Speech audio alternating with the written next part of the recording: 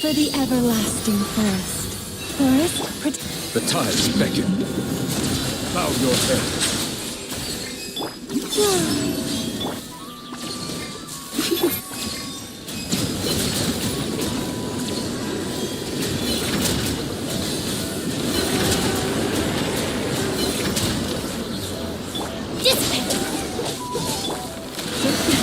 A grave transgression. Three moons converge. Flame.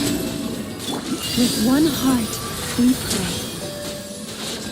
Receive my blessing.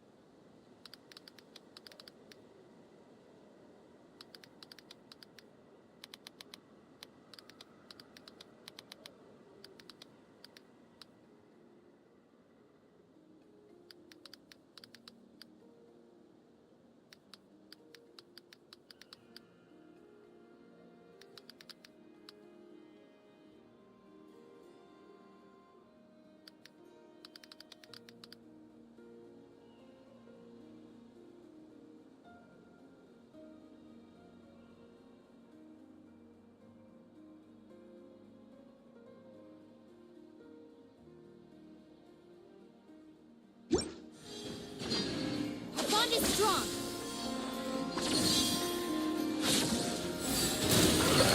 A new moon rises. Be sanctified. Settle down. For the everlasting forest. I'll settle this. Dissipate.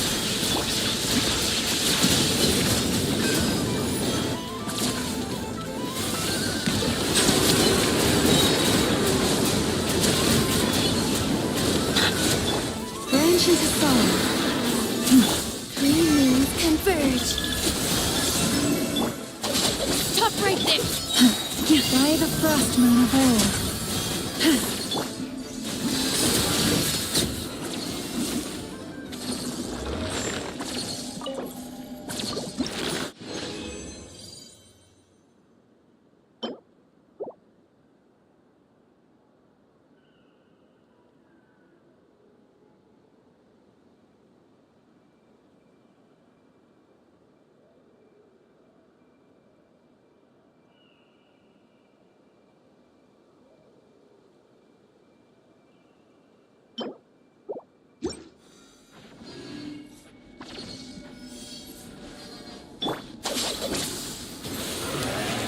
Let the mighty be humbled. Silence. Lush as the moon. A new moon rises. Surge.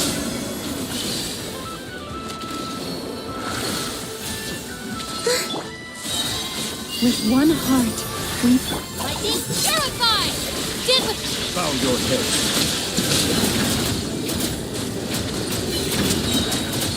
The tides beckon. receive my blessing. Humiliation.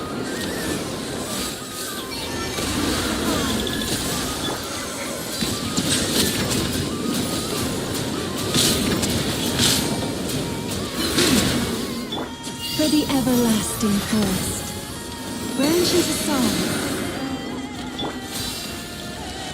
Silence!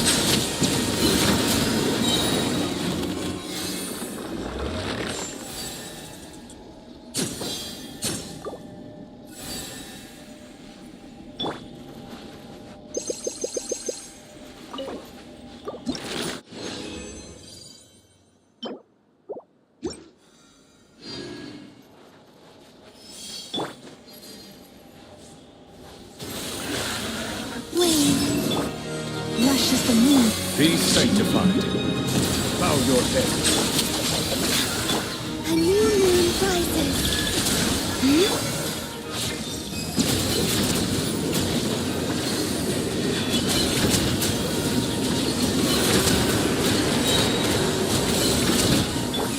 one heart, we pray. A moonlit night for all.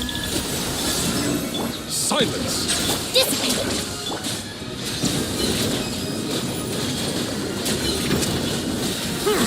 The tides beckon.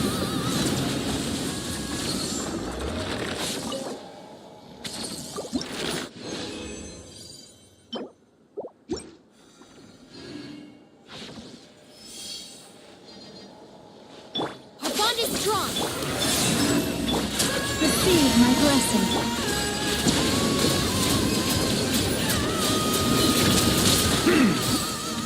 Bow your head. A new moon rises. Out of my way! Dissipate! Victorious land for the everlasting forest. Be sanctified. Settle down.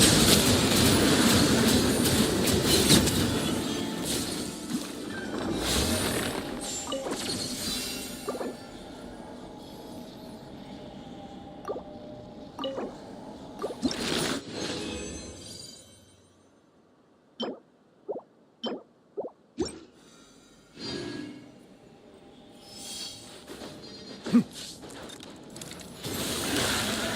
moonlit night for all. Surge. Lush as the moon. Bow your head.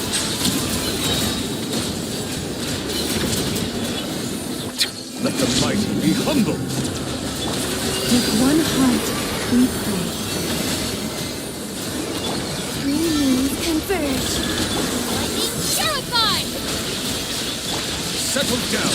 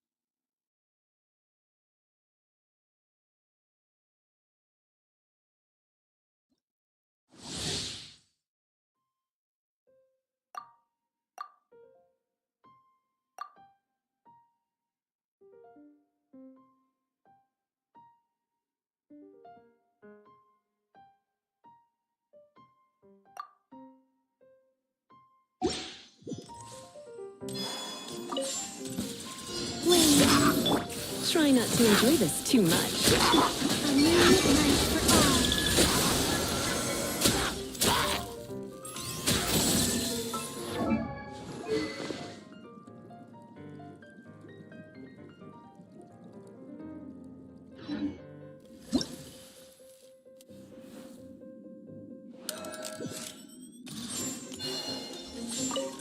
A new moon Change of plan.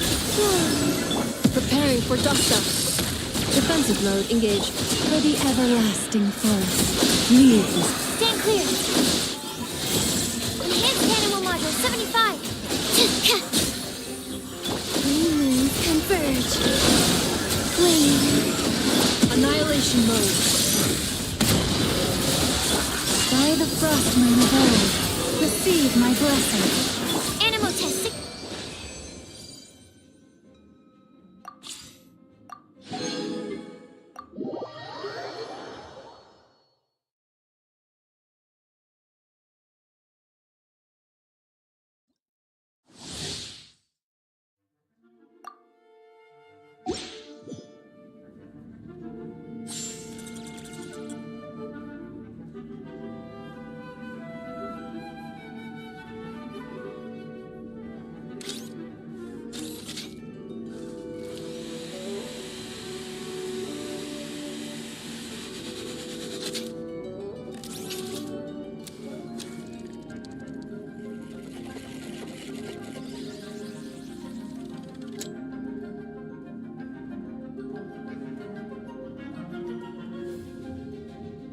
combat data updated. Please rest assured that I will not blow the roof off again.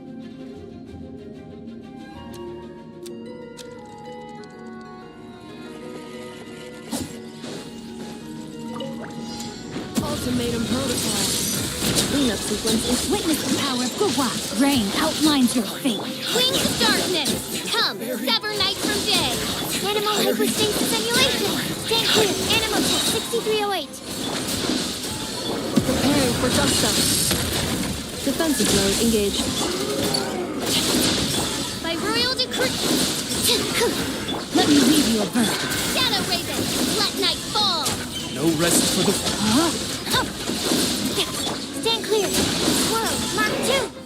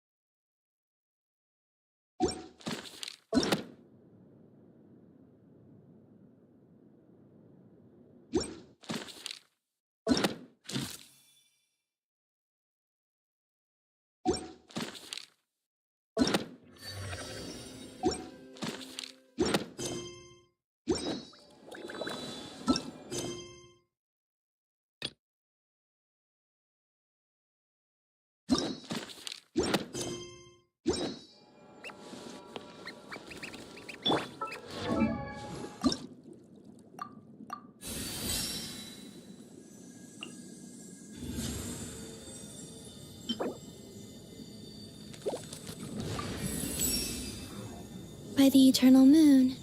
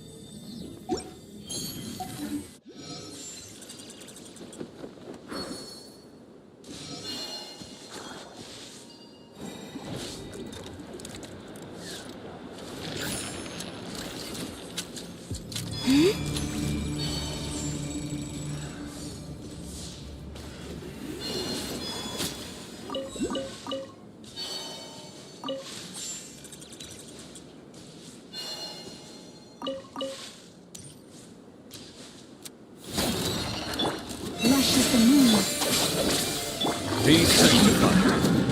Silence! A new moon rises. Forward. For the everlasting course.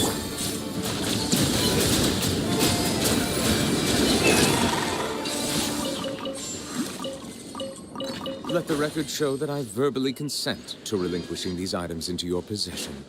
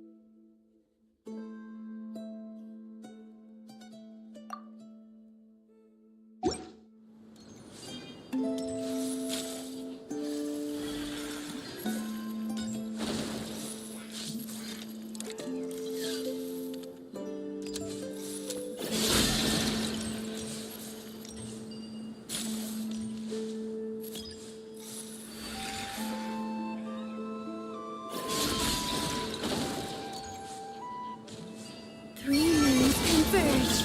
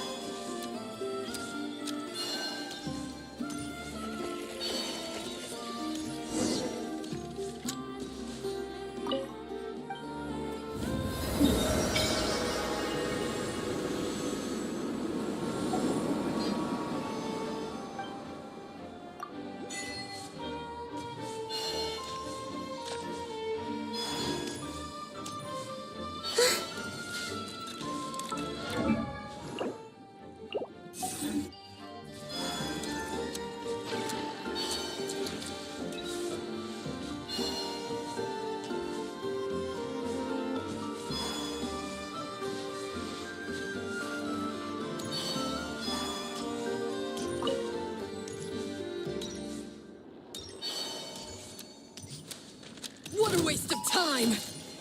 Branch is a song. Settle down! Wayne. Grandma, you still can! There's nowhere to hide! Take to it.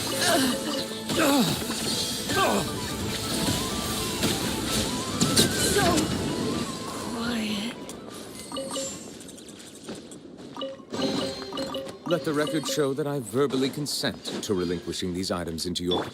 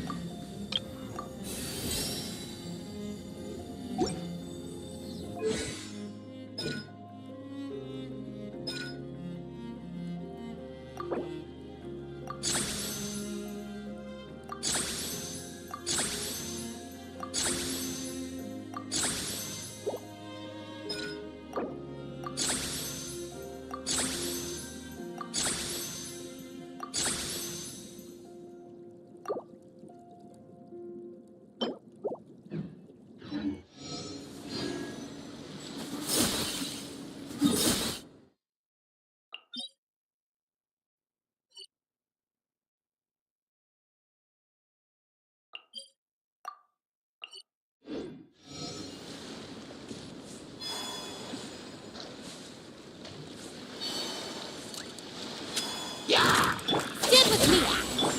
Rush is the moon. Let the mighty be humbled!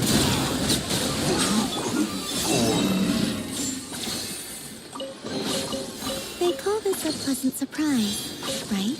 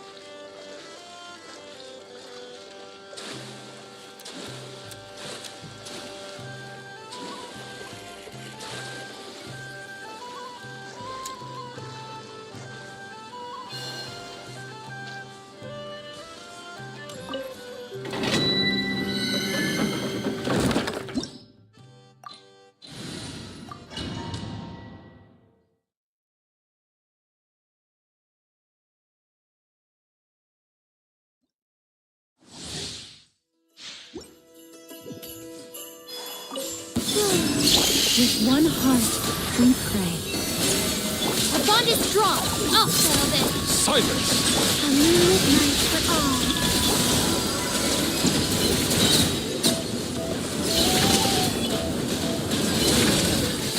Be sanctified.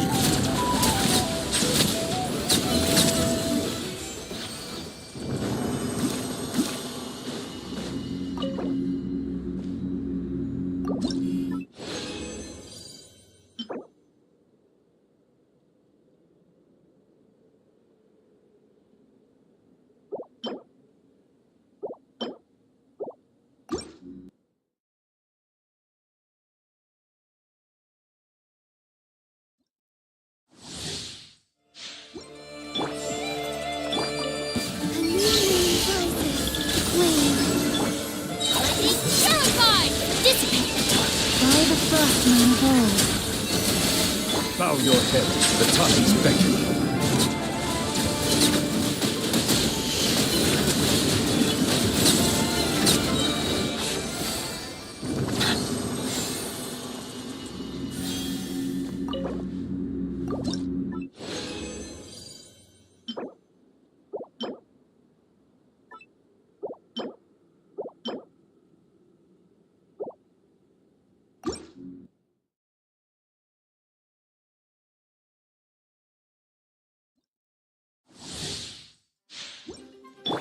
A moonlit night for all. For the everlasting forest. Where ancient assault. Our bond is strong. Be sanctified. An oversight on my part.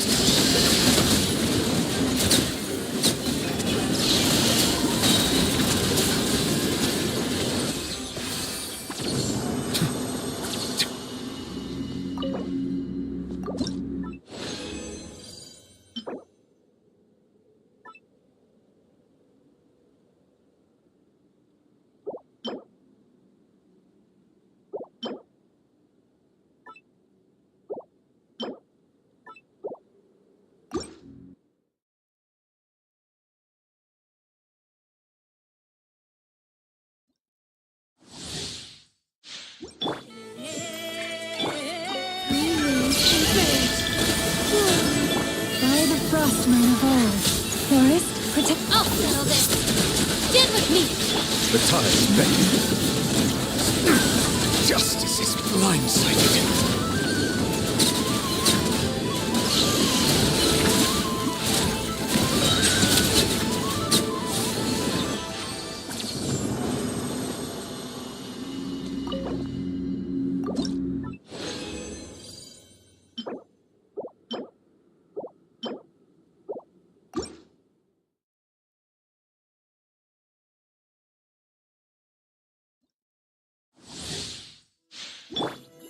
A new moon rises. Flame. For the everlasting forest. Receive my. Dissipate. Let the mighty be humbled.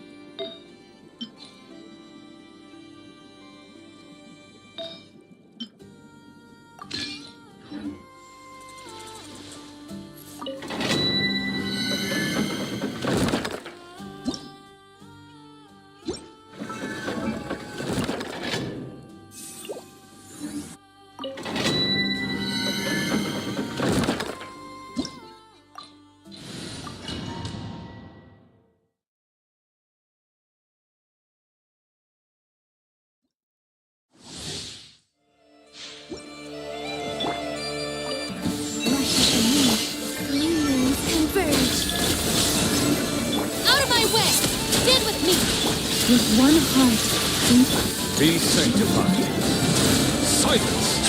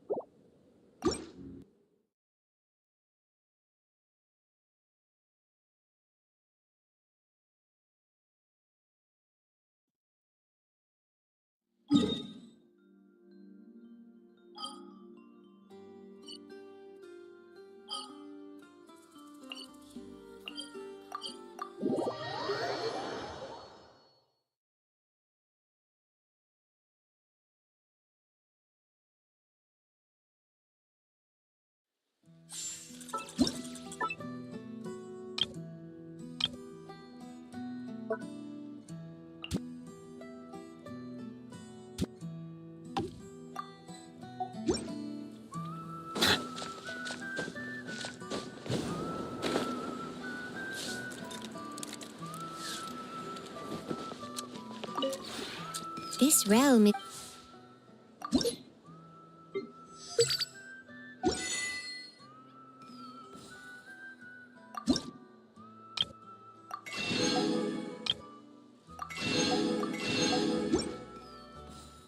If you ever...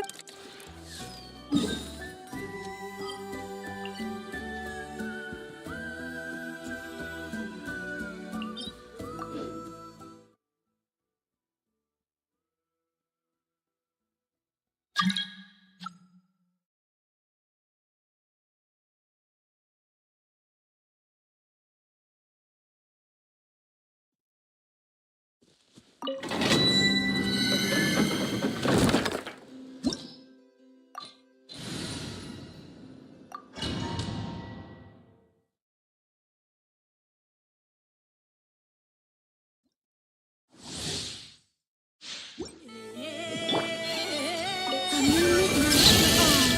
Surge. By the frost moon of old. Receive my... Let the mighty be humbled! Dissipate!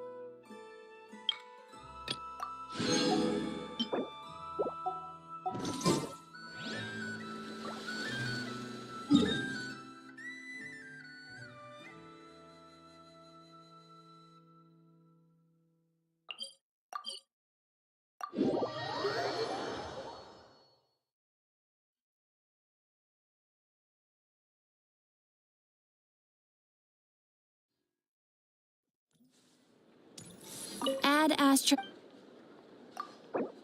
Thank you for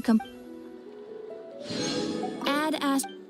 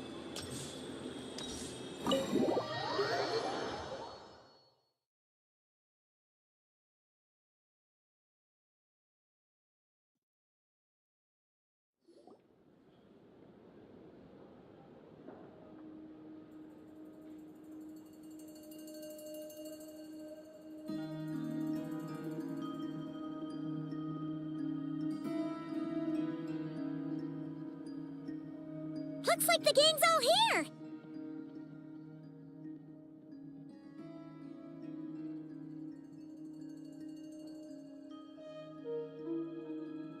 Yep, all ready. How about you two? Green and good to go? Paimon's ready! Haha, feeling nervous? Don't blame you. We're all a little out of our depth with this one.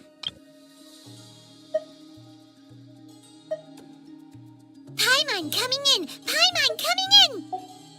Okay, so, some time ago, Columbina was ambushed by the Doctor. It all happened pretty fast, and the last thing you saw was her vanishing into the moon's reflection. Yes, though at the time, all that the rest of us saw was the Doctor using some kind of power. The next moment, Columbina had disappeared, and you were falling into the sea. We have to get Columbina back. And whatever the Doctor's plan is in seizing the Three Moons Authority, we have to stop him before he succeeds. The Frost Moon Scions consider it our duty to rescue the Moon Goddess. I wasn't expecting so many others to come to our aid. So I want you to know that you have our utmost gratitude. Great. Well, first things first. Wait. Someone's here. We heard your footsteps. Although... You've been here for a while now. I take it you followed the Traveler, but I don't sense any ill intent in you. Come on.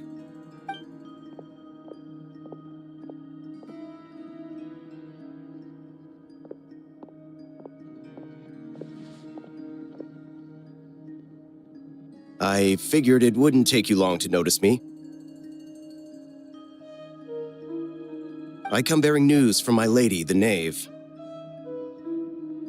Dottore went through the motions of returning to Snezhnaya, but it was obviously a facade. However, he has not returned to the Kuvaki Experimental Design Bureau, nor has he made an appearance in Nasha Town. Well, in that case, he'll be in his lab way up north. I always wondered why he applied for his own private pad. He was planning this all along. Tell them that Sandrone and I will go on ahead. If they still intend to pursue this matter, they should meet us at the research center in the northern tip of Nodcry. Nice of Columbina's two best friends to think of us. We appreciate the heads up. Our sincere thanks to the VIII for your aid.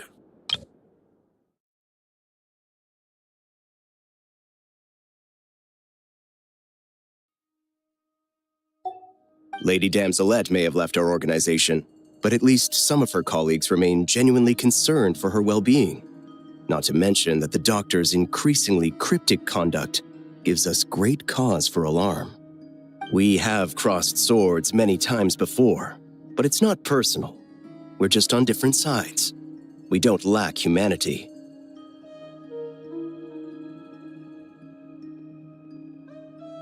And so, as fellow friends of Lady Damselette, it's only right that you should be in the know about this. Arlecchino's situational awareness has saved us a lot of trouble.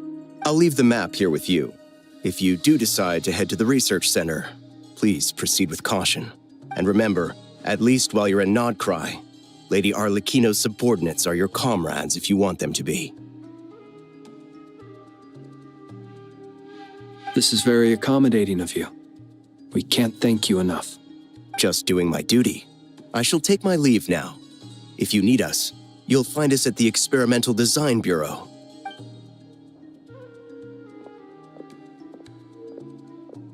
So, the Doctor's left the Experimental Design Bureau. Marionette seems to think he's been planning this for a long time. But when did it start? It seems his loyalty to the Tsaritsa is lip service at most. Behind the scenes, he may even be working against her. Whatever his motives, we know that he's decisive and incredibly ruthless. At this stage, it's difficult to predict his next steps. I suggest we split into two groups. Well, as much as I'd love to help, infiltrating research labs isn't really my area of expertise. But at least take Cool Jet's Ducky with you. It should be some help during the battle. And as for Miss Inefa, I suppose you will stay to protect Miss Aino? Detecting operational logic. Protect Aino. Priority. High. Just in case, Servarka, I think it would be best if you stayed behind as well. You can leave the research center to us. I mean, I would have said the Knight of Berea should probably be out on the front line, but okay, fine. Leave Nasha Town to me. Be careful out there, okay? If things get out of hand, fall back right away. Yehodo will be on hand to assist you. In my absence, she can handle any intel gathering work. You got it, boss. You guys make sure to get back here in one piece, all right? We will. Things are moving fast. We'd better head off soon if we hope to keep pace. So, it's infiltrate a secret research facility, or... Yeah, all right. Paimon will help out here instead. We all have to bring our A game here. So, anything you need to wrap up before we leave?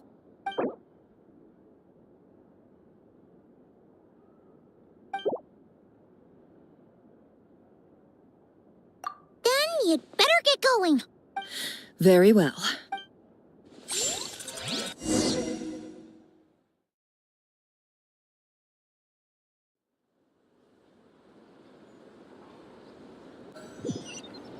All these broken machines on the ground.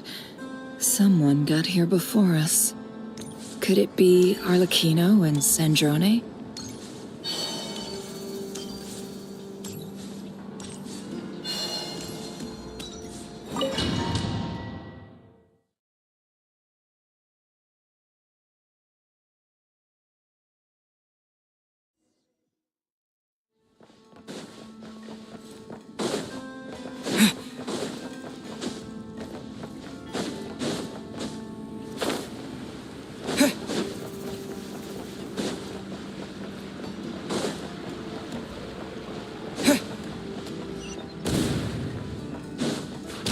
That's quite a welcome party.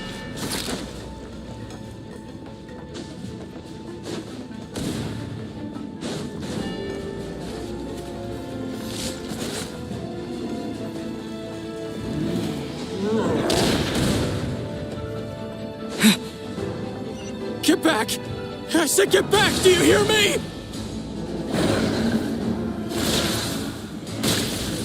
Why isn't it working? No! Don't come any closer! Don't! Ah!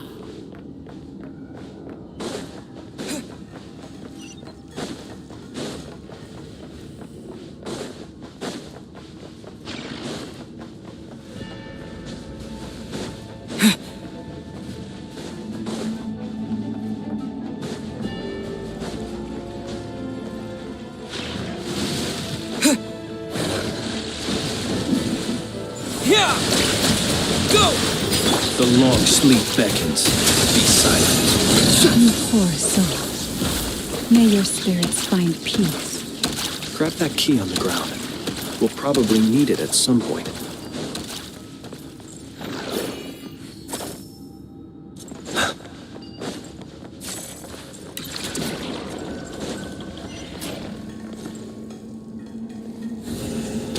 Watch out. There's no way through. Let's go around.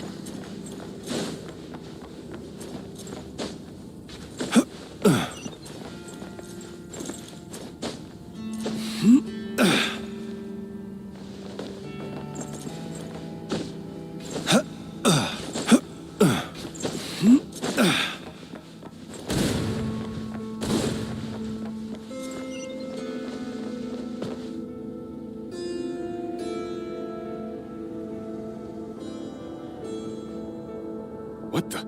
Trespassers? Here? What's wrong with you people? We're looking for the doctor, and we understand he might be here. I see you're fleeing the facility. You looking to settle a score with the doctor? Good luck with that. Perhaps. But you might have a chance to live. 2 other Harbingers had the same idea as you. They're already inside. But what good is it gonna do? The doctor wouldn't do something like this unprepared. Seems to me that you're not too thrilled about being his subordinate. Also, is it just me, or do I sense monsters nearby? If you'd prefer their company to ours, that can easily be arranged. We need to know what the doctor is up to.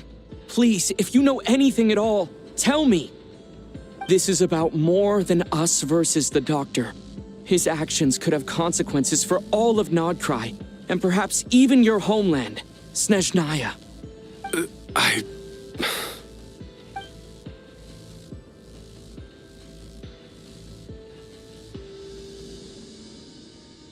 He's building something. Ambitious doesn't even begin to describe it. Feels like this could be the big one. God knows how long he's been planning it. A while back, he told us he'd be returning to Snezhnaya. We weren't expecting him back so soon. This time he brought some gemstones with him, or something. 2 of them. The moon marrow spheres. He stole them from their rightful owner, Columbina. Oh, Lady Damselat? Last I heard, she left the Fatui. Before she went, she told us she'd finished what Her Majesty asked of her, and wished to focus on some personal matters. I remember thinking that leaving us might not be the best choice. I mean, I always looked up to the captain the most, and... Back when this all started, the higher-ups dispatched 3 units to Nodcry to execute their plan. They were led by the Doctor, Marionette, and the Damselet, respectively. I was a part of the Damselet's unit to begin with. She never really interacted with us much. In fact, she seemed sort of detached from everything. Not because she was distracted, just felt like she was indifferent to the world around her. Like she had no stake in anything that happened. She always seemed like she was staring off into the distance. Almost as if she didn't see anything worth living for in the present, so she had to look further afield. That's right. She always used to stare up at the sky. The Doctor used to stand nearby and watch her. Apparently they got along well at first, but somewhere along the way, she grew wary of him. Started avoiding him as much as possible. After she left, everyone in our unit merged with the Doctor's. He's similarly indifferent to the world, except when it comes to the moons. He seems to have big plans for them. Right now, obtaining the 3 moons is his #1 priority. He even said, if he can only get his hands on 2 of them, he'll create a 3rd one himself. How would he create an artificial moon marrow? Maybe the knowledge he gained from the Hyperborean phantoms has something to do with it. Thank you for cooperating. We appreciate the level of detail. I get the sense that you'd serve under Columbina again if you had the chance. Would that be... No, she's no longer a harbinger. As a member of the Fatui, my loyalty will always belong to the Tsaritsa. I'm only telling you all this because I don't completely trust the Doctor. His actions do not align with the goals that first brought us to Nodcry.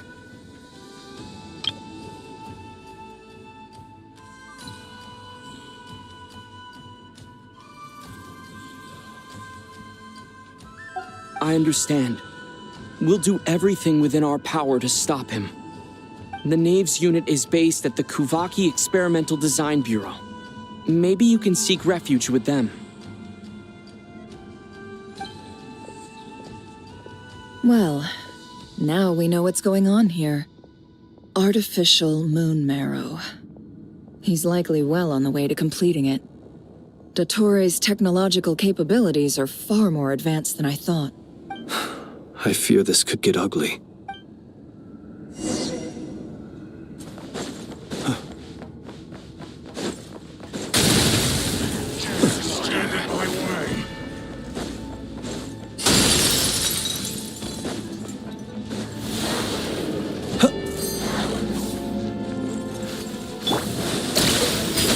For the everlasting forest, you poor lost one.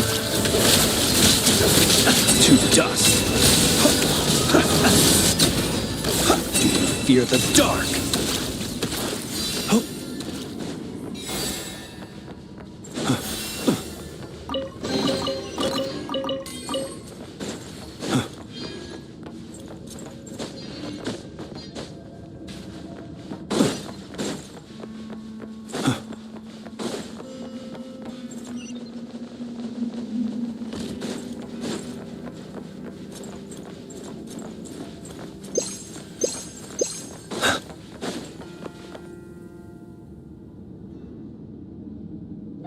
Welcome, one and all. I've been expecting you. I hope my humble research facility is to your liking.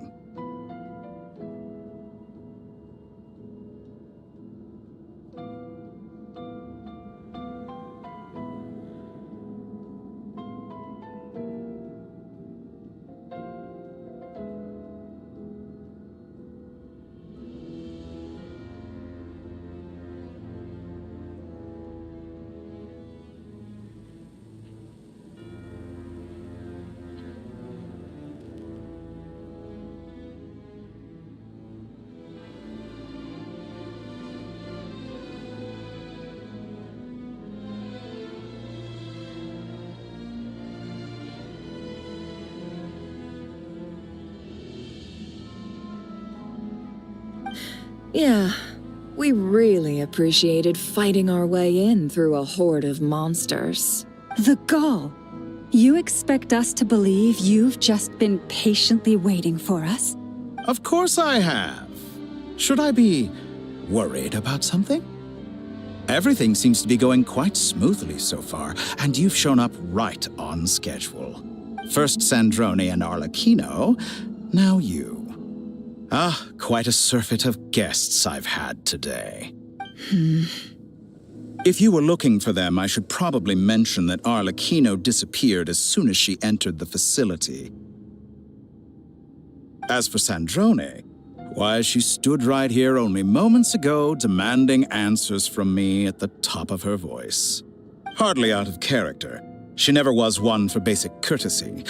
But I have to admit, I was a little surprised to see her showing concern for someone besides herself. Does everyone you associate with undergo such a change in temperament? Speaking as a researcher, I have to say, it is not a change for the better.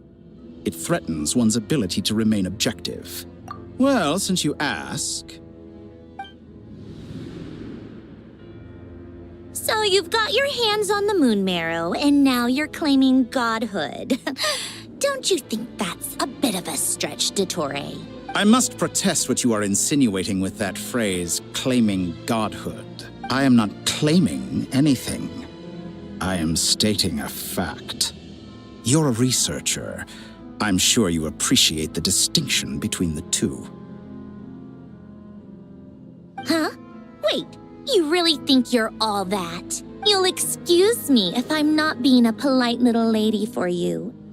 We're colleagues. We both know what kind of person you are.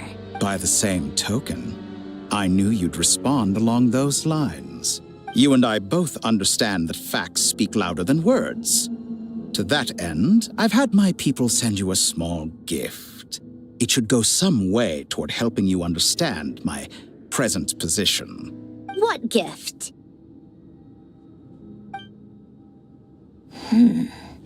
Where have all your troops gone? Who knows? Perhaps they are already marching toward a new world, following in the footsteps of an unknown god. As vulgar and arrogant as you may be, dear Sandrone, I have no intention of taking out my displeasure on your subordinates. They will enjoy equal rights to my own. You sent your people to the Experimental Design Bureau? That's the Tsaritsas property. Yes, and I am very mindful of Her Majesty's instructions. But you know full well that they do not conflict with my present goals. In which case, all I'm doing is conducting another one of my experiments. Is there a problem with that? Now then, you have a judgment call to make. Am I simply lying to stall you? Or is it possible that every word I am saying is the truth? In which case, your subordinates really are in danger. So now you've turned on fellow Fatui soldiers. You're completely insane. I have set a new rule for myself. Each person gets one chance. Naturally, that includes you, Sandrone. If you wish to leave, I won't stop you. We are colleagues, after all. Scumbag!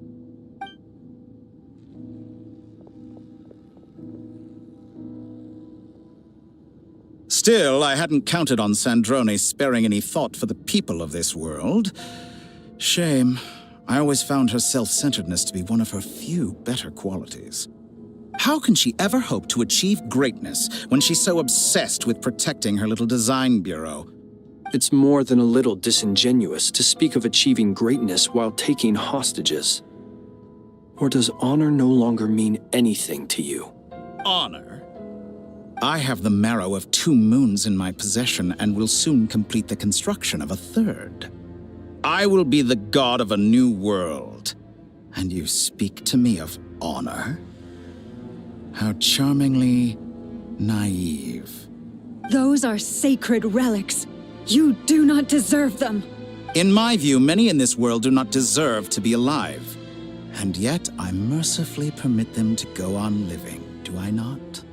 You'll come to regret your actions. Will I now? Let's see if you can make me.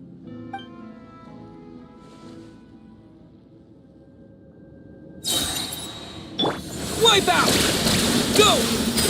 Guy the Frost Moon of old. Observe, be silent. Do you fear the dark? Observe. Can't hide the truth. Water jet! Be silent. Observe. Get lost!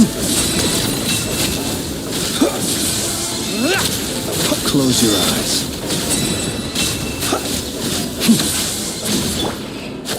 No more lies. Lush as the moonlight. Target acquired. Water jet!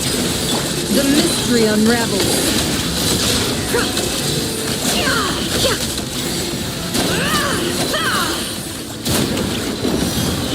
Arlecchino. Thanks for the assistance. Arlecchino. They see you as an ally. What a farce. You're clearly here to destroy my research. I'd say your research is more valuable than mine. Am I wrong?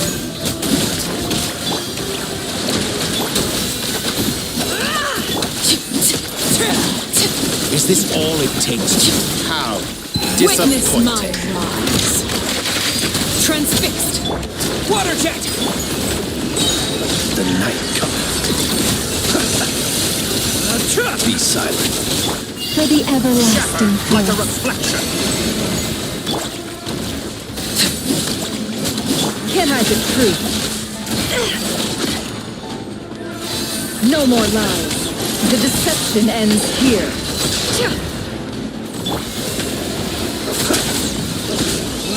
Close your eyes. Do you fear the dark? Can't hide the truth. It all falls into place. Laid bare.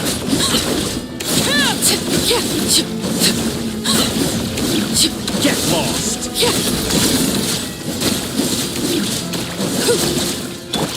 Go!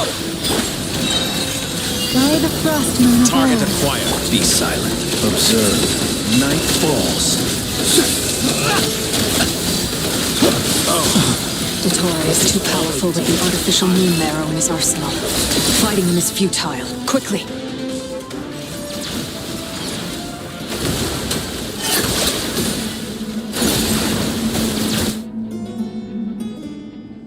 Let's go.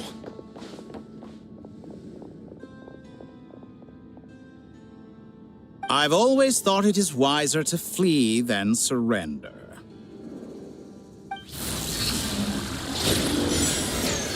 Watch out!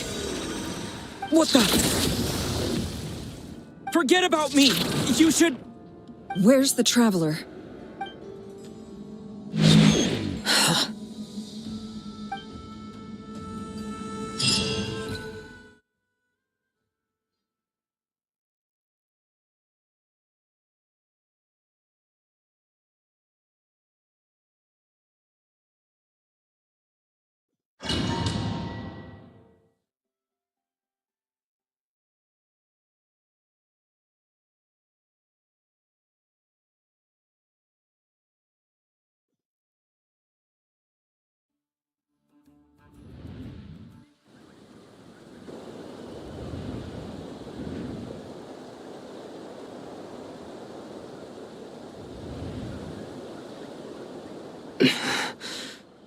What just happened?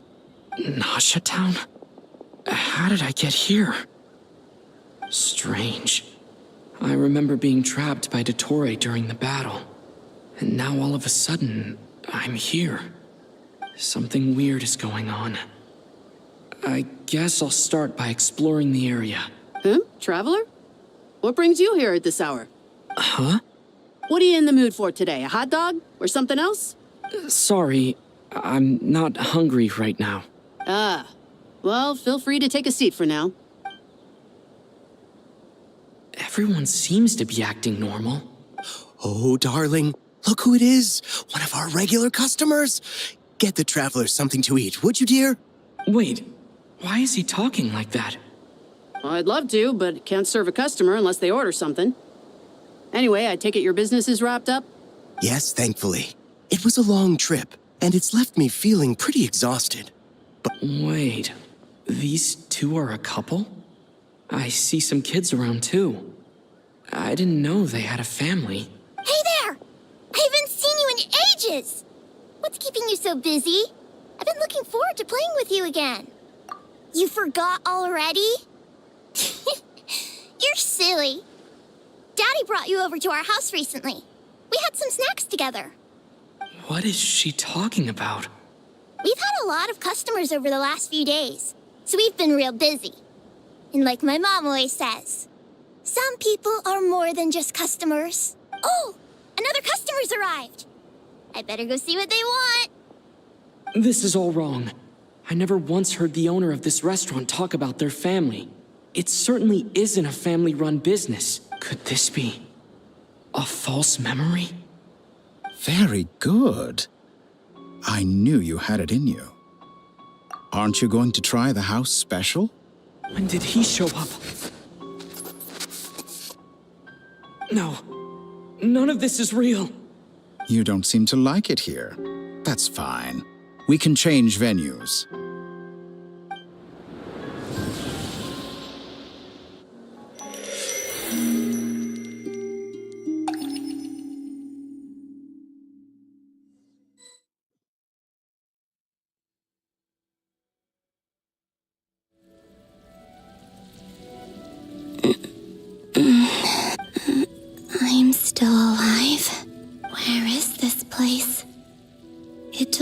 my strength to open the moon gate, and then I leapt into it. So this is the moon's reflection? The mysterious realm beyond the gate?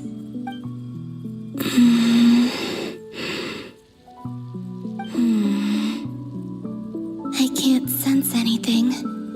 I guess I could try opening the gate once more.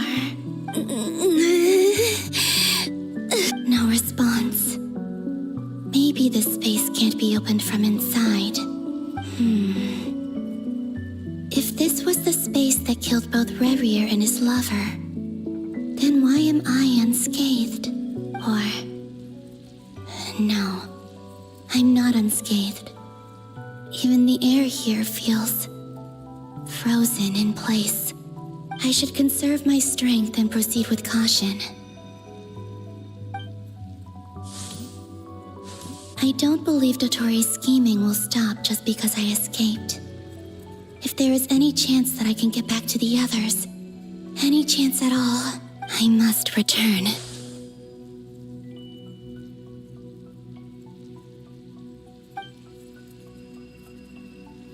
Emptiness, silence.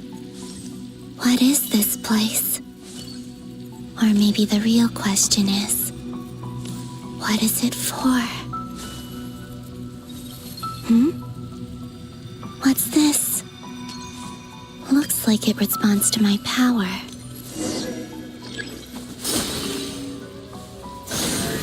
Golden. Like Kuvaki. Is it some sort of guide? And why does it feel so familiar? I might as well follow it.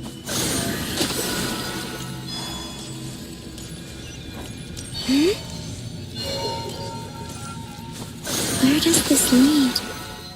Could it be the exit?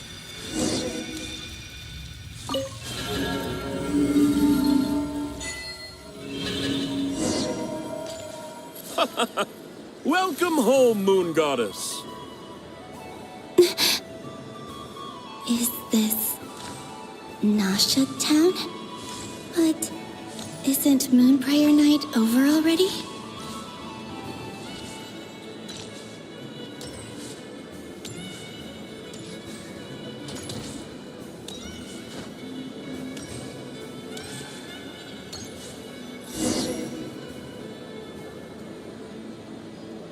Goodbye for now, Columbina.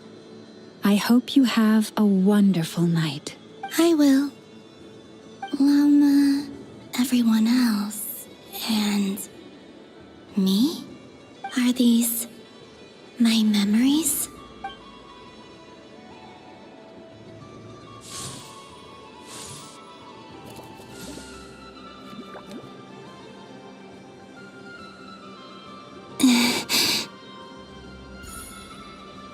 I can't touch them.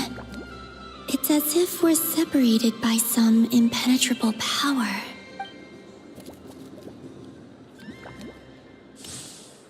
Over here! Over here!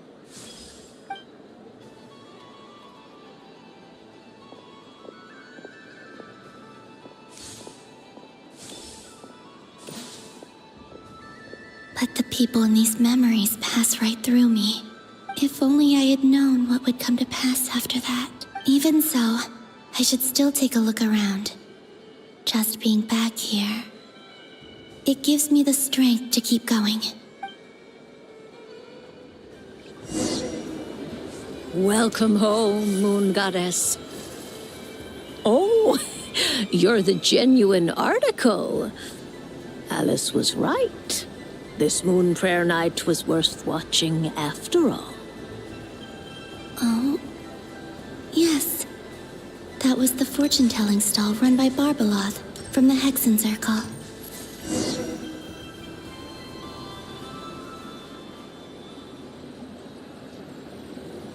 Please, draw the first lunar arcana. Ah, this represents destiny. My destiny. I believe the card I drew was the moon, now that I think about it. Barbalot's divination was absolutely right. It's almost time to draw the last card.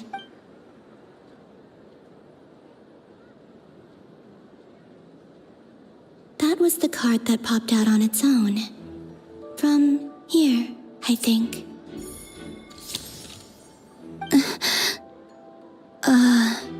Kuvaki Pulse?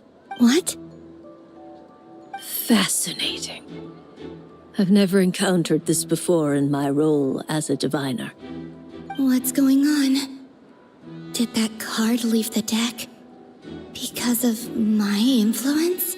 All I did was try to touch it, and then... Maybe this memory space is not untouchable after all. Are there weak points in the barrier?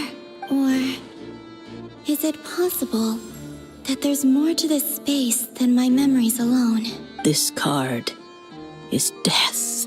I need to get to the bottom of this. I'll try touching something else. Is this the wind?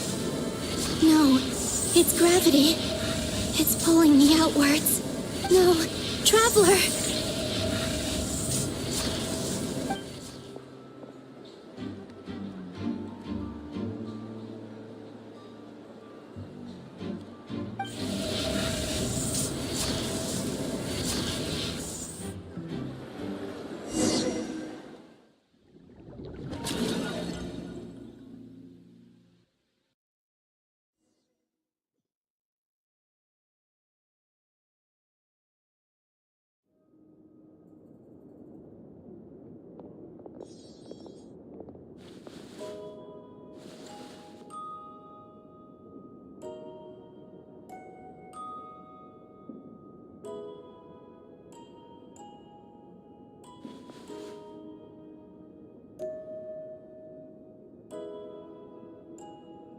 Haimon, listen to me. From the bottom of our hearts, we are so sorry. We completely understand how you must feel. The Traveler is trapped, and we all feel responsible for it. Don't say that! Paimon's not a little kid! You didn't leave him behind on purpose! There was nothing you could do!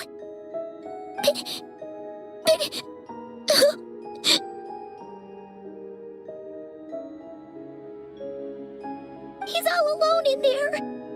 What if something happens to him? What are we gonna do then? We've barely spent any time apart since we met. Is he gonna die? We must find a way to rescue him. We were all involved in the operation where he was captured, and we do not abandon our comrades. That being said, it won't be easy. Through conversation with the others on our return, we've arrived at a basic idea of what we're up against. Dottore's lab has clearly been in operation for a lot longer than we realized. We found many monster samples stored there. In all likelihood, they were materials he used to research his latest technology. We also know that through his contact with the phantoms of Hyperborea, he gained knowledge about the moons and certain Hyperborean technologies. Using this knowledge, he then fashioned an artificial moon marrow to serve as a replacement for the frost moon beyond the sky. Unlike Columbina, Dottore is not being rejected by Teyvat. And even with 2 of the 3 moon marrows, his power far exceeds all of ours combined. Once his 3rd moon marrow is complete, Dottore will have completely seized the authority of the 3 moons. Teyvat's most primordial powers will then be in his grasp. Does that mean... I'm afraid so. No one could have predicted this level of insanity. Not even from Dottore. And unfortunately, his insanity is coupled with an intellect and ambition that not even his peers in the Fatui can match. This is dire. Sounds like the world is done for. The 3 moons' authority can influence the very fabric of time and space. I dare not imagine what a monster like him would do with that kind of power. The trouble's already begun, I'm afraid. On our way back, we discovered that part of Nodcry is being enveloped by an unknown energy. We cannot ascertain what is happening inside. I'm convinced this is Dottore doing. Not that there's any way to prove it. The issue is, we have no idea what his intentions are. The only thing more frustrating than facing down evil is knowing that it will surely come, but not knowing when. The Doctor is guilty of numerous crimes at Mondstadt as well. One of our knights, well, former knights. His father was murdered by Dottore.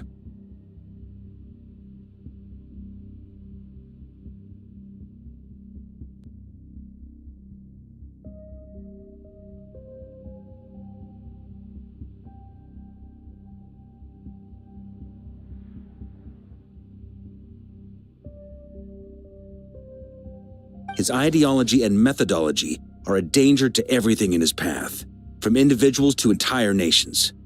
He does not feel guilt, even when he acts against his own people.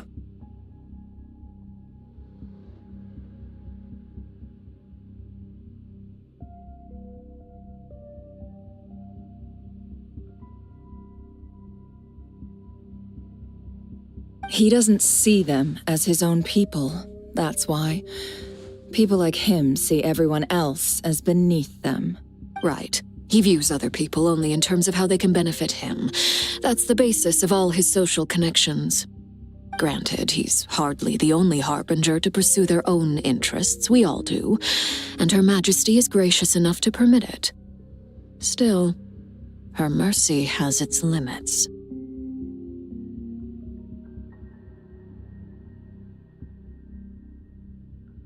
Dottore's actions have gone beyond even what the Fatui could have imagined.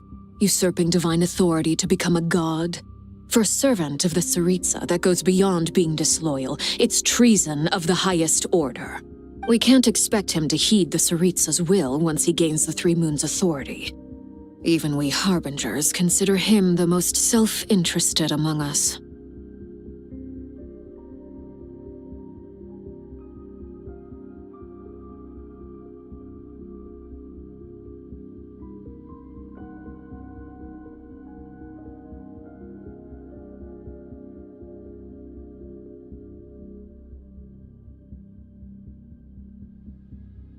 Poor Traveler. Of all the people to get caught by... We have to go save him right now! Please! We gotta find a way! Paimon, I promise you, we are with you all the way. I get how you feel. I do. But it's gonna take more than strong emotions to take down an enemy like Dottore. What we need now is more information. Right. We can't even guarantee he's still at his research center. Before we can think about mounting a rescue operation, we need to confirm the Traveler's location. I'll find a way. Paimon knows, but... She's so scared. He might be the strongest person Paimon knows, but he's still human. He feels pain and bleeds just like anyone else.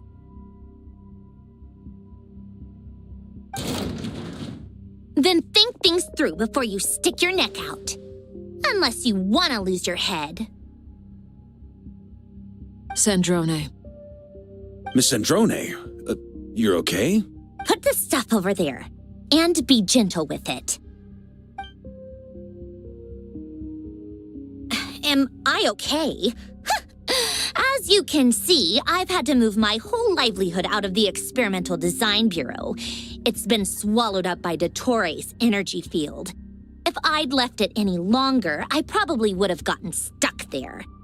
Ugh, Dottore always goes a little loco when he finds a shiny new toy. Not that he'd ever admit that. But this time, he's gone full psycho.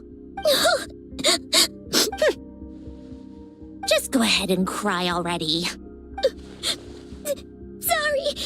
Paimon's not trying to make it seem. It's just... She can't... Oh, Paimon. Let it all out. There's no shame in it. When you're overwhelmed by fear and despair, crying can help get it out of your system. You'll feel better for it. While the baby of the group is having a moment, how about the grown-ups get to work? Give me your hand. You've made a discovery? Polonia, scan.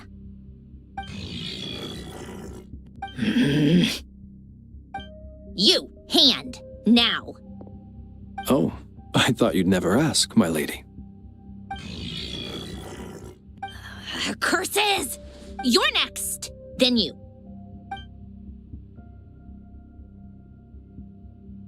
Dottore, you son of a... He's done something to us!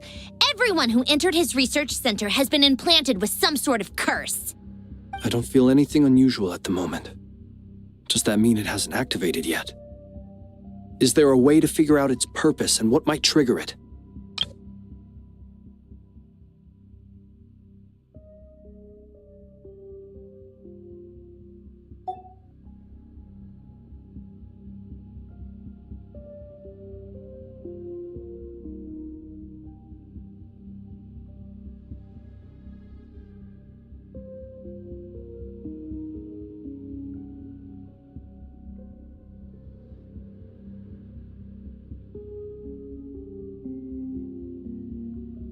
My best guess is Dottore created it using the moon goddess's powers.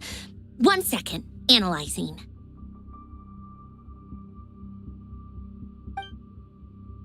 Ugh! That friggin' maniac! So, what twisted game is he playing this time? The moment I analyzed the energy composition, some encrypted text appeared in my mind's eye. And when I deciphered it according to the VIII standard encryption protocol, I got the following message. Feel free to run, or you will perish in nod cry.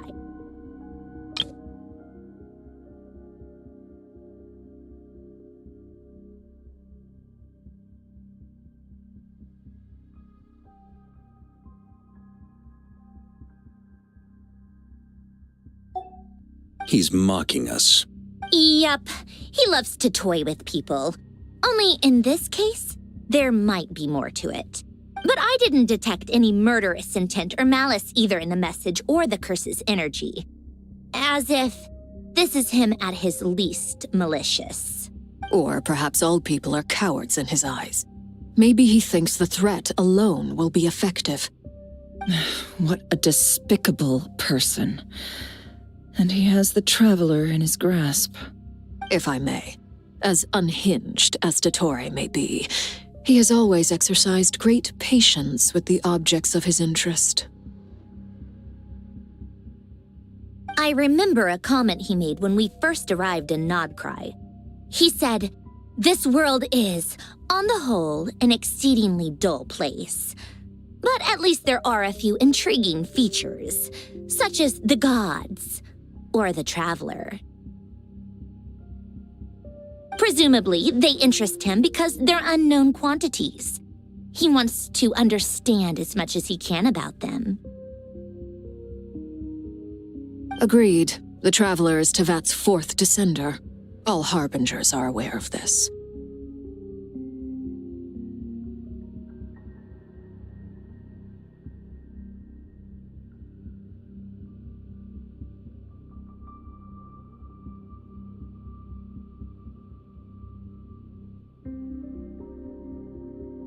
Since Dottore took such pains to capture the Traveler, he is unlikely to kill him right away.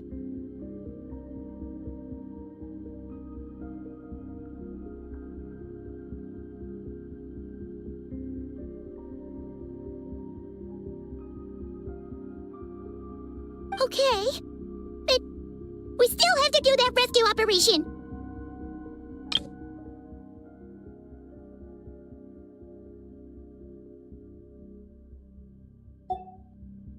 Of course. I also think we need to read between the lines with Dottore's message. If he's encouraging us to run, that means we mustn't leave Nodcry under any circumstances.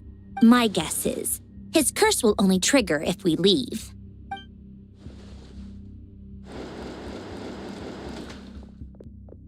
We've discovered multiple energy fields. Albedo is still attempting to analyze their structure. He told me to report back first. Each field is slowly growing, swallowing up more of the surrounding area in the process. And the pace of their expansion has increased since we first examined them. He's probably trying to swallow Nodcry whole. His nefarious ambition knows no bounds. If this continues, the whole of Tevat will be in trouble, not just Nodcry. The loss of Columbina could not have come at a worse time. Do we think she's truly gone for good? She entered the space beyond the Moon Gate, knowing what became of Rerir and Thalindus. I'm sorry, but I fear the odds aren't good. Don't be ridiculous. If I know her, she's busy finding a way back as we speak just so she can annoy me. She isn't dead.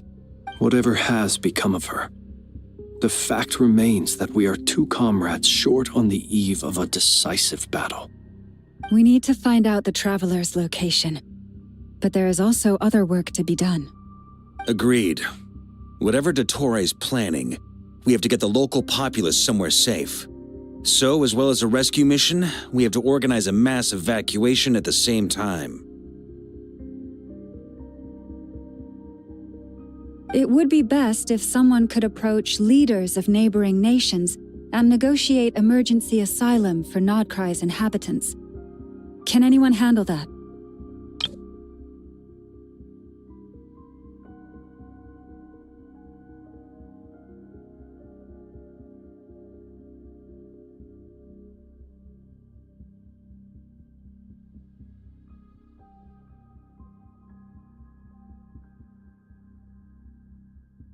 Snezhnaya is one option. I'll see what I can do. This would be so much easier if the Traveler was here. No! Stop thinking like that, Paimon. Paimon will join you. She's pretty well connected thanks to the Traveler. Maybe it'll come in handy. Either way, that's what the Traveler would do if he was here.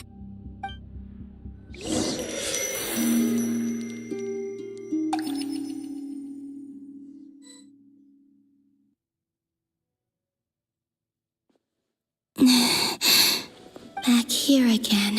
That gravitational force that pulled me back when I saw that memory of Moon Prayer Night. If only I could have sent the others some kind of warning on Moon Prayer Night. I feel so heavy. Well, even so, back to emptiness and silence again.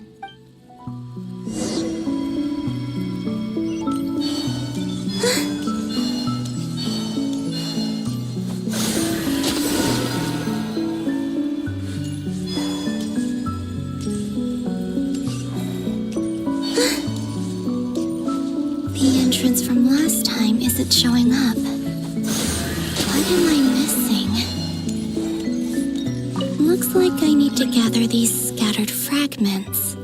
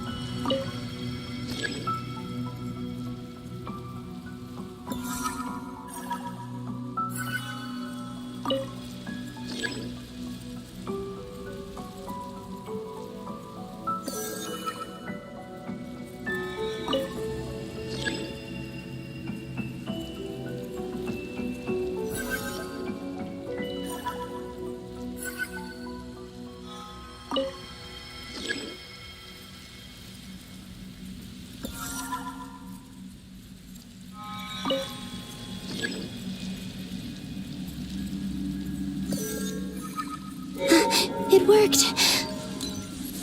Hopefully I can stay inside for a bit longer this time.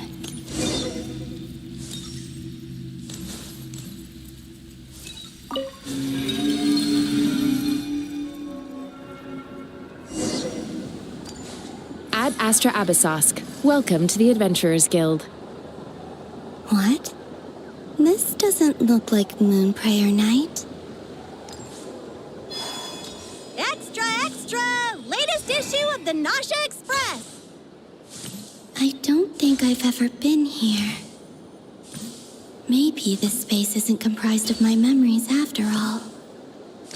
There aren't any festive decorations around. Is this Nasha town after Moon Prayer Night ended? Did Dottoro's plan not affect the town? Or is no one aware of what happened because he used the Three Moons' authority? Let me see if I can influence anyone else. So, what do we do next? Wait, that voice. Paimon? The most important thing right now is to find that mage. Lauma the Traveler and Mr. Varga are here too. I'd better go pay the Fatui a visit. Traveler!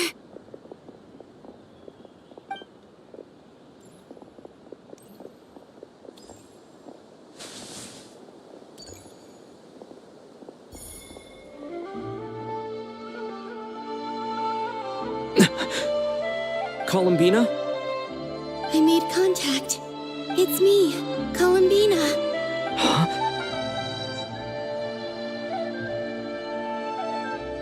Traveler? Let's go! This is no time to be spacing out! Huh? Wait a moment. This has happened before. This is what happened when I disappeared. I stood right over there, thinking that no one would ever find me again. It was only when he called my name that I decided to follow them. But did he turn around because he sensed my touch just now? Is it really possible that from in here, I can change the past? If I keep following them, maybe... Huh? It's that gravity again.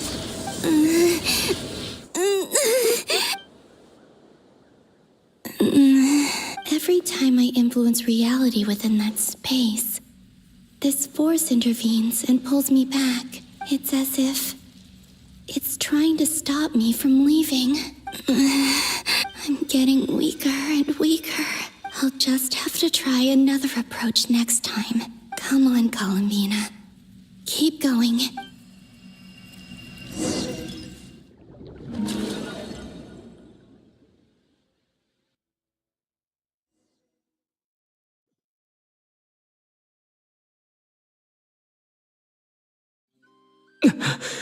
Suddenly, I've been plunged into darkness. Alone. It feels strange. As if something has grabbed hold of me. Look at you, standing so still in total silence. I almost didn't recognize you. Hello there, traveler. He seems to be in a good mood. Wait, what's that behind him? Ah, so you noticed. This is the completed Trilune. 2 primordial moon marrows and 1 artificial specimen. You are wary of it. Good. Maintain that reverence. You performed well in that recent battle. Brave and reckless as always. Courage is the sign of a true hero. And impulsiveness is the hallmark of those who strive to advance. I say this not to belittle you. Most creatures are far more timid by comparison. 3 moon marrows? Does that mean the artificial one is now complete too? Well spotted. What do you think? For a replica I built myself, I dare say it looks the part. Dottore, are you planting illusions in my mind? I have no interest in fooling your eyes. On the contrary, I hope to show you the true essence of all that you see before you. Is this not a beautiful city? People live in peace and find joy in their work. The streets are safe. People can even leave their doors unlocked at night. You might say it is the Elysium everyone dreams of. All available data indicates your values and worldview conform with the mainstream. This kind of society should be quite to your taste. False beauty is deceitful. Lies are to no one's taste. I wonder, is it your moral standards that are too high? Or your expectations of reality? Answer me this. If someone existed in a sweet dream from the moment they were born, a dream in which they never once felt pain, which do you think they would consider superior? The dream or the reality? That's pure sophistry. It has nothing to do with your actions. As I suspected. You have yet to understand all of this for what it really is. What do you want from me? You sound impatient. Do you think the only reason I'm keeping you is because I want something from you? If it's not, then why haven't you killed me yet? No one can stop you if you're as powerful as a god.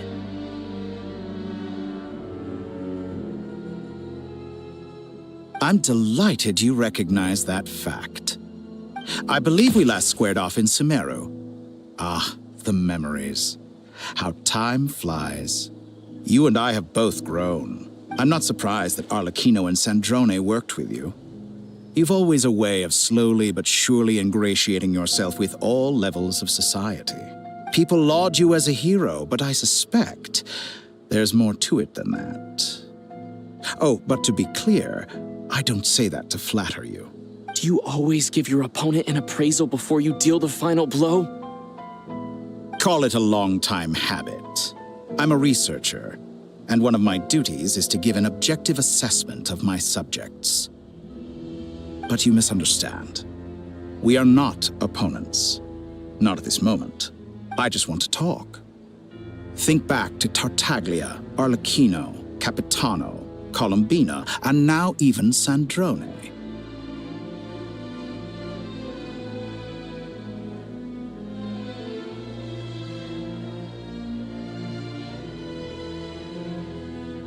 You've worked with each of them in the past. I believe you can work with me as well. What makes you so sure? Well, why not? Should the good associate only with the good and the bad befriend only the bad? I like to think we could have a more mature relationship than that.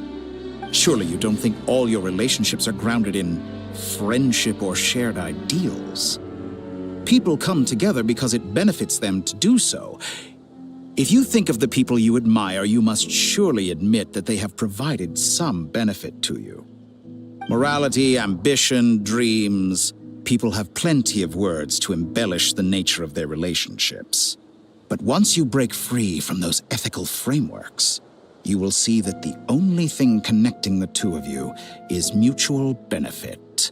And that is what I'd like to talk to you about. We're finally getting into it. He's probably been planning to kidnap me for a long time now. But for what exactly? He has the authority of all three moons. I won't be able to gain the upper hand in a fight. Best if I pretend that I'm willing to negotiate for now. You say you're a god, but you also speak of mutual benefit. What could a god want that the three moons cannot provide? Excellent question. But before I answer, I would ask you the same thing.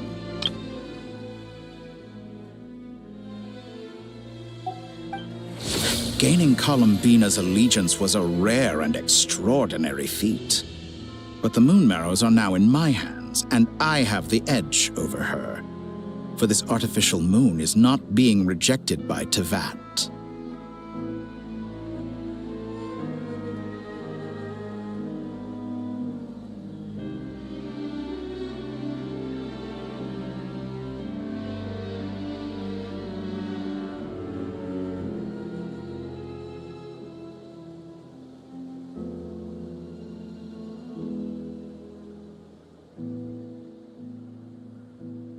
Her identity and lineage may have been a thing of glory in the old world, but they were also shackles that prevented her from ever integrating into Tevat.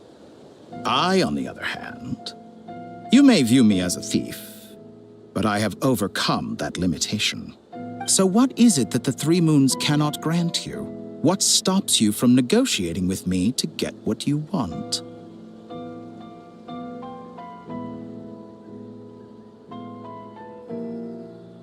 I don't make deals with lying psychopaths. That's quite an accusation. Are you expecting me to get angry with you? Well, this is one aspect in which my personal growth has served me well. In the past, my less mature self might have been disappointed, perhaps even angry, over a small setback like this. Like when you and Lesser Lord Kusanali joined forces to oppose me, for example.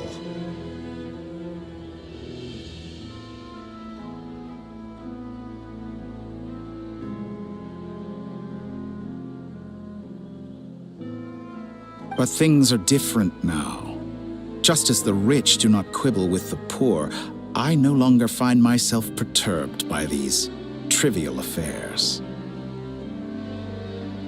Human relationships end with conflicts of emotions and interests. But relations between humans and gods are different. And ours is even more unique. I have ascended to the highest heights and laid claim to unprecedented horizons. And you were no ordinary person to begin with.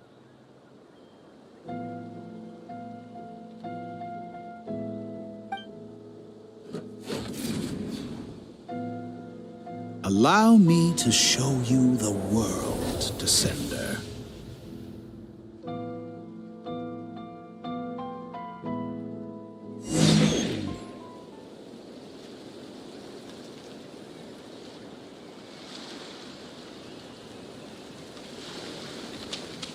To stand, walk, jump, sit, and lie down. These are the most common of behaviors. Have you ever wondered why we were born following such laws? Who stipulated that we could not fly instead of walk?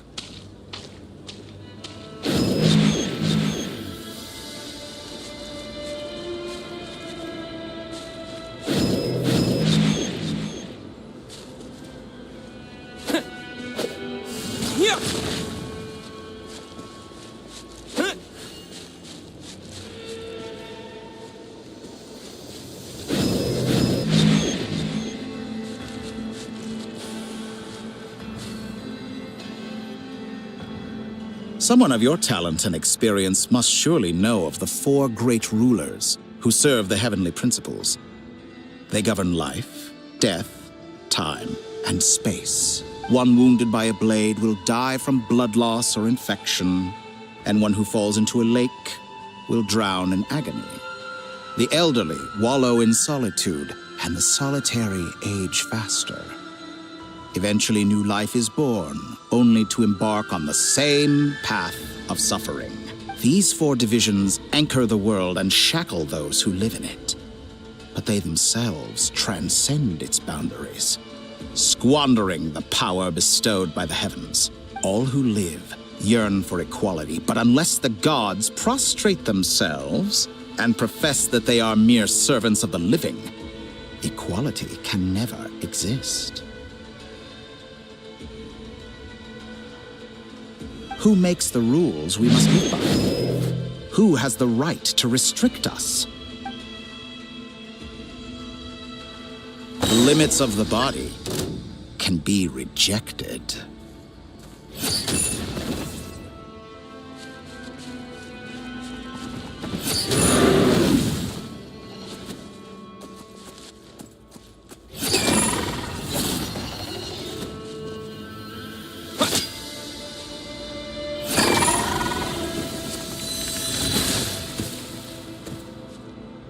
How does it feel to be among those with absolute power?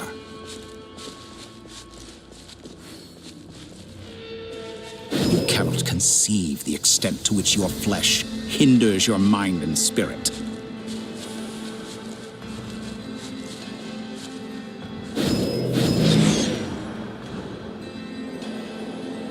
Only by discarding our useless, primitive eyes can we perceive a new world. How narrow-minded we all were in the past. Why should the final answer of the world not be the power that predates those of life, death, time, and space? The power of the Trilune.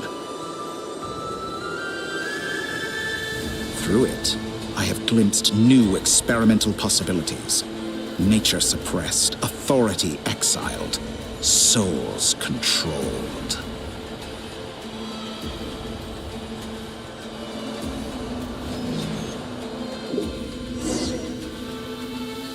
You know, I heard recently that a group of critics reviewed countless stories and drew an interesting conclusion.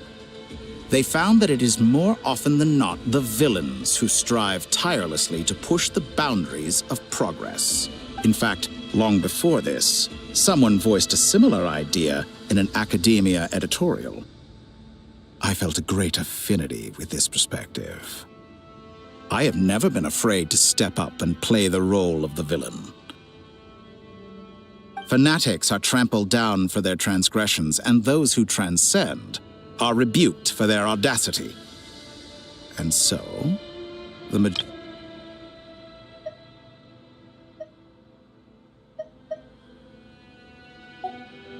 But all sacrifices made during my experiments have been worthwhile, as you can now see. I can offer you something new, something unique, precisely because I am a villain. Think about it. We are eternally bound through mutual interest. Can you truly say you would never turn to malice if it could give you the life you dream of? After all, what value do perfection and purity really have? They are fragile and feeble things. I say, better to be governed by a flawed humanity than a gnosis. The true seeker of knowledge is the villain who undergoes countless tribulations in pursuit of their goal. I'm sure many people have told you that you're different. Because I'm a descender? Exactly. Very clever.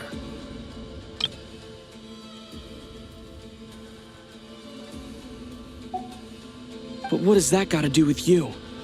I do not conceal my wicked deeds, my selfish desires, or my greed. A true researcher must act as I do if they are to understand and speak of the truth. And yet, a knowledge seeker like myself will inevitably grow tired of studying Tevat beyond a point. You have traveled to all corners of the world and met many people. Along the way, there have been moments when you were misunderstood or even became a wanted criminal. And all the while, you have spent your days doing some of the most mundane jobs in the world.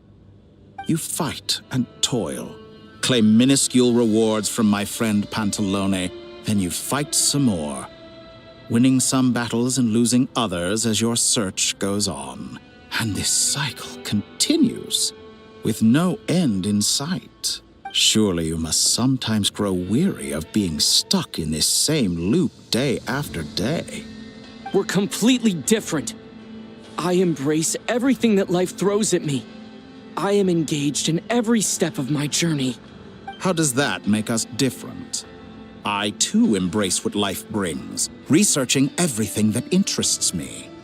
Think of all the novel things I've managed to create, like the artificial moon marrow. Don't you see? As unique a specimen as she was, even Columbina is not irreplaceable. Take that back. She's gone because of your actions. I didn't say that to anger you.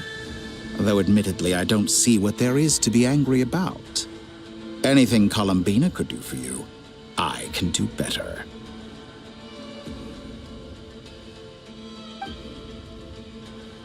I know what your ultimate goal is.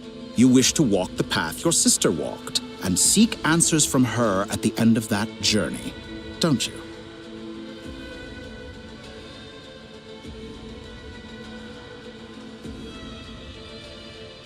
Someone like you could never understand what it feels like to care about another person the way I care about her. Perhaps not. But that doesn't mean I can't help. I could find your sister right now, bring her before you, and make her give you the answers you seek. Don't be so presumptuous. You'll never begin to understand the situation between us. Oh, no. This is no presumption. I'm only offering what I know is possible with the power of the Trilune. But it seems like you would sooner continue with your journey through this world. Why?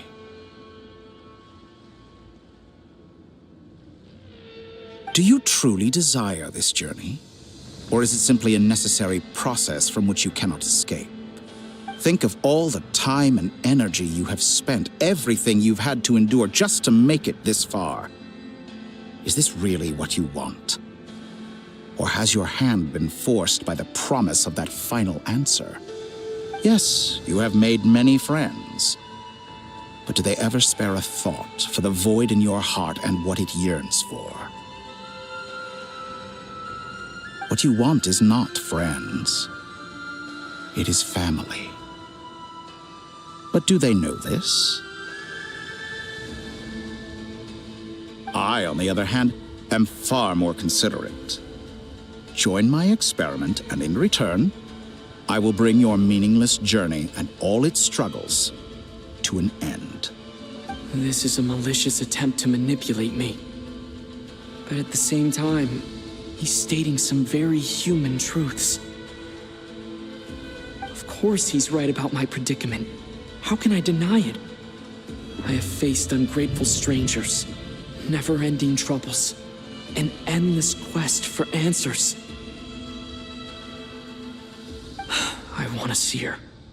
After everything I've been through, words can't describe how much I miss her. How much I want to be reunited with her, wherever you are right now. Do you miss me too?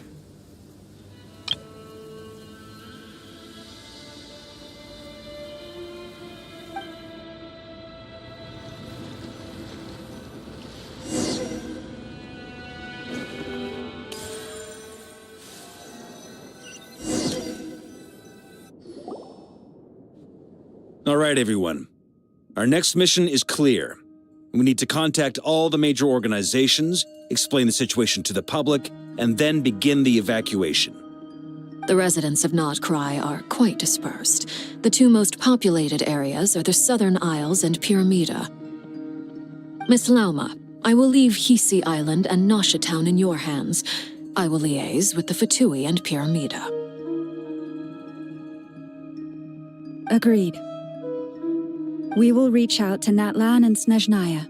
Anyone found north of the Experimental Design Bureau should follow the Fatui to Snezhnaya.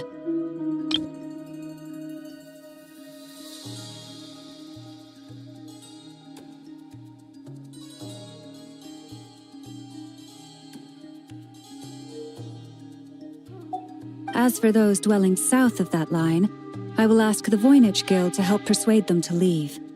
Then I, Mr. Varka, and the Frostmoon Scions will escort them to Natlan. The Voynich Guild has dealings with the Curatorium of Secrets. I will send them a letter vouching for your credibility. Yehoda, you should help Lauma. This is too big of a task for one person. My wish has come true. You're willingly lending me your most capable employee for the day. Well, good for you if all this only takes a day. Of course, if it takes any longer, I'll be charging a fee. Boss, wait! Don't I get a say in this? Oh, I'm sorry. Something to add, Yehoda? Well, no one's more important to me than you, boss. And remember how Lauma healed your eyes after that big battle? Are you completely incapable of acting in your own self-interest? Are you sure you don't want to come with us? Who will see to our other work if we're all busy evacuating residents? Sandrone insists that Columbina is still alive, and we have a traveler to rescue. There's much to be done. But boss... Well, Nefer, I'll link up with you once my tasks are complete. What makes you think I'd need you to do that? I'll need it. And considering the way you approach certain matters, I think you'll be better off with me present. That's quite enough. I bet we're in for an uphill battle here. But we can help out too. Loading schedule. Store essential local research data and technology samples, then escort the people to Natlan. Understood. I will execute this to the best of my abilities. Great stuff. Thank you, ladies. I've contacted the Lightkeepers. A colleague of mine will join us shortly. I will persuade them to conduct a thorough search of the region to ensure that no civilians get left behind. As for me, I guess I'll be making an early return to Sumeru. I think it's important that someone informs the Dendro Archon of what's going on in Nodcry.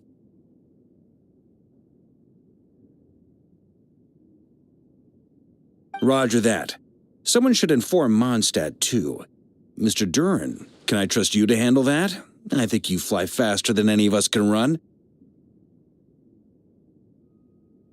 As an added incentive, get there fast enough and I'll see about getting your gliding exam waived. Really? Ha! Mission accepted, sir. I intend to stay behind and help Miss Androne with her research. She has some alchemy-related questions that she'd like me to explore.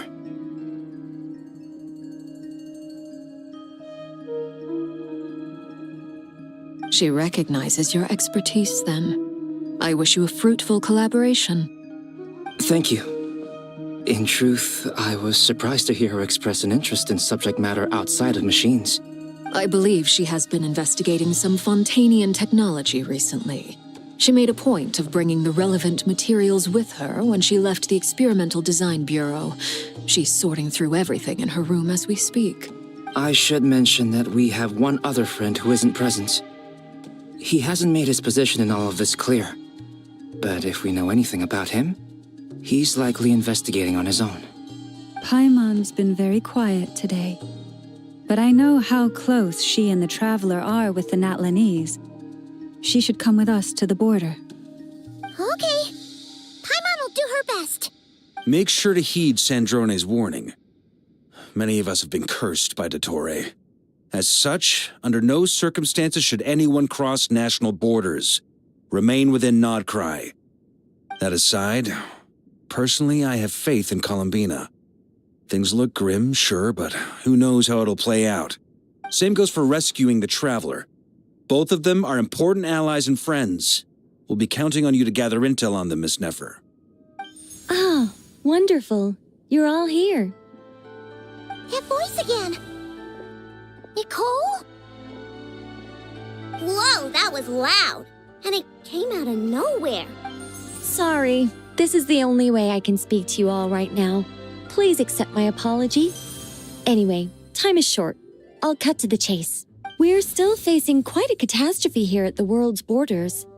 Alice has roped in every Hexen Circle member she can get a hold of. Except for me. She told me I had to come and help you all out as a matter of urgency. I quote, "You love talking, don't you?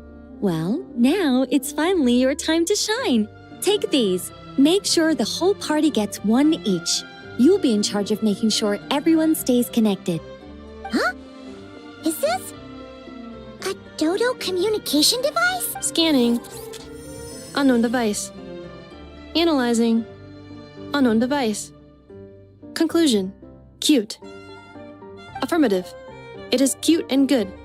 I believe that I quite like it. This is no ordinary Dodo communication device. It's my very own special modified version, specifically... sorry. I almost went off on another tangent there. Anyway, help yourselves. It will allow us to communicate over long distances within Nodcry. No more worrying about shuttling messages back and forth. What astounding technology. Am I right in assuming that it relies on your personal abilities to function, Miss Nicole? Yes, exactly. Right on cue, Albedo. I'd love to brag to you all about how it all works. But no, next time. Anyway, I'll be right with you all, serving as a communication hub. That's all from me. Head off as soon as you're ready. I'll be staying here to keep watch, and I'll be sending you my blessings.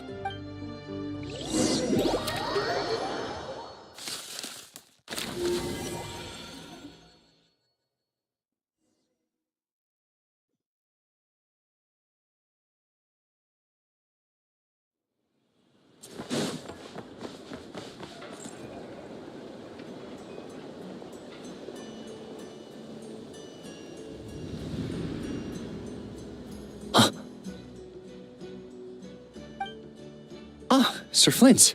Perfect timing. I just arrived myself. You are most considerate, Master Ilua. But in fact, I know you have been sitting here for quite some time.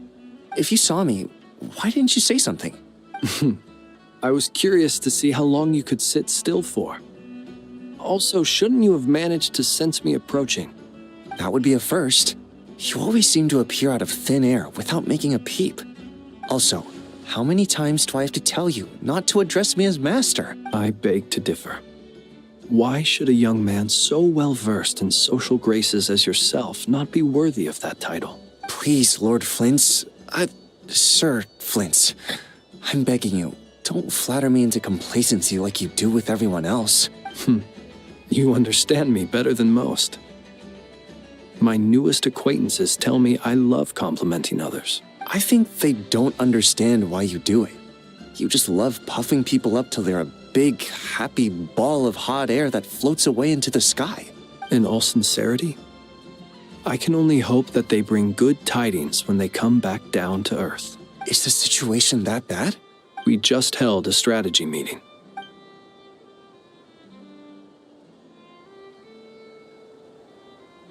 In short, we need everyone gone from Pyramida. We also need a team of lightkeepers to scour the more remote regions of Nodcry for civilians to evacuate. I only hope we have enough personnel. We do. Old Man Nikita will definitely help, and we can recall anyone out on patrol to focus on this instead. Good. I'm sure you and the others will make short work of this. Now, don't forget, once you've completed this task, make sure you and the rest of the team evacuate to either Snezhnaya or Natlan as well. Flint's? If you've got something to say, Master Ilua, why not guess what I'm thinking right now? You mentioned that you have something else to deal with later. How difficult is it going to be? I doubt it will be easy. I know you're a lightkeeper, and it's your duty to protect others in times of crisis. However bad things have gotten in the past, Nodcry has never faced a mass evacuation before. But from the sounds of it, you don't intend to come with us. I don't mean to pry, and it's probably none of my business. But whatever it is you're intending, you don't have to go through with it, you know. I've been afflicted with some sort of curse, and I'm told it may well trigger if I set foot outside of Nodcry. As such, I cannot leave. I have to act, if for no other reason than to fight this curse. What? No. Why? There are plenty of people out there willing to trample over others in pursuit of their own goals. Frankly, Sir Flint, I am furious.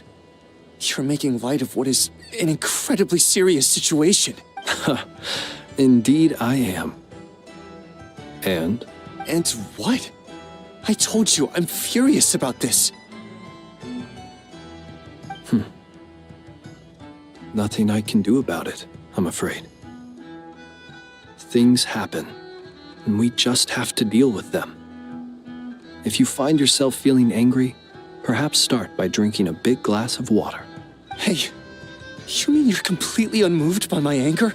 Then allow me to express my sincerest regret. Come by the lighthouse sometime. We'll catch ourselves a few fish. Maybe I need to spell this out. Lean in a little, Flint.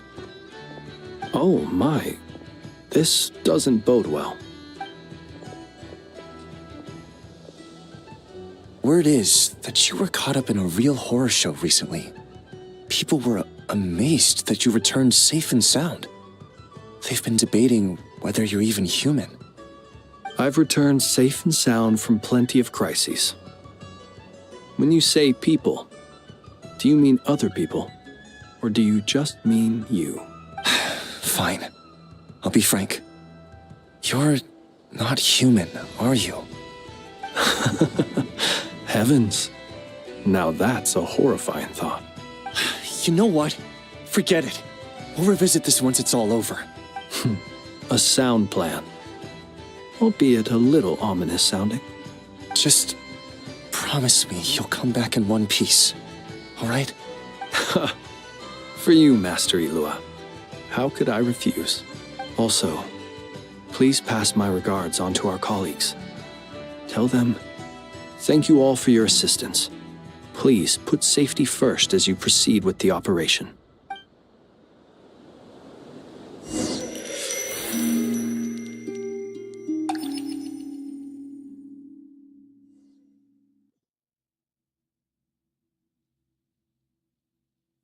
I have to keep searching for a path toward reality.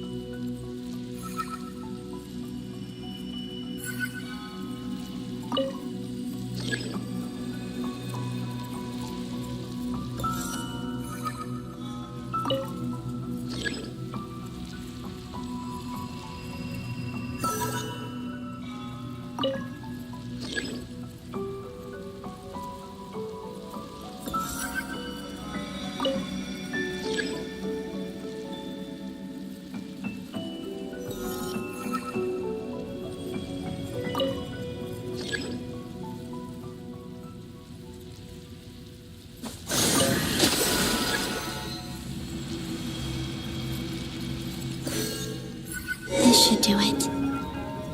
The last 2 times I tried to influence reality in this space, it consumed a lot of Kuvaki. I'll try and be more careful this time. I need to leave key clues behind using less power. I hope everyone still remembers what I said on Moon Prayer Night.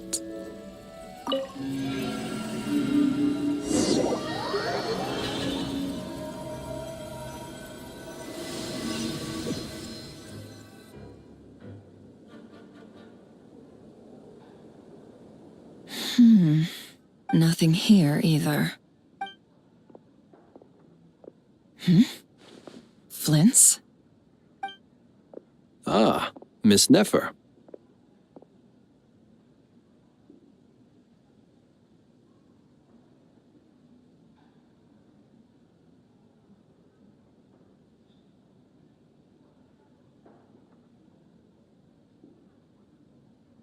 What are you doing here? Unless... I just spoke with Itlua about arrangements for the search and came for a walk nearby. As for you, why would... It appears we think along similar lines, and neither of us likes to accept things at face value. As well as figuring out how to gather intel on the Traveler, I wanted to confirm some of my own suspicions.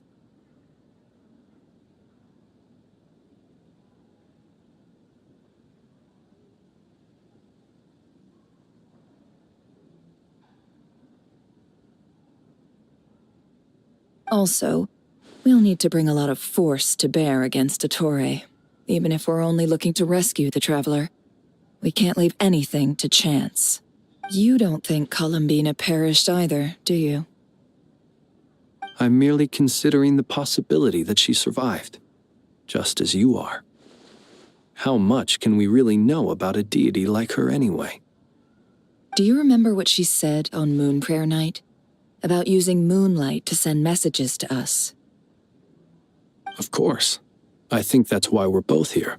Where have you checked so far? I've been focusing on the outdoors. Anywhere the moonlight shines. I checked most of Nasha Town, but didn't find anything. I checked the Curatorium of Secrets and a few rooms where I thought I might find some leads. But no luck here either. The only places I haven't looked yet are the rooms in the flagship. But process of elimination isn't the only thing that brought me here. Oh, really? What's your other reason? After all that build-up, our mystery ally never showed up even once.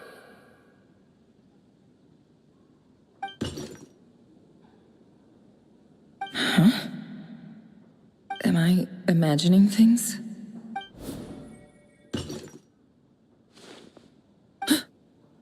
Come on, let's see what's going on.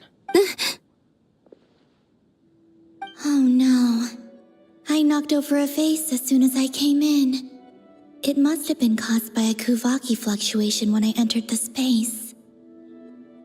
Although, it seems like I'm not about to be pulled away this time. It looks like as long as I'm careful with my actions, it doesn't count as influencing reality. Anyway, is this the flagship? The traveler mentioned that's where he was staying. I only went into the lobby last time, so I've never actually been here before. How does this space work? If nothing else, I can now be sure that it is not simply memory. He mentioned where his room was. I think it's this one.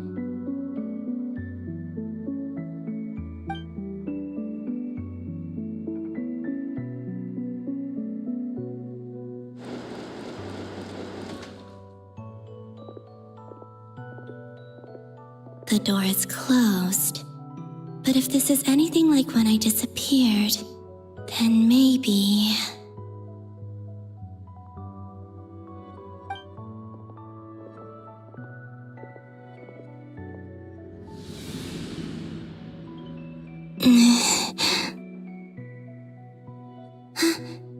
I'm in. He and Paimon aren't here at the moment. I hope he's okay. I wonder what happened to him after that battle with Dottore. Best not to dwell on that for now. I need to try and leave them some clues. Please, Traveler. I really hope you find this.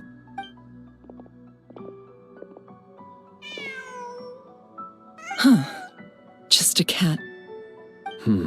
Nothing else here strikes me as noteworthy. Didn't you stay here for a couple of nights once? Before Rerir showed himself, yes. It's also where the Traveler and I first met. Did you notice anything unusual during your stay? I remember thinking how much noisier the flagship is at night compared to the graveyard. Other than that, no. The Traveler and Paimon were most congenial neighbors. This is where they've been staying, yes? Over here? That's right. I wouldn't usually condone breaking and entering, but we can make it up to them later. Focus now. I have to write a message on the wall using Kuvaki, just like I said on Moon Prayer Night. Simply open your windows on nights when the moon shines bright, and the moonlight will naturally flow towards the words I have written. Here goes. I'll need to carefully control my strength.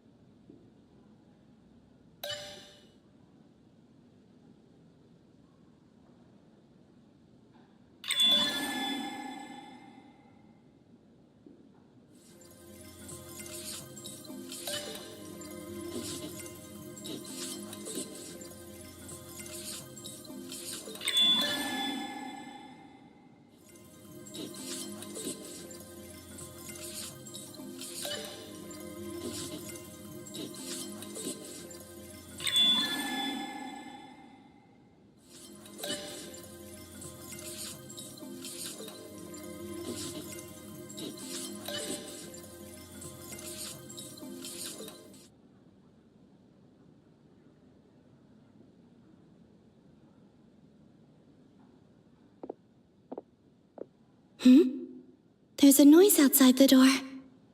Is he back?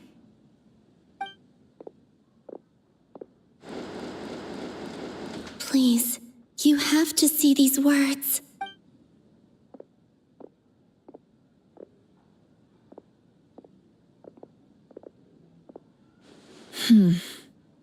Well, do you sense anything? Unfortunately, no. And this place was our last chance. Not necessarily. We've only looked in Nasha Town so far. Miss Columbina said she would leave messages at her friends' dwellings. It's still worth checking where Miss Lauma lives and where I live. Let's try and make some time to look into those then. Wait. What are you waiting for?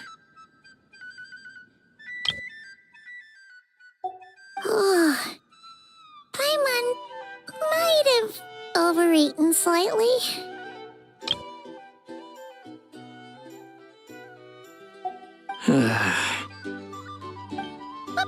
What's that look for? This is a victory feast. It's normal to eat a little more than usual. The Traveler in Paimon. It's really you. But why are they talking about a victory feast? Huh. You worried Paimon sick while you were out there fighting Rare. So this is your chance to make it up to her, all right? Wait. So this is the night after the battle against Rare. How did I end up here? That's quite a long time ago now. Wait. Time. That's it. Every time I've entered reality within this space, it's been at an earlier point in time. Every one of those points has been before I fell into the moon's reflection. And everything I've done to affect reality really did happen in the past. Does this mean that, within the moon's reflection, time flows backwards? Starting from the moment I fell in? Not long till Moon Prayer Night now. It's gonna be even livelier than tonight.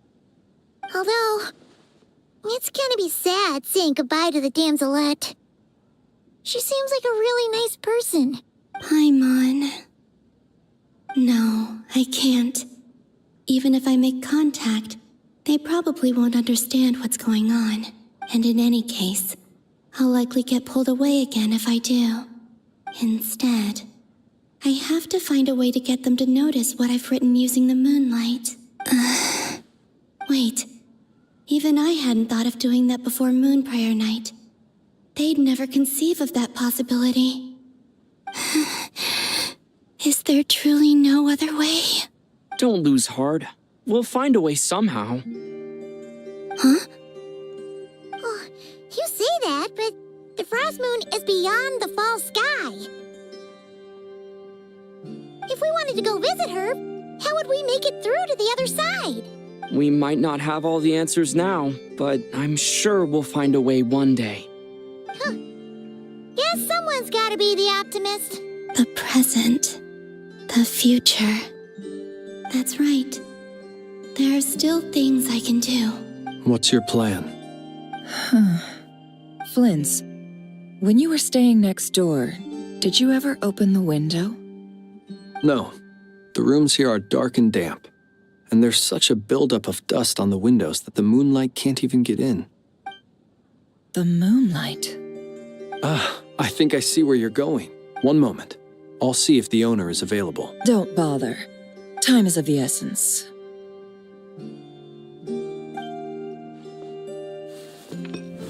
Time. Even if no one sees what I've written at this moment, maybe someone will remember what I said after Moon Prayer Night. I need to write down as much information as I can. And maybe one day... Huh? What's up with you? You can't even hold your cup steady. Are you getting tired? A little. Well, you should probably hit the hay then. You've had a really tough couple of days for you.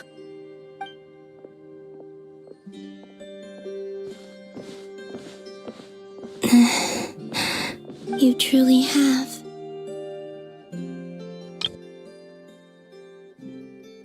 You helped defeat Rerir, helped me reclaim my name, and you helped the others organize Moon Prayer Night. Wherever you are right now, I'm sure you're still fighting against the injustices of fate. This is all I can leave for them. How I wish I could stay here, but it's time for me to go. I hope to see you again in the next time, and if the opportunity presents itself. I will surely return to your side.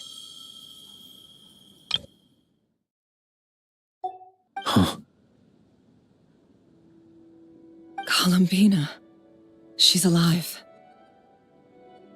Not only that, but she's left us an entire wall's worth of clues. She even wrote down what would happen on Moon Prayer Night. It's just a shame we found it too late.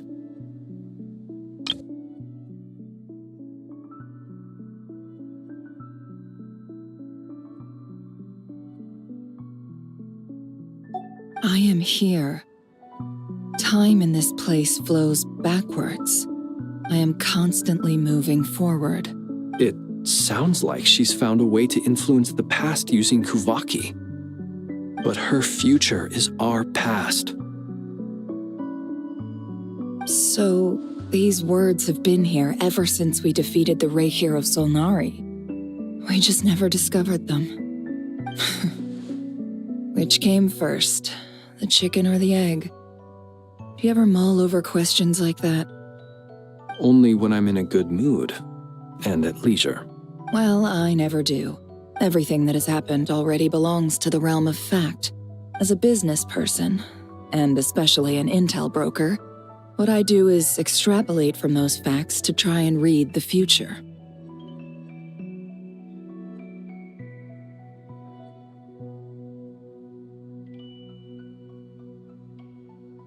An admirable philosophy. It's a means of survival. Let's go. We have a wall's worth of clues to share with the others.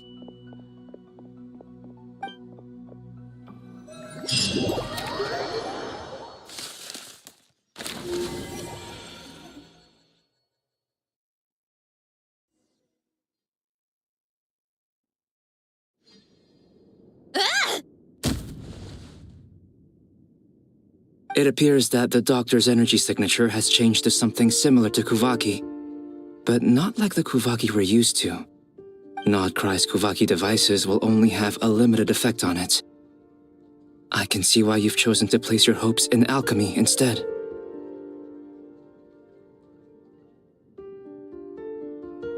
Also, I must say these books are rather profound. My subordinates just shipped them in from Fontaine. Some of them are from the Narcissenkreuz Ordo. Some are incident reports from Petrichor, and then there's a few test reports for these junk machines. Additionally, after some further scanning, I've discovered something extremely annoying. What's that? Teyvat's skies contain multiple moons. A long time ago, when I did my first scan, I detected 3, just as the legends say.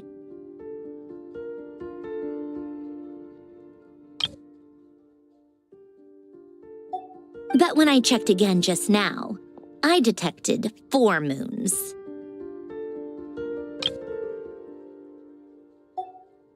So there's one extra? Yeah. Originally, I thought that if I could still find 3 moons, that would at least mean Columbina's still alive. But then it occurred to me that apart from the frost moon, Teyvat's moons are just husks. And husks surely shouldn't show up in the scan, since they're not alive. It's weird, isn't it? If we can't even distinguish between a dead and a living moon, how are we supposed to know whether a moon goddess is still alive? Or does this mean that the moon marrows are equivalent to the moons themselves? It's certainly possible. In which case, the 4th moon you detected may be Dottore artificial creation. So he wasn't bluffing. He really built his own moon marrow. Ugh, I'm so mad right now. It's easy to get overwhelmed when you have too much on your plate. Maybe you need to relax. Perhaps try going for a walk. Or simply take a few deep breaths. Nothing can calm me down at a time like this. I need more time, and I need progress.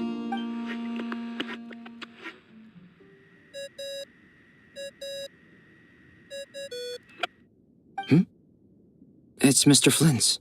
I really hate that ringing tone. Ugh. First the 4 orthants of the Narcissenkreuz, then moon marrows. Now what? Oh, sorry if we're disturbing you. Might I ask what's troubling you? What do you want? We're busy. Are you still at the Curatorium of Secrets? Yeah. Look, everyone else is still out, so there's no hurry. Plus, I'm busy, so I would appreciate if you gave me some space. Even though we have crucial intel to share? Fine, I'm listening. Do you intend to share it via the Dodo communication device? Ordinarily, I would, but this is a unique situation. I think it's best that we discuss it in person. See you at the Curatorium.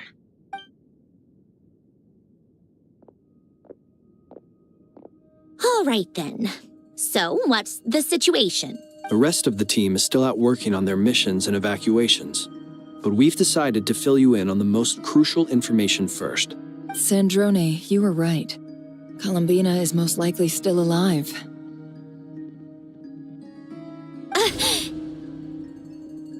That's the best news we've received in a while.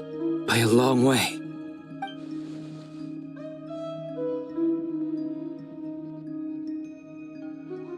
Random locations. Appearing in reverse order? Are you serious? So not dying isn't enough for the moon goddess, huh? She has to show off too. Anyway, does this mean we can deduce her condition from the moon marrows? Miss Androne, there's nothing wrong with simply admitting that you're happy to hear the good news. I'm not. And she's the least of our problems. We're facing a huge crisis. If she can't control the flow of time in there, she's just gonna keep moving backwards. Different points in time won't intersect, and she'll never find a way out. Let's say life begins with a drop of water. When did time begin? The moment this planet came into being? No, that's not right. Her final destination would be the moment at which the space she is in was created. But it doesn't seem like we can influence that space from the outside world. So how can we help her? Also, if she's alive, Rerir and Thelindis might be too. But as far as we know, neither of them have come back out. That space may not have an exit at all. I'm afraid I must concur with Miss Nefer in this. Can't exactly argue with that. Let's leave it there for now. I've taken notes on everything you said. Will it help with your research? I doubt it's gonna help with breaking Dottoro's energy fields. But who knows when it might come in handy. Better to have it all written down than try to remember everything when I need it. All right, I need to get back to my research. Mr. Albedo has made a lot of suggestions that will require my undivided attention. Sure, I'll stay here.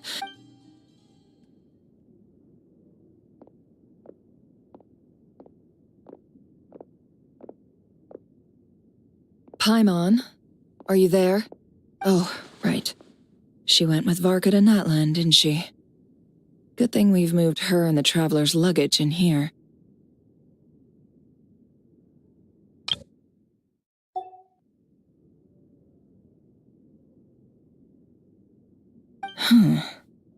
Speaking of the Traveler, where could they be? There's a note from Paimon. Paimon here.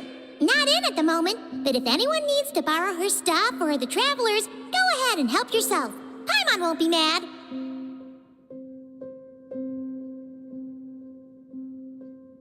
Also, Traveler, if you get back before Paimon, make sure to get some rest. Paimon misses you a lot, but put your health first, all right?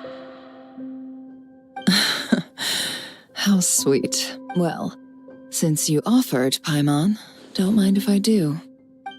This is the Traveler and Paimon's luggage. All the items they use day to day are here. It's well organized. I wonder which of them is responsible for that. What do we have here?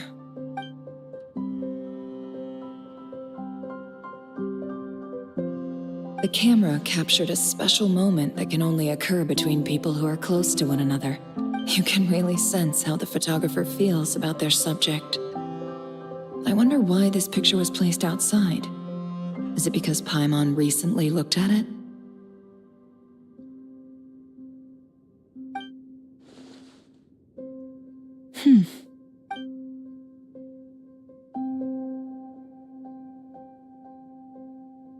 This must belong to the Traveler.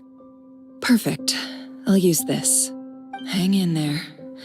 We'll find you.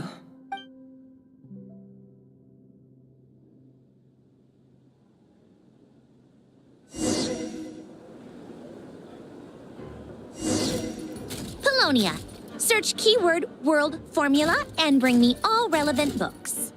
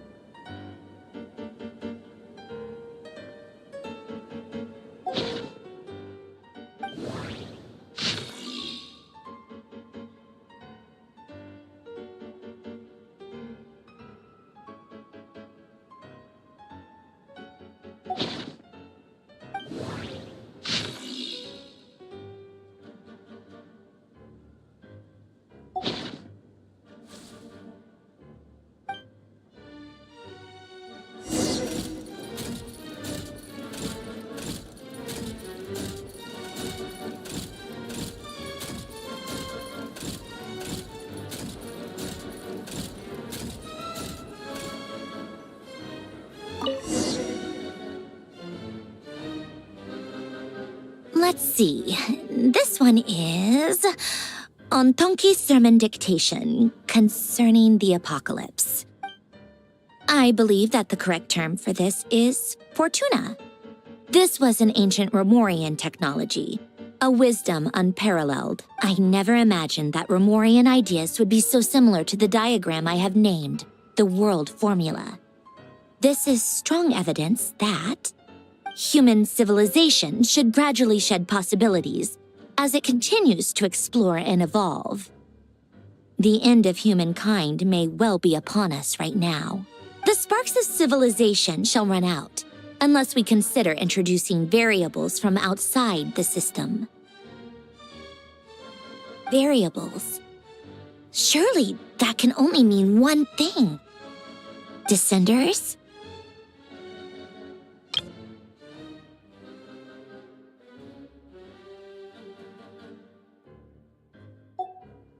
Dottore likely captured the Traveler because of his descender status.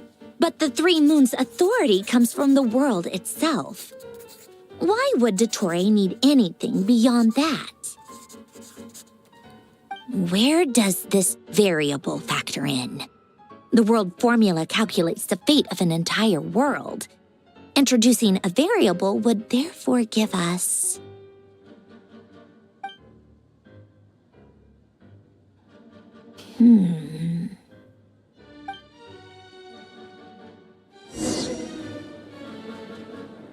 Polonia, search keyword pathway and bring me all relevant books.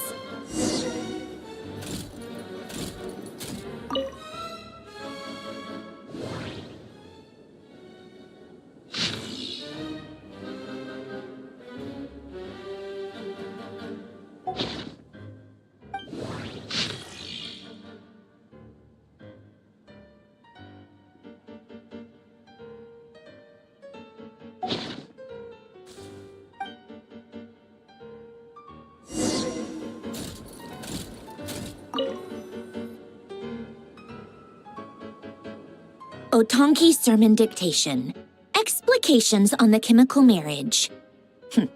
These titles are pretty esoteric. Observe and compute the pathway displayed in the guidance diagram. Deconstructing and reversing its effects could generate potential ideas.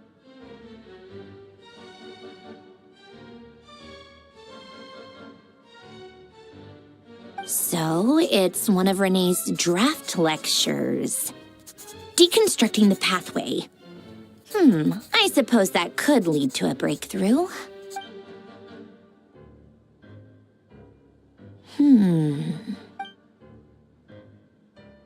This is so long. This guy sure loves showing off his knowledge.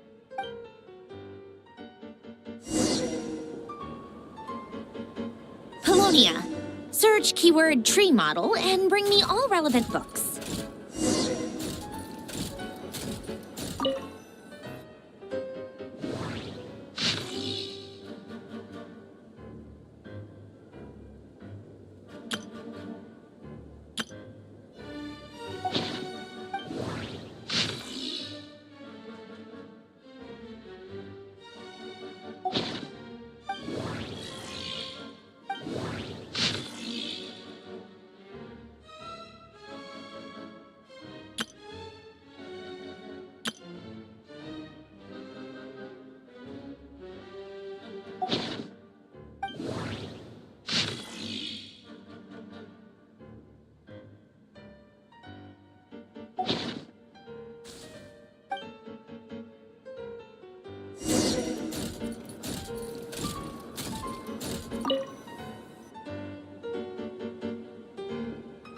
Most of the experimental devices proposed by the Lilia Crucis Ordo are built based on the simple and basic logical structure of a tree model. Lilia Crucis. Guess they were trying to cover up the name of the Nautitzenkreuz Ordo? When Duke St. Germanus departed, he said, "It seems that there's no going back." Alas, he is only a genius when it comes to machines. In all other things, he is but ordinary. Excuse me? I'm sorry. That's just ridiculous. What kind of book is this? Great Detective Herlock, the Alchemist and the Clockwork Saint? Isn't this a novel? Come on. Still, the author swears that they knew Renee well. Whatever. I guess it's not beyond the realms of possibility that Renee would say nonsense like that on occasion. Memory, wishes, souls, and persona. Frankly, this sounds more like occultism, but if Albedo vouches for it, I suppose there must be some alchemical basis to these techniques. The way Alain Guillotin saw it, the world was comprised of machines. The universe needed machines, and thus his technologies were created. That's why I was born. René, his full name was René de Petrichor, if I recall correctly. Sounds like he and the town must be intricately connected. That place was also the source of most of our information regarding Remurian civilization. Seems like some of his projects were based on their technology. The cutting of souls and storing them in vessels. These seemingly unrelated techniques underpinned René's research. Assuming that the 4 orthants correspond to alchemical categories. The chemical marriage model? Alain would have scoffed at that. He never would have let those theories or parameters anywhere near his mathematical formulas.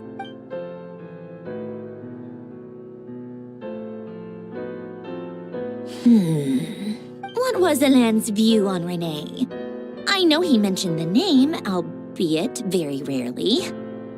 Oh, now I remember. Alain's old notes are here too. They mentioned René once. René seemed most out of sorts when he spoke to me.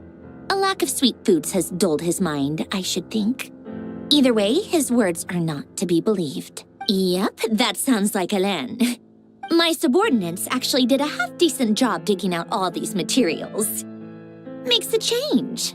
Good for them. Some of Alain's old files are completely consistent with these records.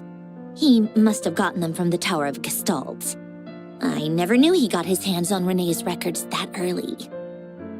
Heh, he may have kept them, but he never even attempted to use them. Didn't believe a word they said. Come to think of it, Renee's world formula was filled with calculations of constants. That shows he believed that the fate of the world to be predetermined. As for Elan, it's been too long. I forget what he said. What would he have said? A guy like him, fervent believer in machines, but not headstrong enough. The world can be changed. It is worth persevering. Yes, that's how he used to think at least. He created that procedure to save this world. Yet the scale of the world's fate proved too enormous. The result was beyond his ability to calculate. He died having never seen the outcome. And there I was, left behind in the ashes of his dreams. Did you really never take a close look at Renee's research? Or did you read it but deem his philosophy incompatible with your model? The very thought of trying to incorporate his ideas probably made you feel sick to the stomach. Well, don't worry, because there's a whole new category of lunatic in town. Next to Dottore, every other madman looks sane. You once asked me what I wished for. Should have asked him instead. He's the one pining for things you'd sooner die than witness.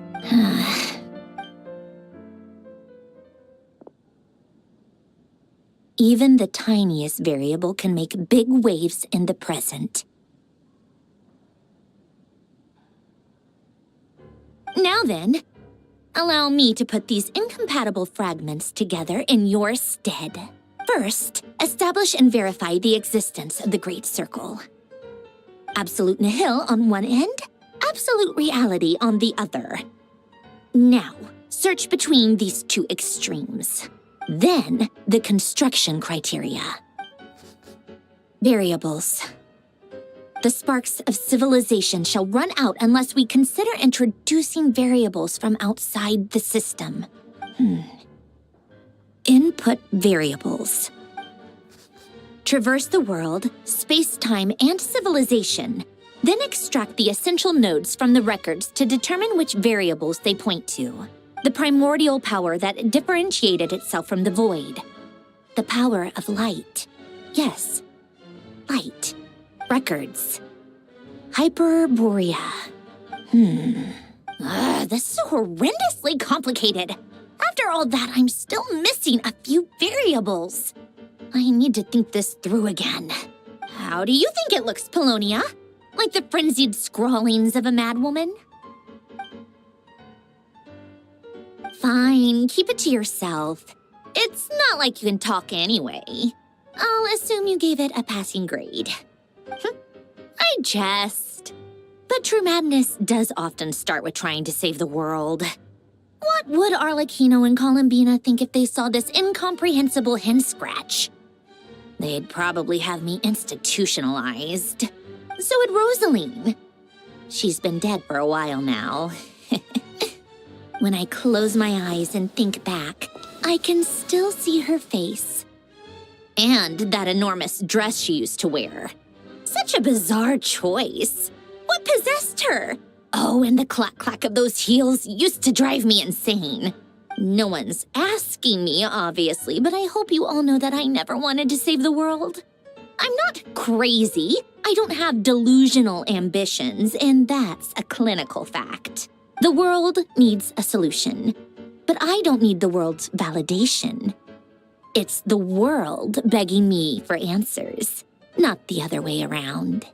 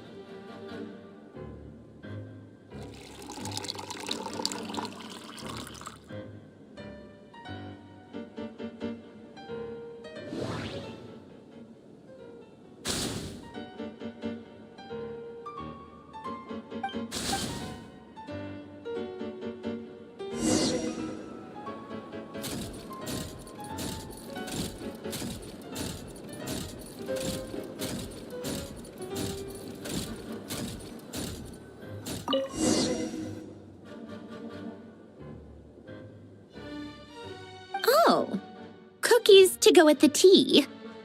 Let's see. They must be from that person who brought those documents. I see they're from Hotel de Boer. Something's written on the box. We are proud to present this homage to the Fortress of Meropede's fun-filled mill collection system. Fortune cookies. Have a lucky start to your day. Sounds like a dumb gimmick to me. Be early to bed and early to rise. Get plenty of sun and drink plenty of water. Then things will surely go well for you. What? Are you kidding me? Somehow I doubt that an early night and a glass of water is magically gonna save a world on the brink of existential peril.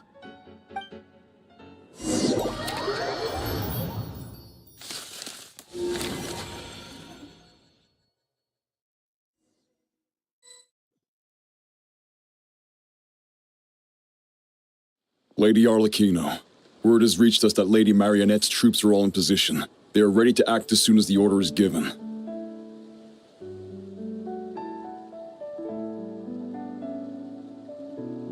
Excellent.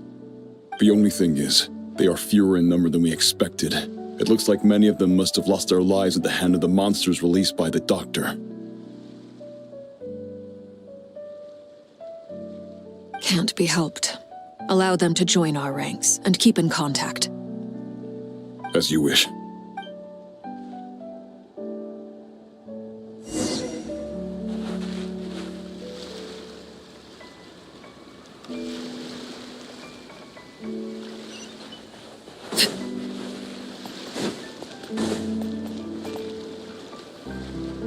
It's been a while, Arlecchino. You look well.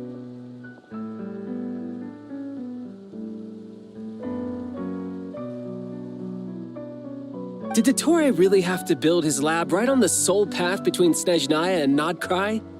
Had to go on a huge detour to stay out of its line of sight. Sounds like an arduous journey. I assume you've brought word from Her Majesty? Of course, all part of the job. Firstly, the Tsaritsa has authorized VIII Internal Affairs to review Dottore's case. They will reach a formal verdict on whether he has turned traitor and whether he poses a threat to Snezhnaya. While they're working on that, I've been ordered to come and receive the refugees from Nodcry. They are nearby. My team will escort you to them shortly. Great. Aside from that, Her Majesty has a message for you and Sandrone personally. Huh? Where is Sandrone? She stayed behind to work since I was making the trip anyway. It seemed sensible to have one person on standby at base while the other came out to meet you. All right, guess that's just how she rolls. In that case, tell her that the Tsaritsa's decree this time is pretty awesome sounding. I think she'll like this one. Still, I wonder what... Wait, what's that? Did one of our troops turn into a monster? Take him out.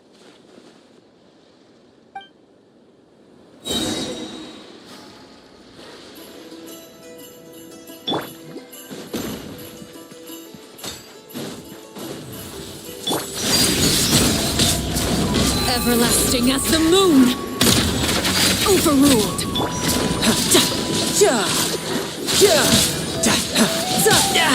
Amateur mistake.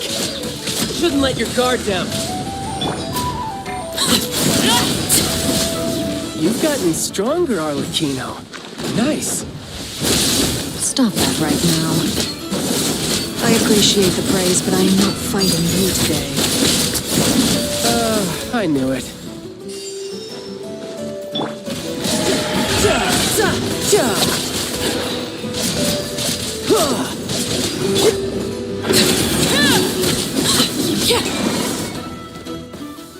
I can't believe it. He was a living, breathing human one moment, and the next? Another fine piece of work by our dear colleague, I'm afraid. What in the world has been going on in Nodcry? A lot. But long story short, Dottore stole 2 moon marrows that should have belonged to Columbina, then built a 3rd moon marrow of his own to concentrate the Trilunar Authority in his hands. What? What do you mean he built a moon marrow? People build roads and houses, not moon marrows. What's his next DIY project? He's gonna build a god? You could stand to be less surprised. We are harbingers. The work we are engaged in makes the creation of gods seem mundane by comparison. I tell everyone who asks that you once crossed swords with Rex Lapis while serving as a key supporter for Rosaline's plan.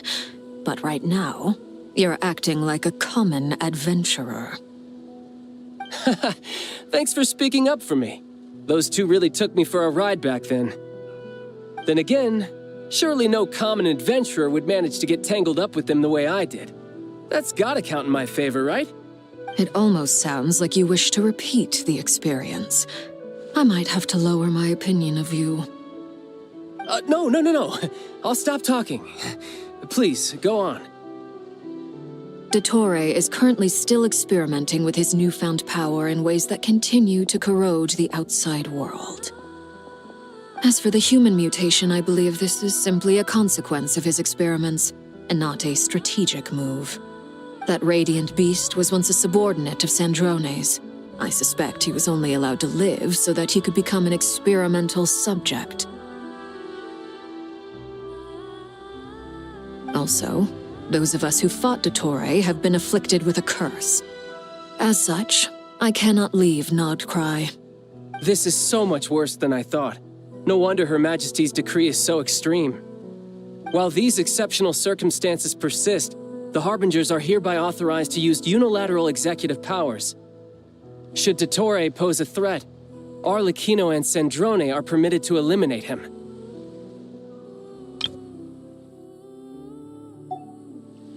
My thanks to Her Majesty. I will pass these good tidings on to Sandrone. Her Majesty has also declared that she will refrain from launching an attack on the now evacuated Nodcry due to the presence of unretrieved research material.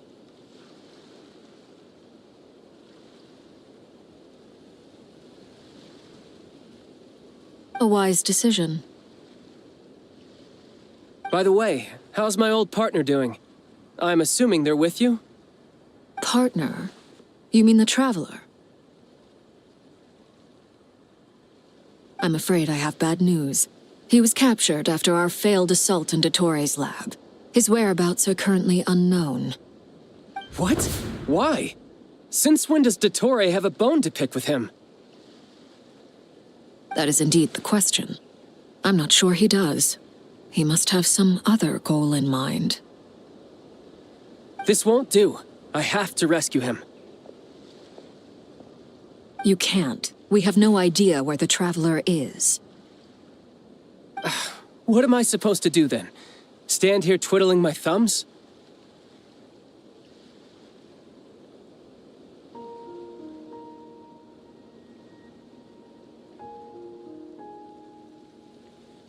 Sandrone is working on it. The best thing you can do right now is complete your mission. Fine. I guess I'll leave this to you then.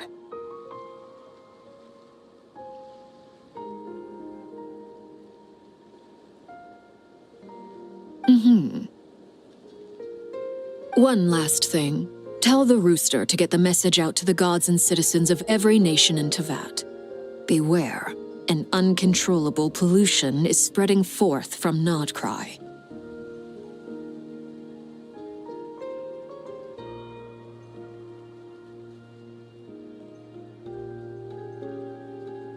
The source of that pollution is a madman drunk on the success of his experiments. The VIII and our allies will endeavor to contain the threat. However, if Nodcry falls, things are likely to escalate. Considering Dottore is one of our own, all VIII stationed in Nodcry consider it our duty to stay and fight him to the bitter end. Whatever the cost.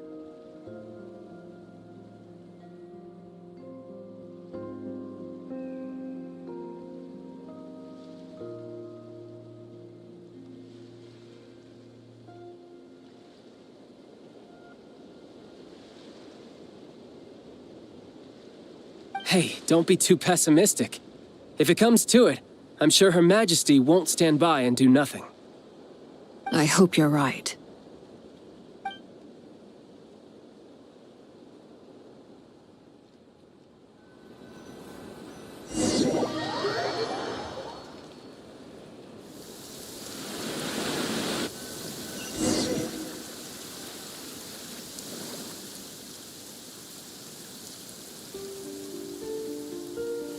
You're right on time.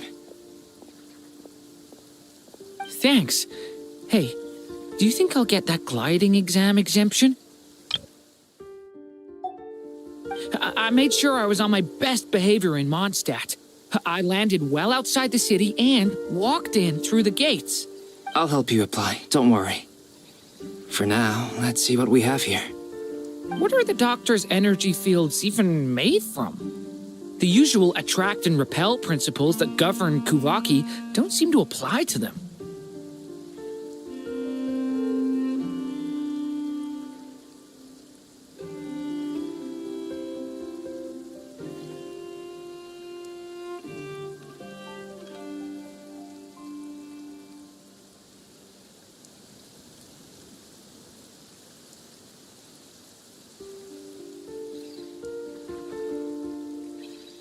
They are very mysterious, but ultimately, they appear to be comprised of energies from the three realms. Thanks to research by Master in the Hexen Circle, we know that Tevat's 7 elements are derived from the more primordial power of the Light Realm, which is antagonistic with the power of the Void Realm.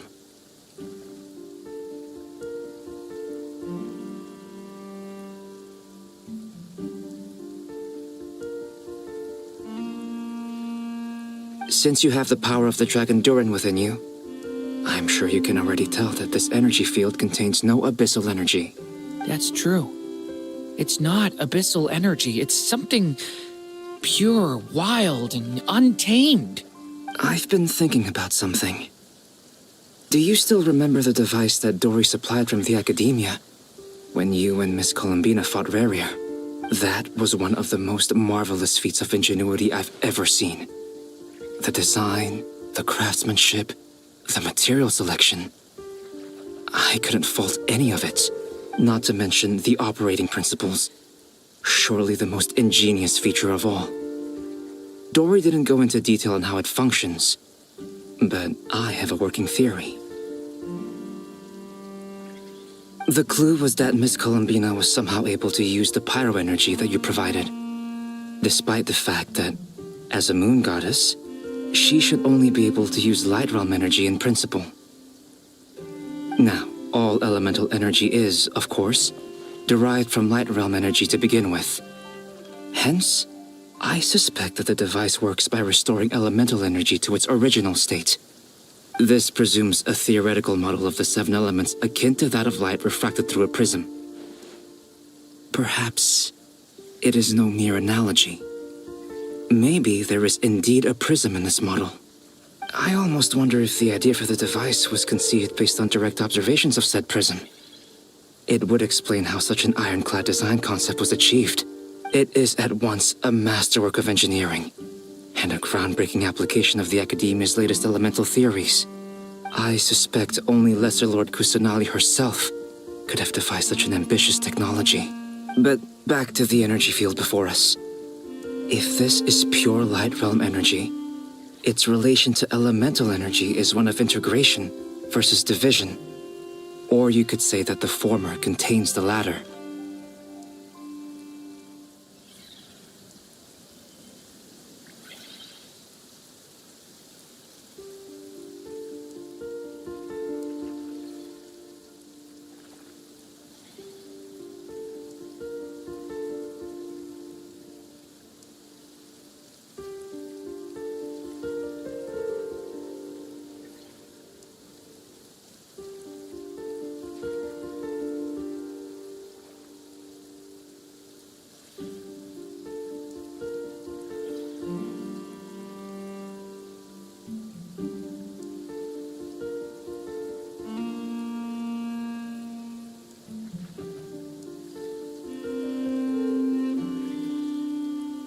Could this mean that elemental energy can dilute the power of the Light Realm?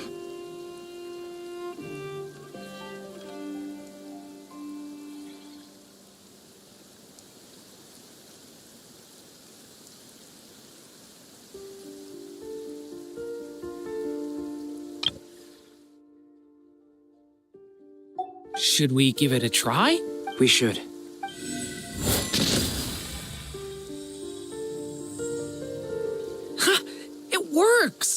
Clear signs of disruption were detected at the periphery of the energy field.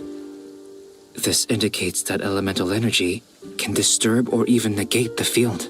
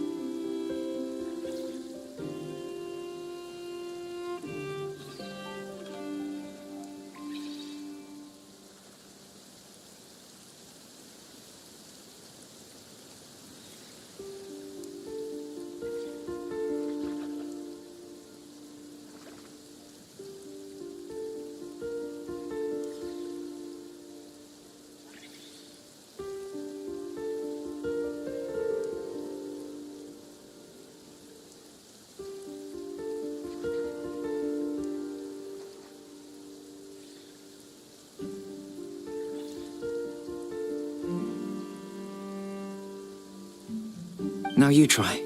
All right, here goes. It's working! Switch to abyssal energy and attack again.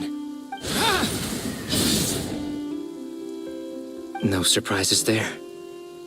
Abyssal power drains the energy field to a significantly greater extent. I now feel confident in asserting that the energy field is indeed pure light realm energy, and that elemental energy can dilute it. But the energy field is huge. How much elemental energy will it take to neutralize it? We don't have to neutralize it completely. We can try other approaches. That's all for theory. Would you like to continue watching? So you knew I was here? Huh? When did you get here?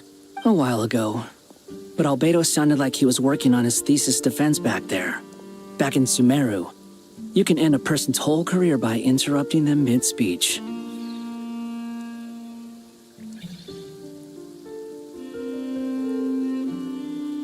Very thoughtful of you. I'm truly touched. Could I ask you to lend me a hand? With what? A little test. Try using Animo to unleash a concentrated assault with circular blades, with the goal of breaking through at a singular point. Nice! Tore through the field. Tremendous. This is a major breakthrough. Should we go through? We probably shouldn't risk having mutually antagonistic energies in such close proximity. Durin, you stay here and watch the entrance. Hat Guy and I will go in to investigate. Sounds sensible to me. Keep your eyes peeled, Durin. Don't worry, I got this. You two be careful in there. Just give me the signal if you need help, and I'll dive right in. What do you mean, signal? It's based on a new alchemical concoction I developed last month. When 2 bottles of it are smashed on the ground together, they emit a blinding burst of light. If it comes to that, remember to shield your eyes with your hat. Glad I asked. Thanks for the heads up.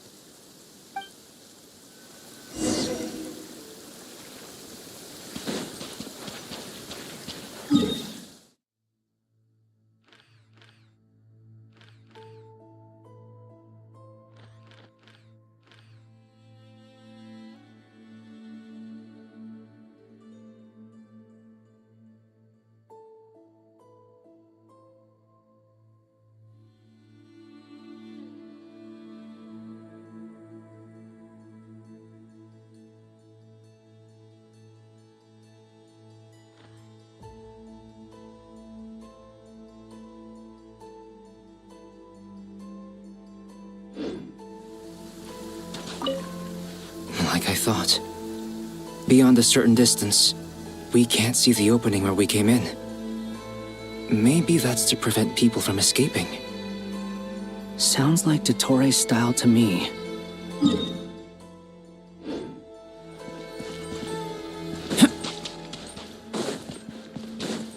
Not much has changed. Things are basically the same here as they were before the energy field appeared. They have no heartbeats and they're not breathing. We can only assume they're dead.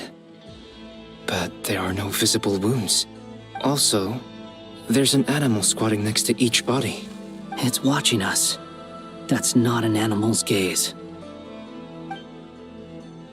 What are you trying to tell us? Doesn't seem eager to talk. I guess maybe it's just an animal after all. Let's keep looking around.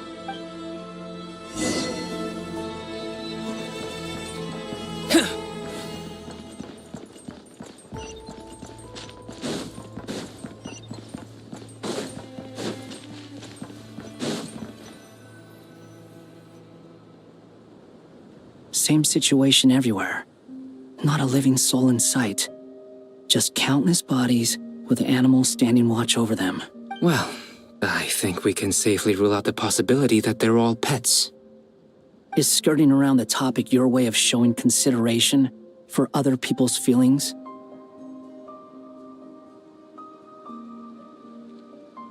Just being cautious. I don't doubt that you can handle the truth.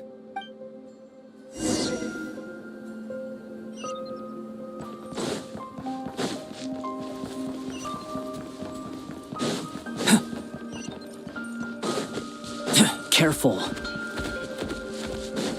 Please. Help us. Please. Over there. I hear a voice.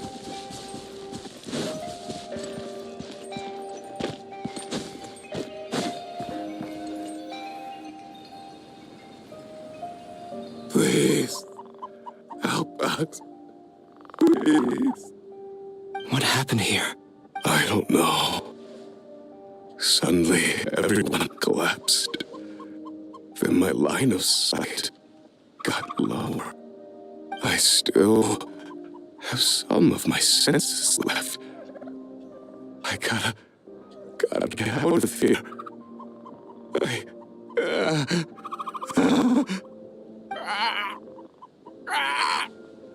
It looks like there's a huge experiment going on inside this energy field. Maybe each energy field is its own giant experiment. Vile. He's swapping human minds with those of animals.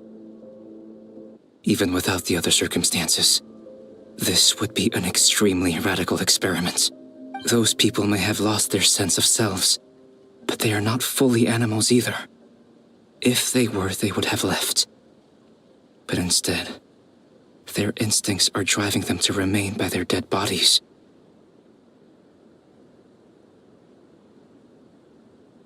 We should go. No sense in sticking around here longer than we need to. Agreed.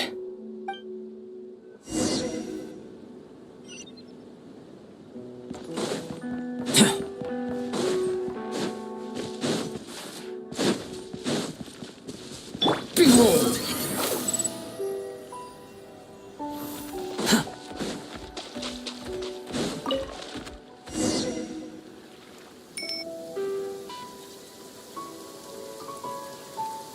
You're back! Everything okay? We saw some things that take a strong stomach. Otherwise, we're fine. We should share our findings with the others.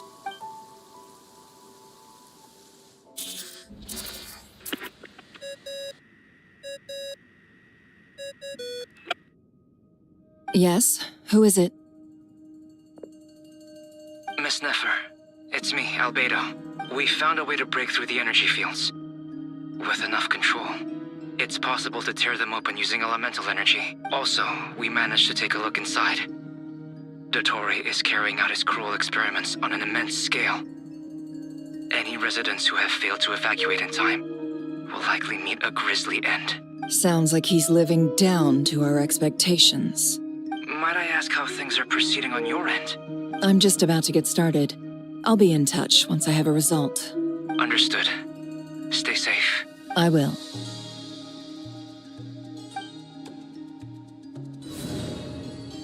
Well, Nefer, I'll link up with you once my tasks are complete. What makes you think I'd need you to do that? I'll need it. And considering the way you approach certain matters, I think you'll be better off with me present.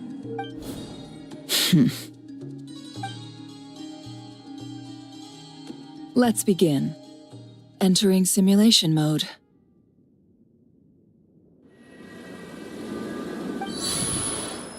A vast wasteland. Is this the Traveler's inner world? I was expecting something more vibrant, to be honest. Wait, someone's there. What are you looking at? Hmm. In that case, I'll look at it with you. I want to know all about everything you've seen and experienced. Is there somewhere I should return to?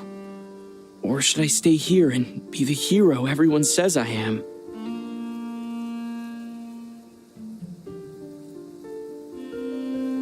I don't dislike my current life.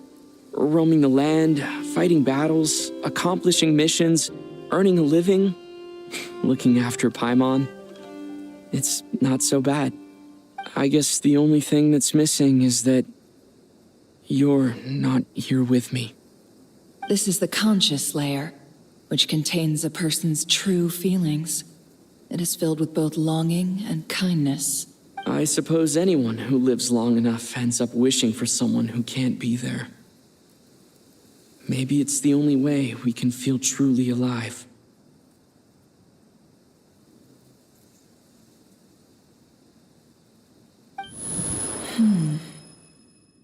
Time to delve a little deeper.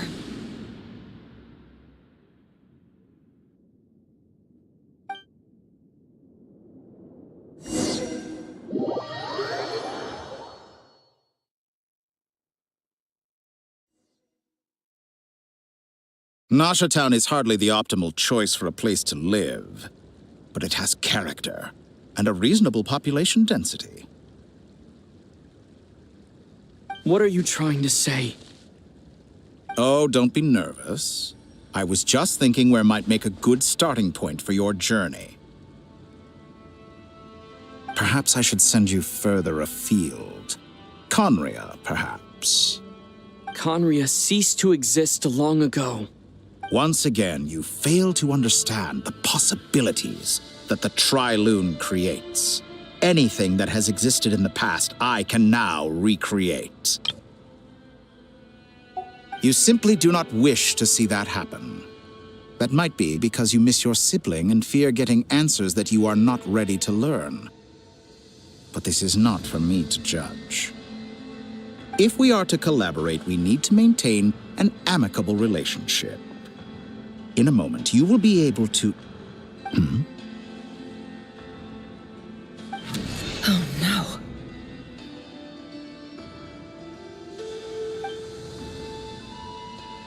What are you...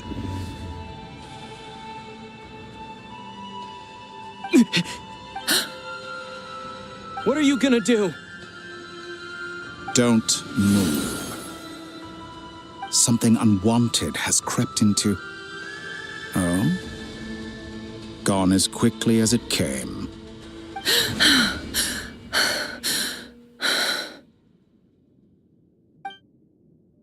Did you save me? If I hadn't cut the connection, Dottore might have caught you from the other side and destroyed you. This was a good idea, but once is plenty. You were exceptionally brave. Excellent work. Thanks, but now's not the time for that.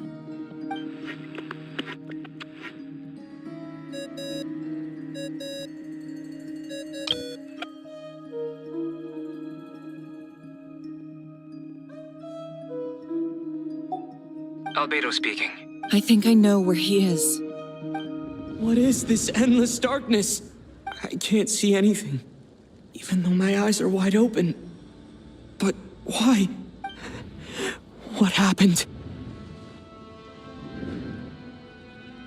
Ah, sorry about that. I take it you didn't notice. Just now, a friend of yours took a little peek into your mind. Could it be Nefer? How did she do it? Did she use something as a medium to connect to me? Do you think she's aware of your current circumstances?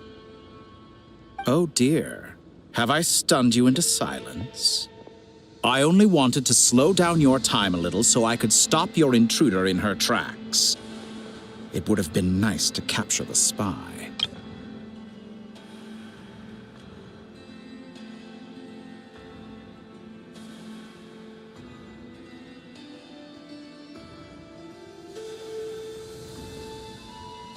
I must say, I'm finding the ability to adjust the flow of time rather intriguing. The moment you closed your eyes, time seemed to grow impossibly viscous, didn't it? A whole month passed before you opened your eyes again, but only for you. No one else was affected. I dare say this is something only a god can achieve.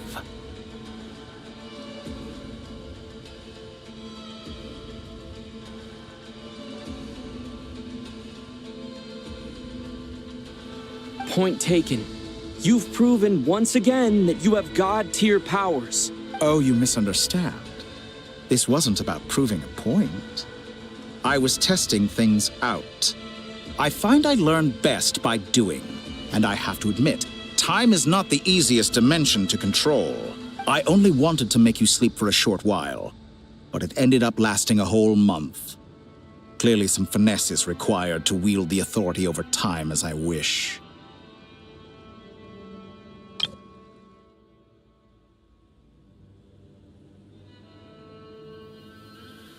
I hope you're not angry with me. It was only a month's discrepancy, nothing too serious. Had I been off by a year, a decade, or even a century, that would have been quite a different story. You could have frozen me for millions of years. So much for collaboration. You aren't showing much sincerity.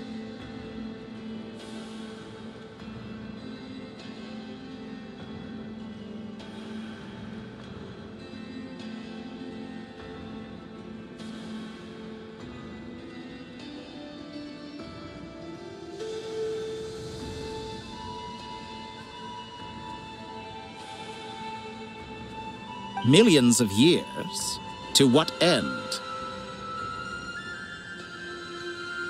I wonder if you don't understand humans all that well.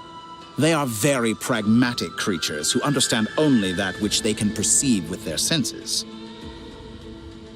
If I had you sit here for a week, I imagine people might sympathize. But if I left you here for 100, 1,000, or 10,000 years, the sheer size of that number would cause it to lose all meaning to them. They would not have the capacity to comprehend your suffering, and thus they could not empathize. Unfortunately, while gods do exist in Teyvat, it is ordinary humans that account for most of the population. Their lifespans are so limited, their bodies so fragile. Did you ever really hope that they could begin to understand someone like you? Your long life and unique origins make you fundamentally different from them. How long will it be before they start to treat you like the alien you are? Before you are ostracized, outcast?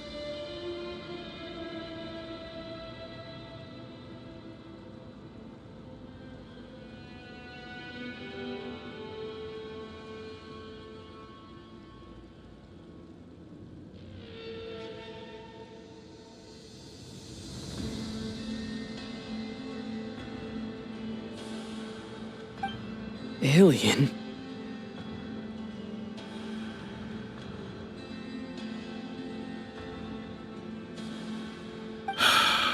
Even I feel bad for you sometimes. This world has made you into a slave.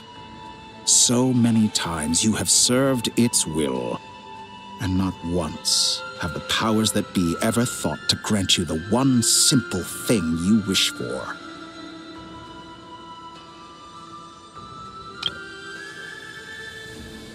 You have been treated most unfairly.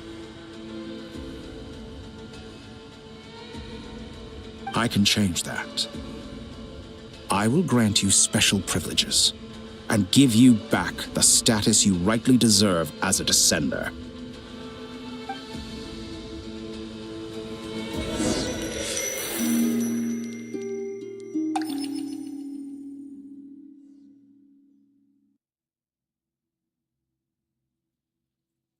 I've entered the past 3 times at this point, but I still have so many questions.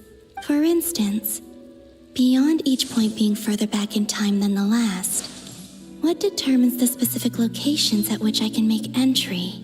So far, the common thread linking all three scenarios is that the Traveler has been present, but it's more than that. I know I sensed something familiar around him. What was it?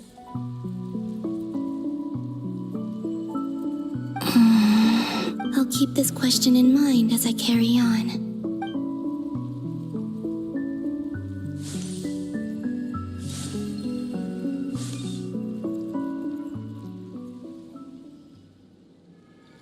Humans, you never change. Always trying to use powers you neither comprehend nor control. This looks like Star Sand Shoal. Was this before Rerir regained his physical form? You've messed with the cannon again, huh?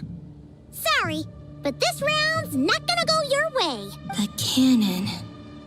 That's right.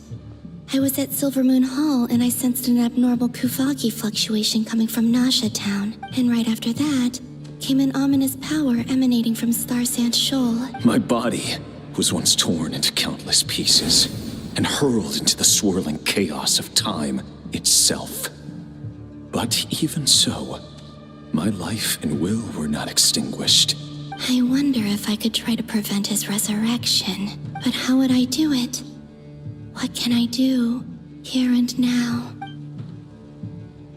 Traveler, behind you! Look at that light! No, I won't make it in time. He's using the Kuvaki shield, like I taught him. Is he going to use it to block the cannon's beam? He's strong. I'm sure he can manage. But the force released when the beam impacts the shield might lead to collateral damage. Easy Island. The Frostmoon Scions will be exposed to lethal levels of Kuvaki. A question, if I may. Kind Miss Columbina. When the cannon's Kuvaki beam was deflected earlier, I saw several bolts of energy streak toward Hisi Island, only to be blocked. Did you also have a hand in that? Maybe that really was me after all. Well, future me. But I don't know if I have enough power left. Sigi sato pasa sax, flititi potovtos. There's no time. Osestikos palatini tirantur risuiku, topia to aithion feraton. I have to make it. Oh, Frost Moon. Oh, great land. Oh, slumbering moonlight of Nodcry. If you can hear me, if you can sense my call, then please, heed me once more!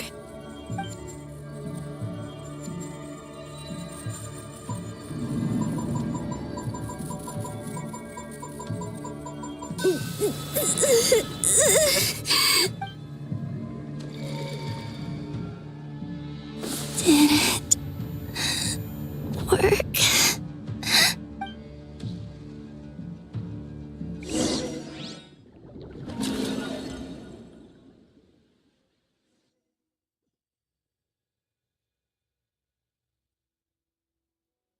Hey, wake up.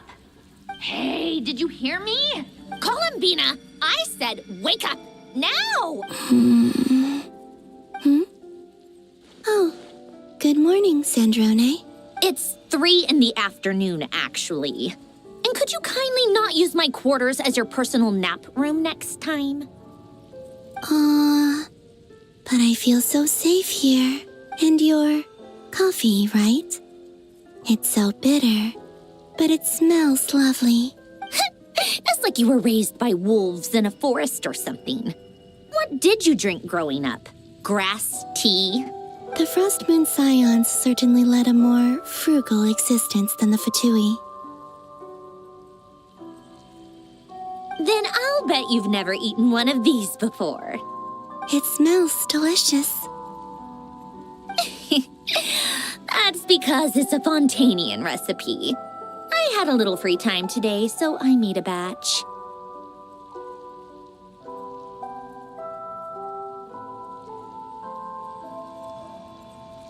Rosaline will be here shortly, but if you really can't wait, I guess you can go ahead and...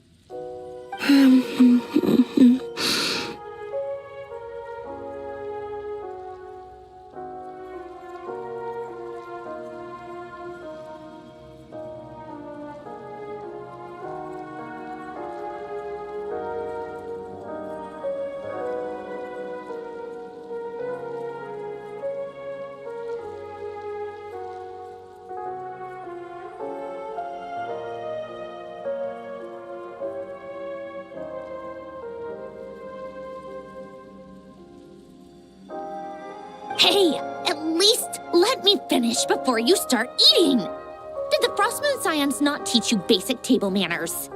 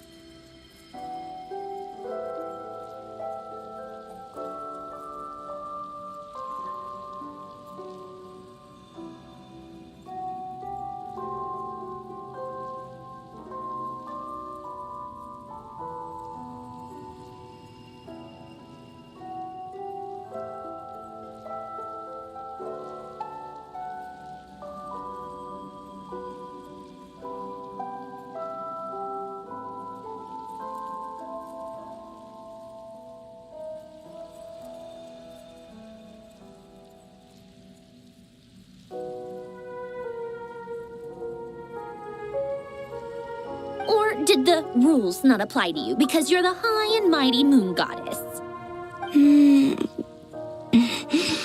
These are so tasty. Of course they are. I made them. I was worried they might contain traces of machine oil. What?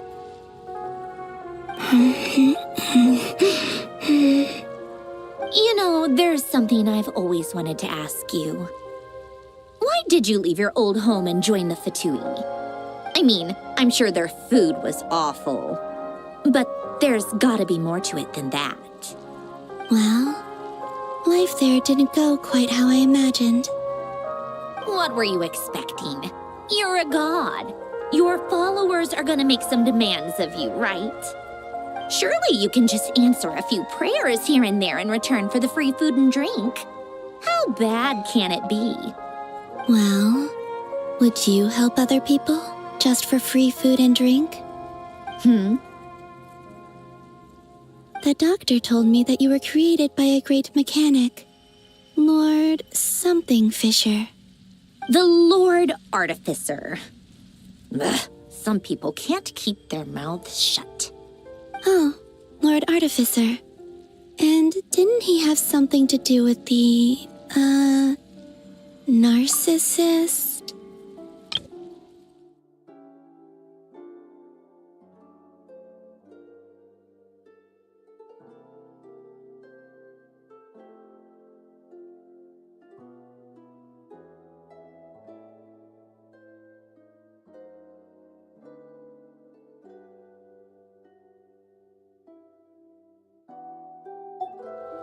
Narcissenkreuz Ordo. Yes, that was it. Narcissenkreuz Ordo. So, would you try to fulfill their wishes? You must be joking. I wouldn't go even if they paid me. I I don't even know them. Exactly. Well, I felt the same way. I did not know the people who made demands of me. What do you know? We're on the same page for once. In his later years, Alan did ask me if there was anything I wanted to do. If I had any wishes of my own. Well, I don't. And I'm not in any mood to fulfill someone else's either. Who's Alain? He was the... You know what? Never mind. You're not gonna remember. Anyway, the point I'm trying to make is, neither of us is the self-sacrificing type. Let me ask you this. What sort of place would you like to live in, if you could choose? A place where people don't ask me for things I cannot give them. Where they don't worship me, or fear me, but just want to chat with me like a normal person. I'd also like the freedom to come and go as I please. And ideally, it would be somewhere with the smell of coffee and snacks. Not to burst your bubble, but no such place exists in the world. Now, take your snacks and scram.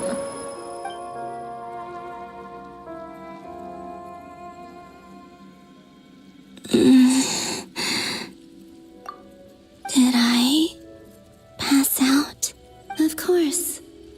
I'm back here again. I dreamed of events from my past. Sandrone. Traveler. I miss you all so much. Back there. I guess I managed to harness all the Kuvaki energy on Hisi Island. But how did I do it? Time is flowing backwards here, and I can use that familiar power to enter the world of the past. That mystery ally everyone talked about. It was me all along. I can sense that there isn't much more power remaining up ahead. What lies at the end of all of this? Will time keep flowing into the past? And will I ever find my way back?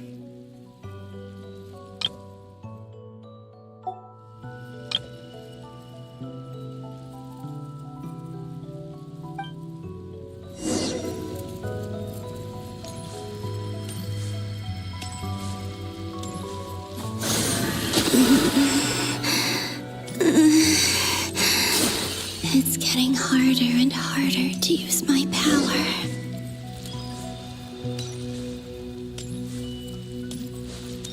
I'm no match for the Abyss in this state. I need to avoid the contaminated fragments.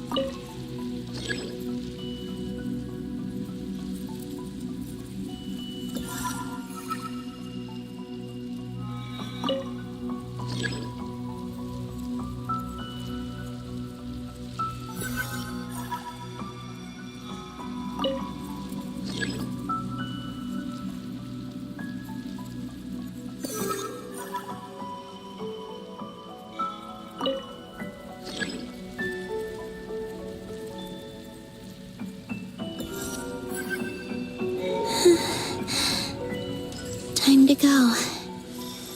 I wonder where I'll find myself this time.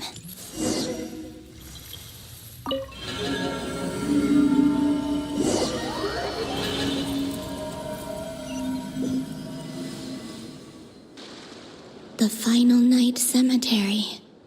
This is where Flint's is based.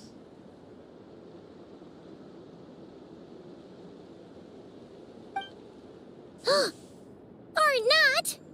How are we supposed to read through this many files? Difficult, yes, but it is also our most efficient option. Seems like they're searching for information. Oh, I remember. Flint and Varga talked about some files on the Wild Hunt. Was this my doing too? To expose the true intentions of this Rarir, we need to dive into Nodcry's history.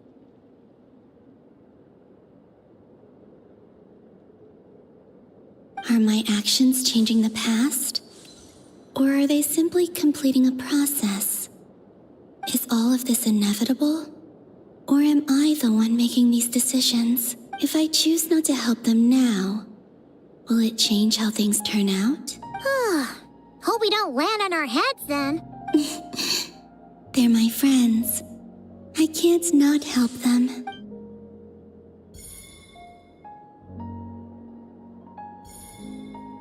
Ghost!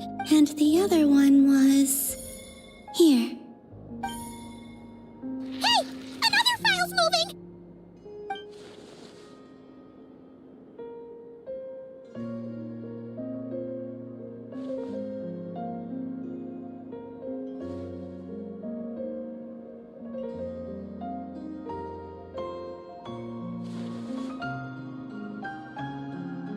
That should do it.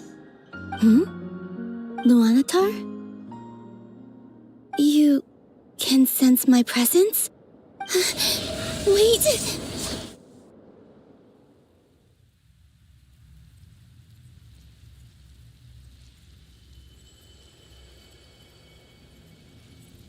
Luanatar. So she's that familiar presence I've been sensing all along. She's always been by the Traveler's side. That explains why the Traveler has been there each time I've entered the past.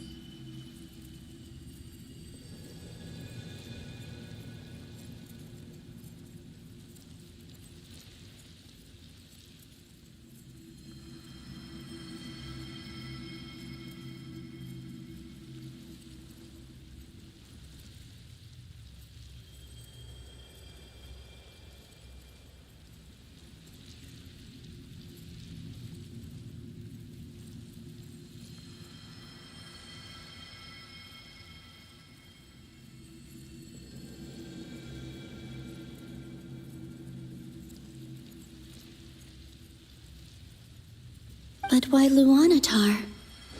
Is it because she has a connection to me as the Moon Goddess's familiar?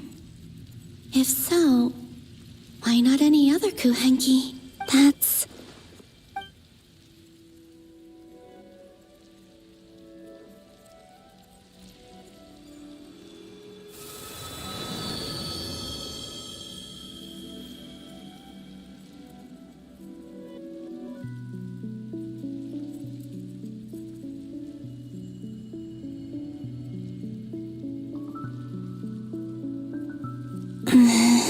I cannot sense any power up ahead.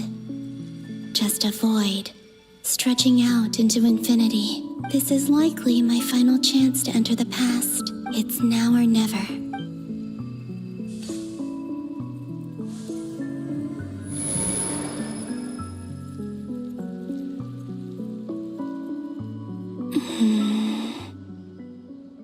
Hisi Island? How far back in time is this? Where's Luanatar? I can't sense her presence this time. Oh, seeing Enefa and Aino reunited like that sure was heartwarming. Traveler, Paimon. No, stay calm. I don't have much power left to change things. I don't even have that much time left here. Think, Columbina. A way back. To where? Do I go back to Moon Prayer Night? Or to the future that followed? And if I return in my current state, what will become of me then? Dotori's actions that day proved that he'd been planning that for a long time. He had already seized the power of 2 moon marrows before capturing me. Even if I managed to get back, how can I fight against him when he wields the Tri-Lune Authority? I can't. If I go back like this, I'll be playing right into his hands. I have to find some way of rivaling the power he has usurped. Wait. Time flowing backwards. The Tri-Lune Authority. Does that mean? I think I know what the final destination of this lunar reflection might be. I know what I must do. Speaking of homes, we must already be close to where the Frost Moon Scions live.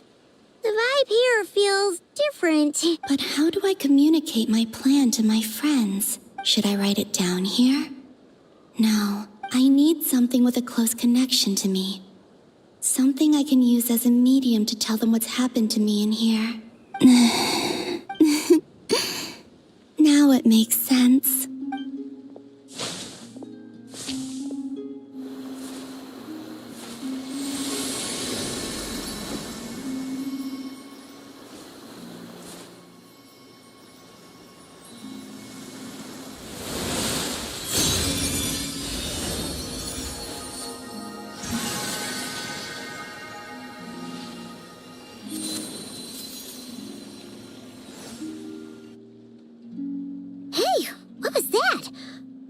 Some sort of breeze blew by, and then the petals suddenly turned into... Huh? It was I who brought Luanatar into being. I gave up a piece of my own soul to create her. That's why I could sense a familiar power from the moment I entered this space. It also explains why she's been present in every past location that I've entered, because we have a deep connection. Hey there! What's your name? And the reason why there are no more gates to the past after this point is that Luanatar hadn't been born then. No wonder I sensed the trace of a blessing when we first met. But I still didn't recognize the soul hidden within you. Back then, I was just a little lost dove. I had yet to become Columbina Hyposelenia. Go on now. We've got stuff to do. Best you find someone else to hang out with.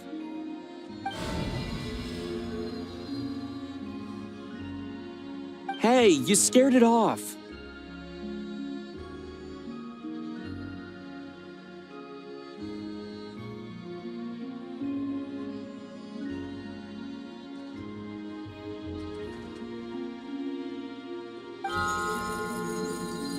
I'll be counting on you. Remember to stay by the traveler's side, guide him, and help him in my stead. Oh, and bring him to the garden where the moon prayer blossoms grow. There's a little lost dove there who will need his help.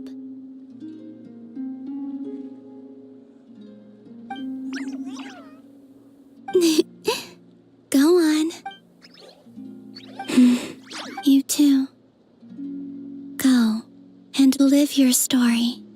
As for mine must go in a different direction.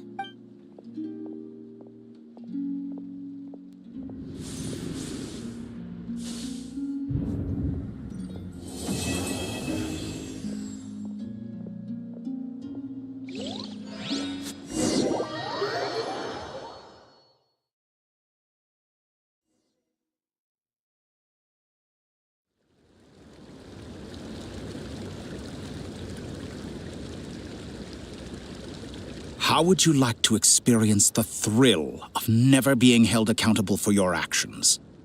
You could crush people like ants without consequence, or tear off their heads or limbs as you please. Believe me, such a life is but one small step away. What point is he trying to make?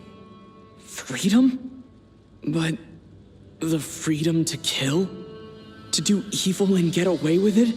Why would you offer me that? The creation of a world is the ultimate scientific experiment. I have taken my research to the highest level, where I shall be not just a god, but also a servant to many sacred spirits. I shall heed the truth and perform holy deeds. A god's laboratory is the perfect playground, but it needs the right occupant to explore its full potential. Mortals are found everywhere one looks.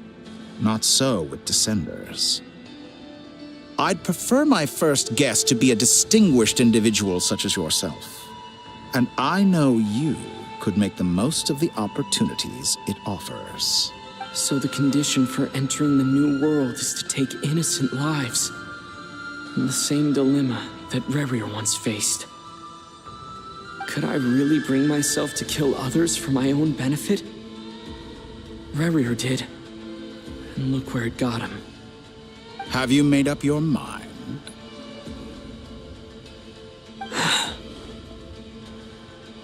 I can't do it. Your playground is no place for me. You're putting your hopes in the wrong person.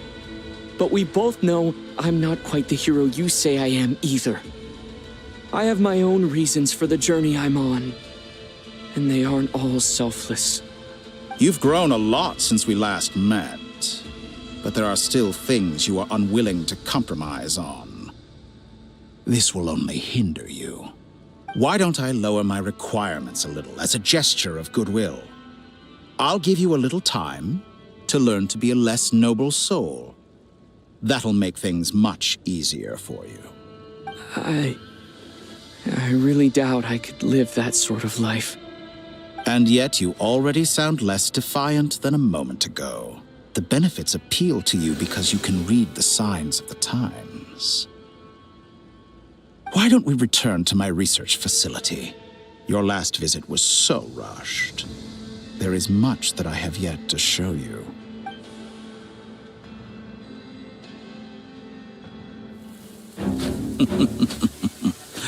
Now to that question,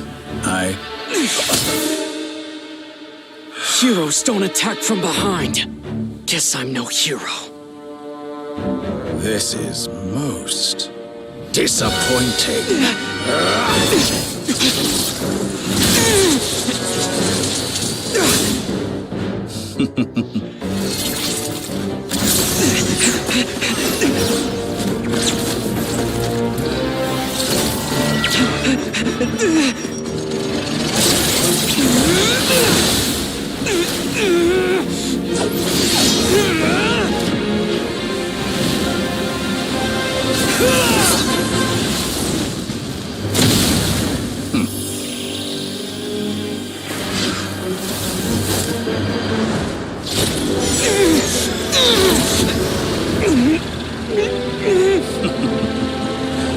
Now then.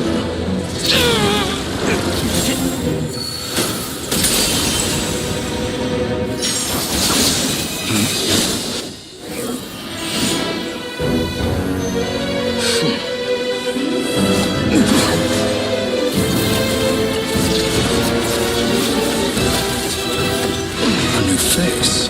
Interesting.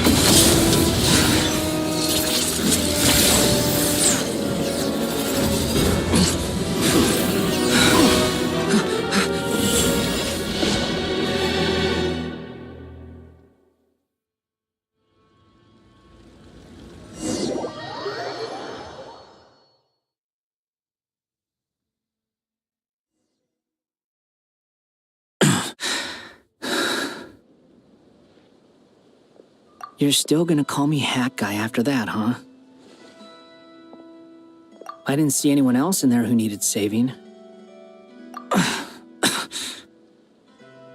It's nothing. I'll be fine. Why are you looking at me like that? Is it that shocking that I'd come to your rescue? I owed you a favor back in Sumeru. Now we're even.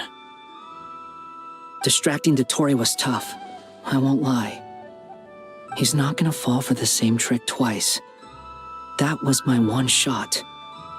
I'd hoped to use it to take him out. Ugh. I never wanted to obliterate someone more than I do right now. Dottore doesn't recognize me, but his segments were originally made based on an analysis of my operational principles. I expect it's only a matter of time before he figures out what I am. So Dottore doesn't recognize Wanderer because he deleted himself from Irminsul.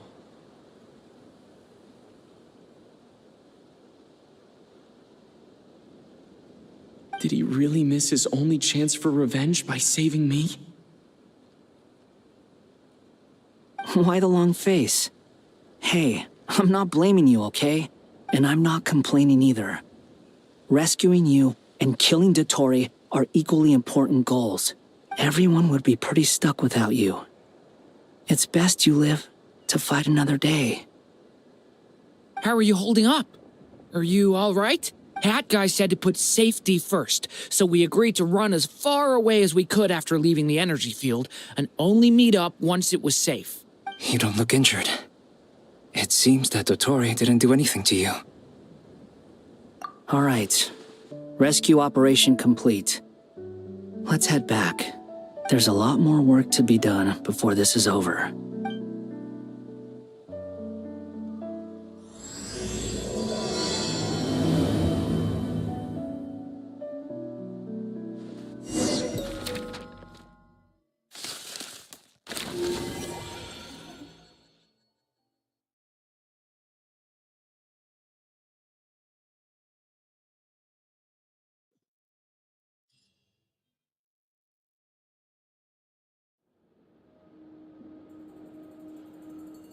Understood. I will bear the Tsaritsa's degree in mind. I don't see what's so awesome about it, though. Does he really think everyone else is as immature as him? I'm not stooping to Tartaglia's level. I thought you might say that. How's your progress? Quite promising, actually. That alchemist Albedo gave me a few ideas. Remember how I asked you to look up some files for me? That stuff on the Nazi-Kreuz Institute. René de Petrichor and Jakob Ingold. Alain Guillotin despised René's theories and methods, but he never managed to come up with better alternatives either. So I adopted some of René's ideas. I thought Alain was like a father to you. He and René were mortal enemies, were they not? And what would you say if Lenny and his friends one day learned something useful from someone you utterly detested?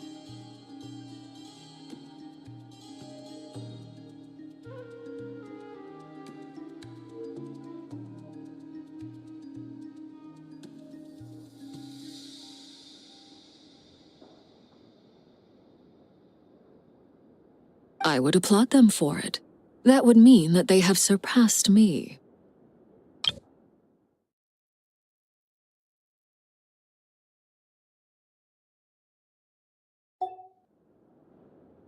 For all we know, Alain Guillotin might have thought the same thing. Not that it matters, though. He's dead, and I'm alive. So it's my call to make. Once you die, it doesn't matter how great you were in life. Only the living get to decide what happens next. Hey, come on out. They're back. Huh?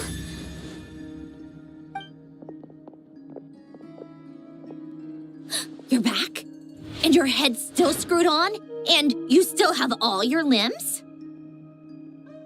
What does it look like? Way to keep your composure, madam. Excuse you. I am perfectly composed. Glad you're okay. Yes, it's a huge relief. Worry? Oh, yeah, right. You think we, the Fatui, were worried about you? We were worried sick.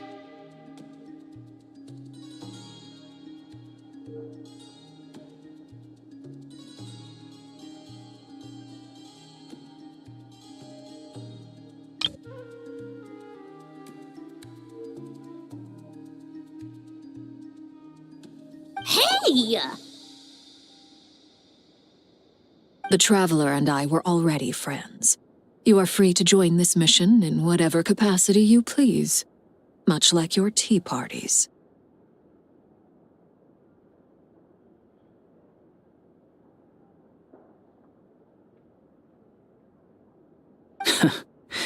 It's a laugh a minute with you guys.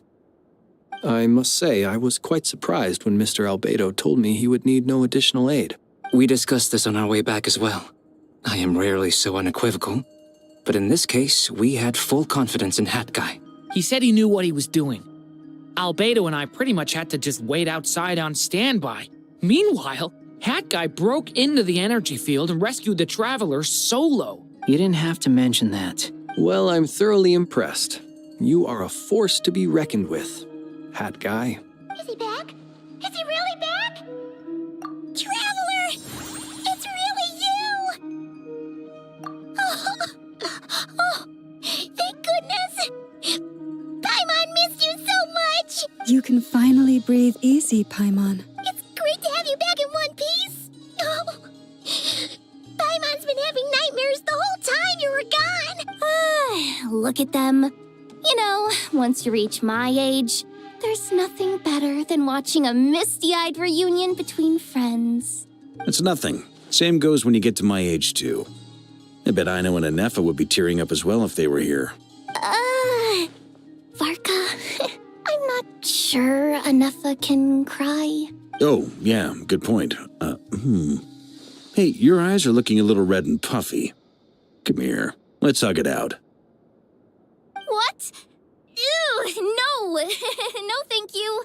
You're not my dad, okay? Knock it off! Everyone, I'm sorry for all the trouble I caused you.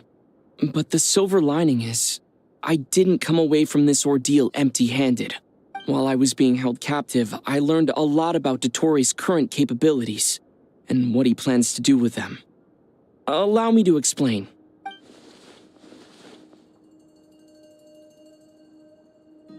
The three moon goddesses were even more powerful than we imagined. No wonder Dottore believes himself to be equal to the gods, maybe even superior. Utter blasphemy. While everyone was gone, Nefer and I made an interesting discovery, and I believe Miss Sandrone has something to share too. Ma'am, perhaps you could do the honors? Paimon coming in! Paimon coming in!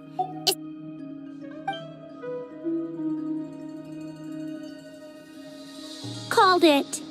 Getting rid of a pesky troublemaker like her is like trying to clean up after a crumbly cake. It always comes back to haunt you. Our next step is to find a way to bring her back. A place where time flows backwards, with no destination in sight. Surely it must have been created for a specific purpose. But I fear the answers are buried deep into VIII's history, held by great powers beyond our reach. It sounds like she's on a specific path through time, just traveling in the opposite direction to us. The question is, where does that path lead?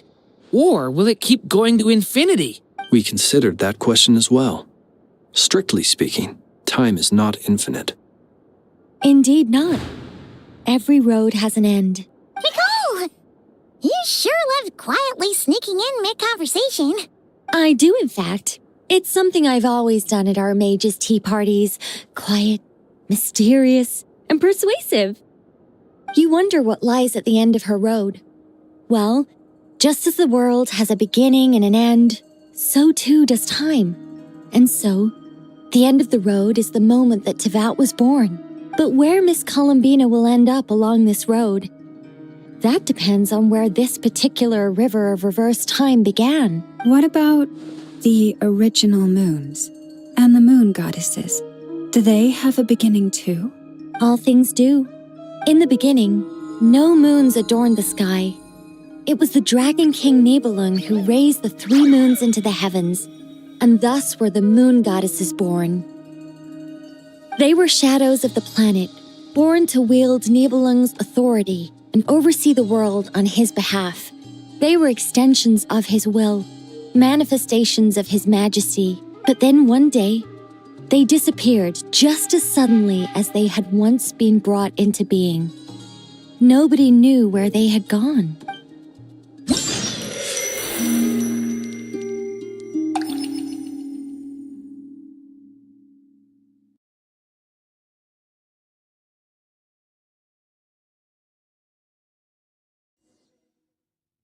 Like I thought, no more paths back to reality have emerged since. But how can I be sure that I'm going the right way without scenes from reality to keep me on track? I can't even be sure of how long I've been walking for. The further I travel, the less stable this space becomes. There are even moments where I can sense something that feels like abyssal energy. They can just materialize out of thin air. I have to keep my wits about me.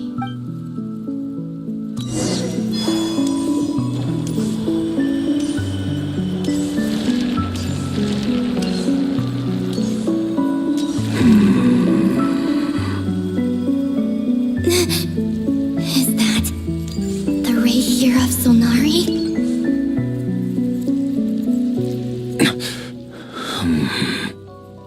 You're the moon goddess.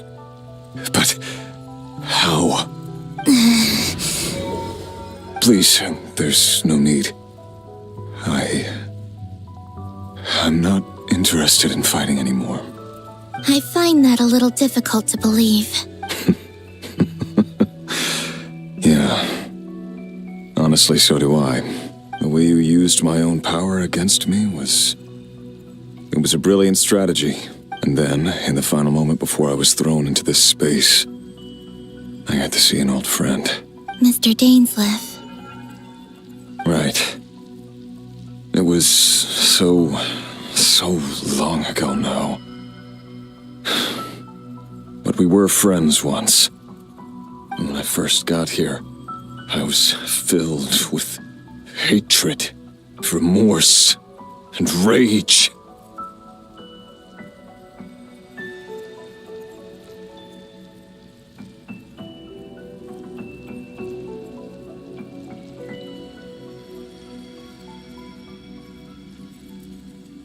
How I cursed and devoured.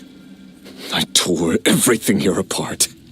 I was consumed by the desire to leave this place and have my vengeance. But to no avail. This is a place with no exit. This is the second time I've entered this space. Though I have no memory of the first. I was torn to shreds the moment I entered. But this time I survived. It must be partly because of this new body, and partly because of all the Kuvaki I absorbed in Nodcry. Are you the source of the abyssal power in here? Not all of it. Some is from when I first arrived here and tried to destroy everything. But there was already a degree of abyssal power here before I entered. And like a venomous snake baking in the merciless sun, it tried to slither into my shadow. Tried to? So, you rejected it? Yes. Because after that, the world suddenly became silent for a moment. What do you mean? The voices in my head, they were gone. And then, I saw her. Her? The Lindis. My former lover. Never mentioned that she saw a memory of the Lindis leaping into the moon's reflection. More precisely, I saw her afterimage. I'm sure the real her is long gone. She was just an ordinary Conrian. She couldn't have survived here for very long. Anyway, why have you come here? Didn't you know it was a dead end? If I hadn't escaped through the moon gate, my friends would have been in far greater danger. Oh, I see. Because of your power. The power of a moon goddess. What? You'd like to know how I know, wouldn't you? The one who resurrected me said so. I could hear a deep lust for power in his voice. Do you mean... Dottore? Dottore. So that's what he's called. He'd been collecting fragments of my body for a long time. All so that he could resurrect me at the moment of his choosing. I had no interest in his research. But being as corroded by the abyss as I was, we were aligned as far as hunting the moons and recovering my strength were concerned. So that's why the Wild Hunt suddenly became so active in Nodcry. When I left the Fatui in my weakened state, Dottore must have felt that his time had come. Moon Goddess, could I ask a favor of you? What? I know this is a lot to ask, especially from someone who tried to kill you. If you refuse, I won't fight it. But this is the only thing I desire now. What do you want? I'd like you to take a message to Thelindis for me. Thelindis? But... Yes, she's dead. But like I said, I saw her afterimage. I can sense that some part of her soul remains here. Far, far ahead.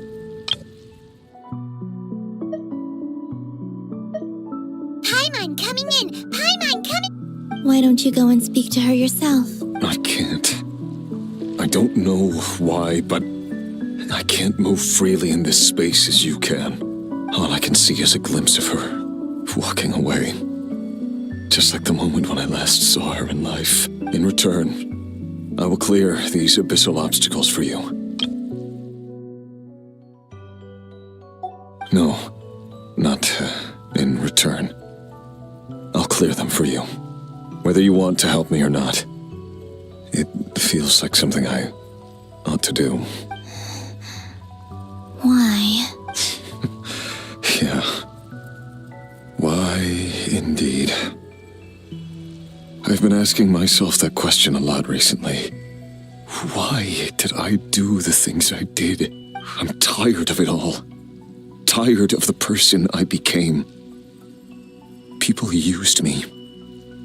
And then I turned around and started using others. I hurt a lot of people. I think I grew tired of it long ago. But I wouldn't admit it to myself. And ultimately, that's how I ended up here. What do you wish to tell her? All of it. My past.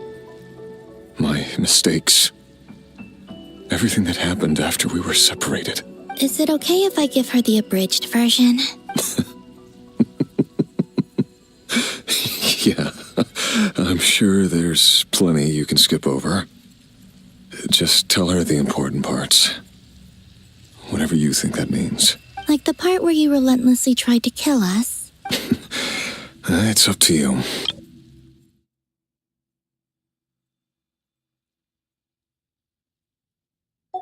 Love demands honesty.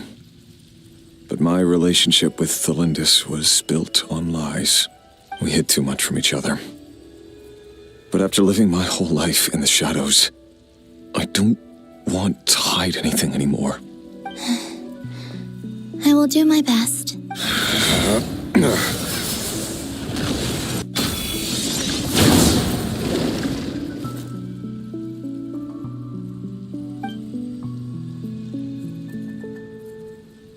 There.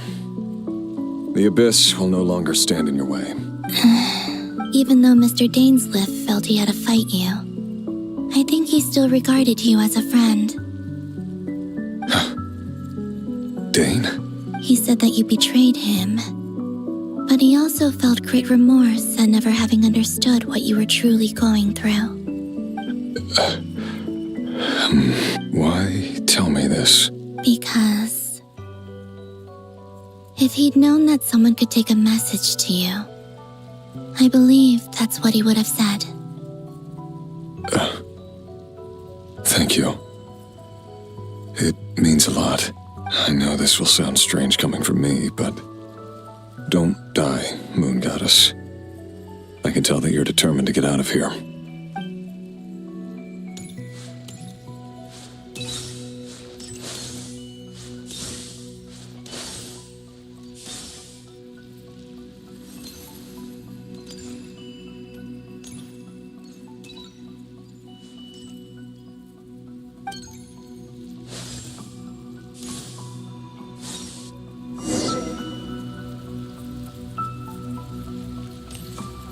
kept his word. The abyss is no longer obstructing my path.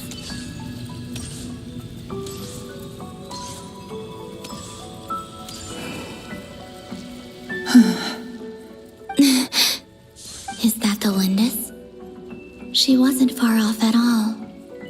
And yet, they can never meet. Hello, Miss the Lindis. Who are you? How do you know my name? I've never seen anyone else here before. You can call me Columbina. I promised Rerir that I'd bring a message to you. Rerir? My Rerir? Is he well? He's doing better than he was. Better than he was, huh? Sounds like he's had a pretty rough time. Others have had a rough time on his account too. In many cases, their time ran out because of him. And I'm not just talking about the children of the Crimson Moon. So, things got worse before they got better. Could you tell me what happened, Miss Columbina? Are you sure you wish to know? Yes. This is my opportunity to learn the truth. No matter how hard it is to hear, I have to know. I admire your courage. However, time is short. I cannot stay here for long.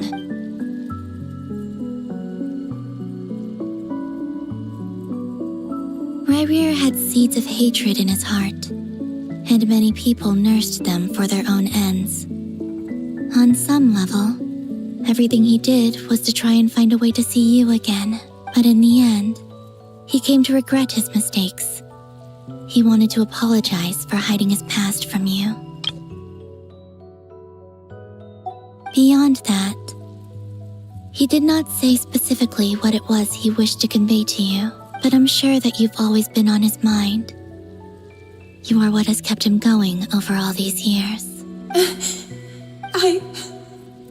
I'm sorry, Miss Columbina. This is so upsetting. It's all right. I understand. Well, that's everything from me. So, I guess I'll be... Wait. One moment. Time flows backwards here. The road ahead only leads further and further into the past. I know.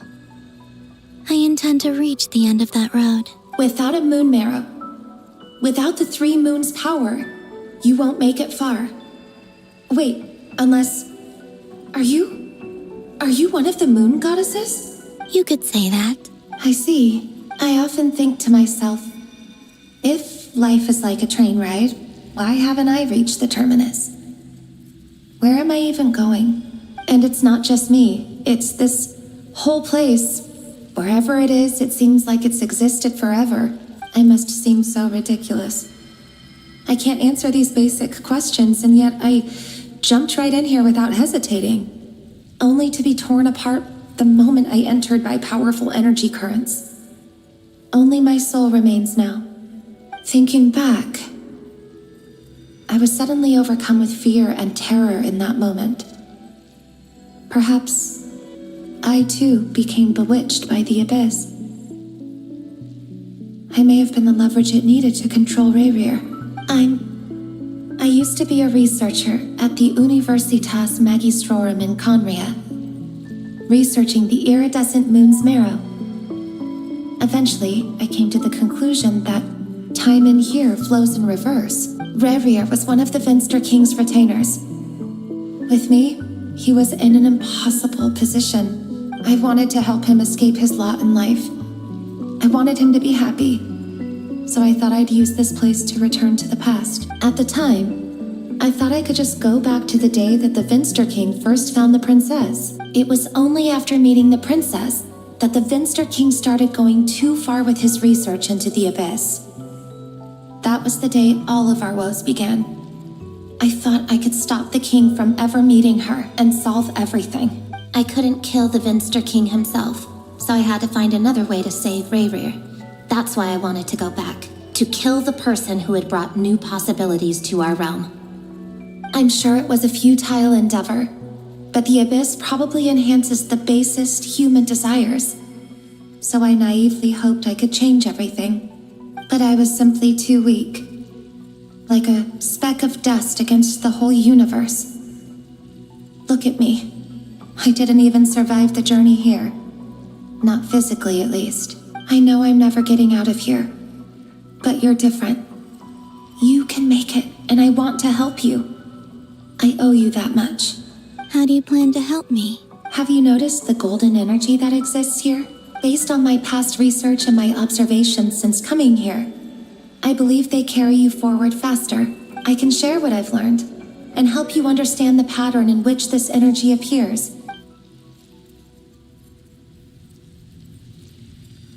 I think you just might... Now, I know you will be able to change the past. Also, I've been speculating about where this phase ends. The documentation was scant, but from what I know of the legends about the moons, the oldest ones seem to begin with Nibelung, king of dragonkind. I have no way of verifying any of it by this point. But if it's true, you might be able to reach that era if you keep walking. Understood. Thank you, Miss Delindis. I'm the one who should be thanking you. If you hadn't entered this realm of everlasting death, what use would my deductions be? Thanks to you, they have some meaning.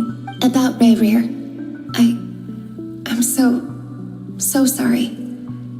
For everything. It wasn't your fault. That's not true. Because we both feared bringing trouble upon each other, neither of us ever told the truth. And that dishonesty sealed our fates.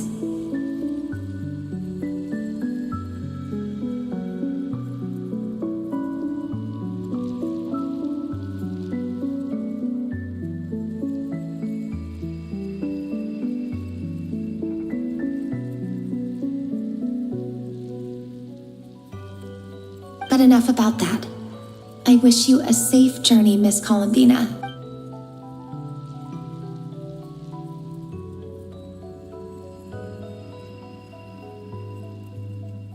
And may the outside world never have to experience pain like this again. Rayrir, you're there, aren't you? I cannot see you, because you exist in the future. I expect we'll be trapped in this prison of space-time for all eternity.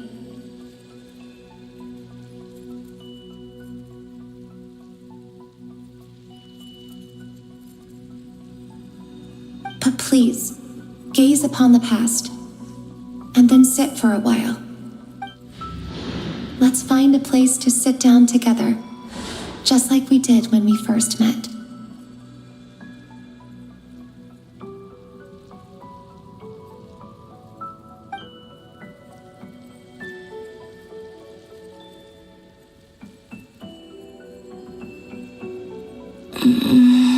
How long have I been walking? How much further till I reach the end? Is there even an end to be found? Everything's getting blurry.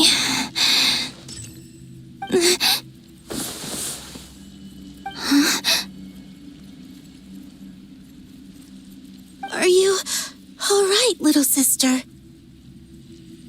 Have you come from the distant future?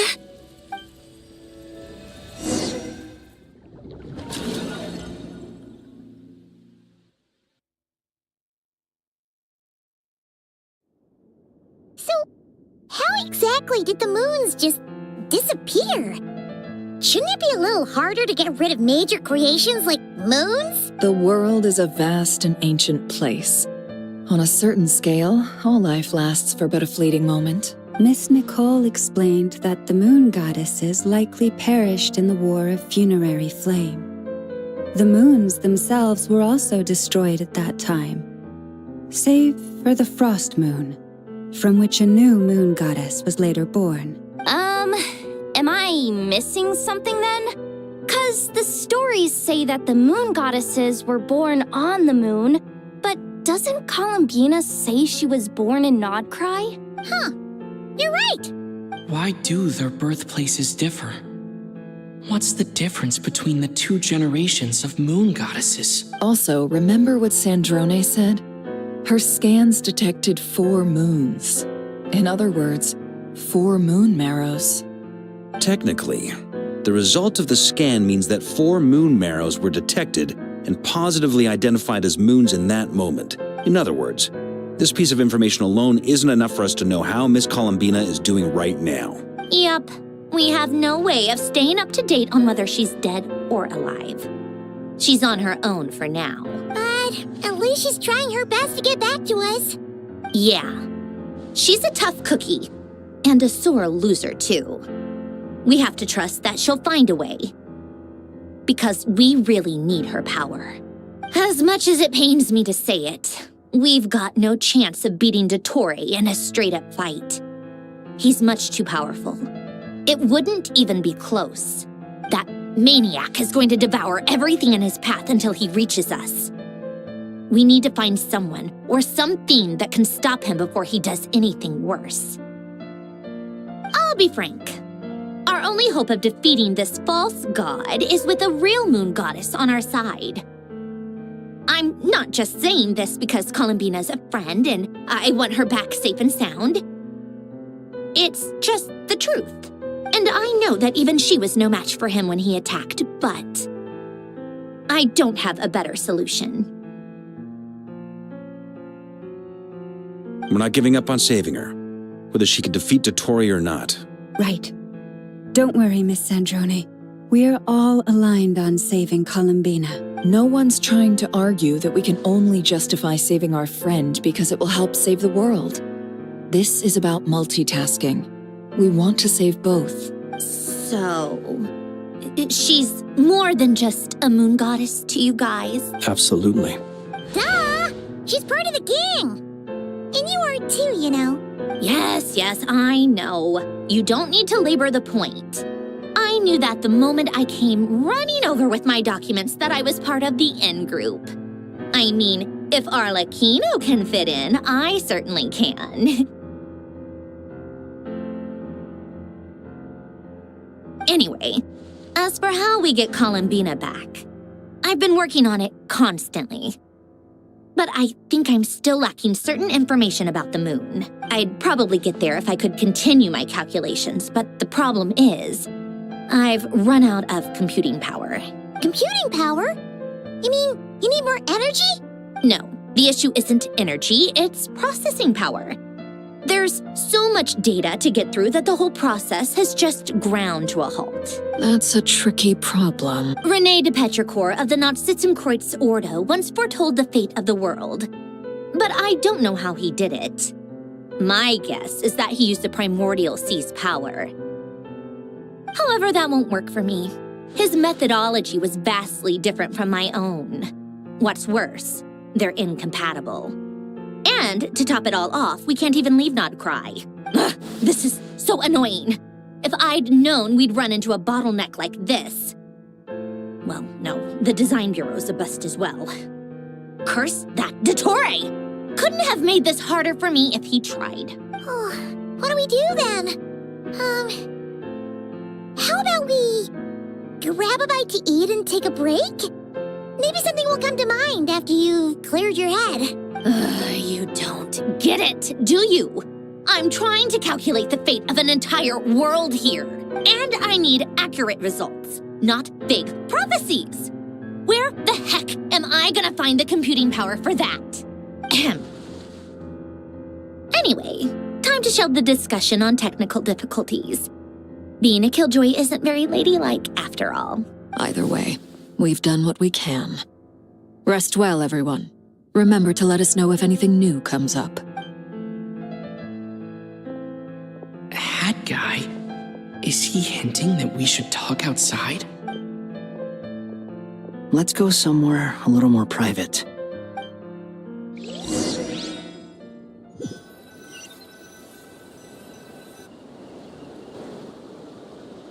You know that Dory went back to Sumeru, right? Yeah, she mentioned she was planning to head back. Things aren't looking good for Nodcry. She's gone to spread the word so that Sumeru has a chance to prepare for the worst. From what I know of Dottore, there are 2 possible reasons why he hasn't made a move yet. One is that he's still working through some kinks in his new powers. The other is, he wants to see how we're going to react. He'll easily devour everything eventually, so I guess he's in no rush to make it happen. The first false god he made was me. Now it's his turn. Even though my records were erased from Irminsul, Dottore ideas haven't changed one bit. He once told me that becoming a god was like turning yourself into a hungry wolf or giant serpent to devour the moon. Clearly, he began studying the moon goddess's powers long before he even tried making a god. He's always wanted to get his greedy hands on divine authority one way or another. And in the end, he devoured the moon where I failed.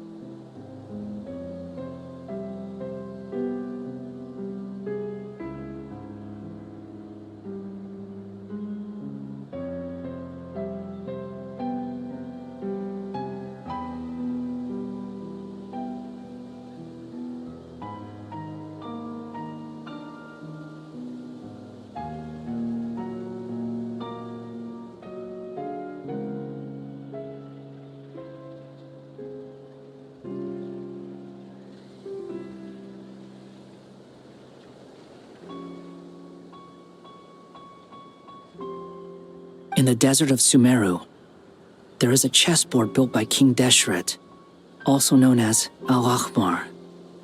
I don't know if it was a real game, or if he was just trying to challenge his servants and citizens in some way, but creating games and setting rules. Gods do that as a matter of course. Now he has the Trilunar Authority. His power is leagues beyond the common people. I don't think there's any point in other nations rushing to the front line. They're better off focusing on defense and hoping they can fend off any threats that spill out from Nodcry. Either way, Dori will inform Lesser Lord Kusanali, and she will contact the other gods in turn. The Seven will have some recourse available.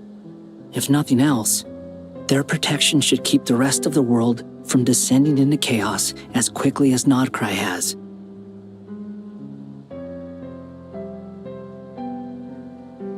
So on the bright side, even if Nodcry is doomed, your friends in other nations won't be in any immediate peril. That's good to know. But I'm not ready to give up on Nodcry yet. There's a word for people who refuse to let anything go. It's called being greedy. Maybe it sounds greedy to you, and probably naive too. But whatever you call it, that's what gives me the determination to keep fighting. Battles are fleeting, but the will to fight is a long-term commitment. Give up for even a moment, and your resolve will shatter. Why do you always feel the need to do the right thing? No one is born to be a savior. I mean, who's gonna criticize you if you fail or give up? Don't take this the wrong way, but Dottore said something similar to me. I guess the VIII attracts people who don't believe in saviors.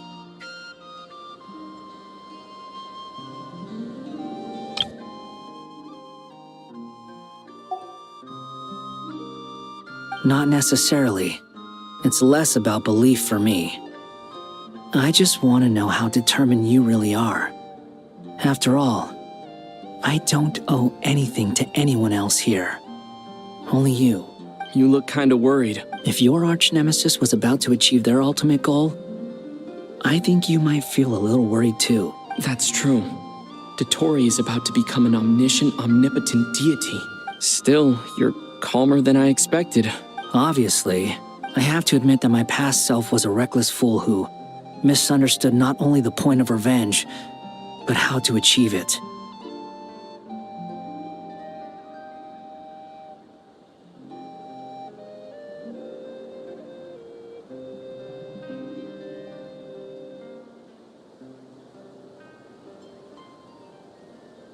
And as much as I want my vengeance, I know I'm not gonna get it by acting alone.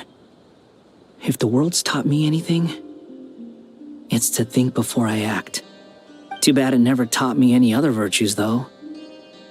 So, I am going to destroy Dottore, no matter what it takes.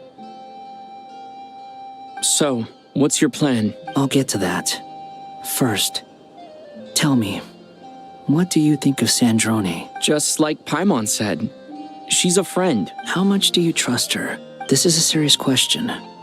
Think carefully before you answer. Although she's with the Fatui, she has her own values, and she's helped us a lot. If nothing else, she's clearly going the extra mile for Columbina. I see no reason not to trust her. If you say so. In that case, the three of us need to talk. I have some thoughts about her computing problem. It can be solved, but it will come with a cost. How much? If I can afford it, I'll cover it. Sometimes your heroism really backs me into a corner. You know that? Come on, let's go talk to her.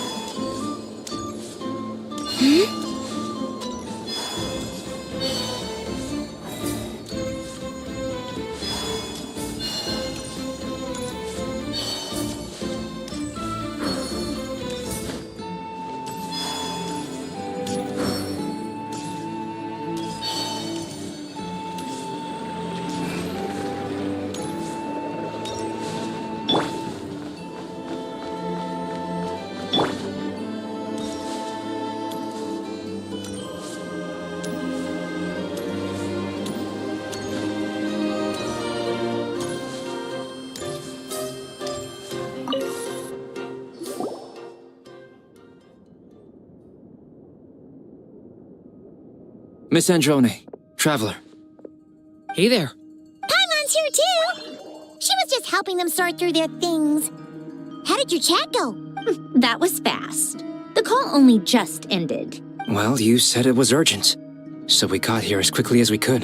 Albedo, I have some alchemy questions for you. I see. Looks like my knowledge proved useful after all.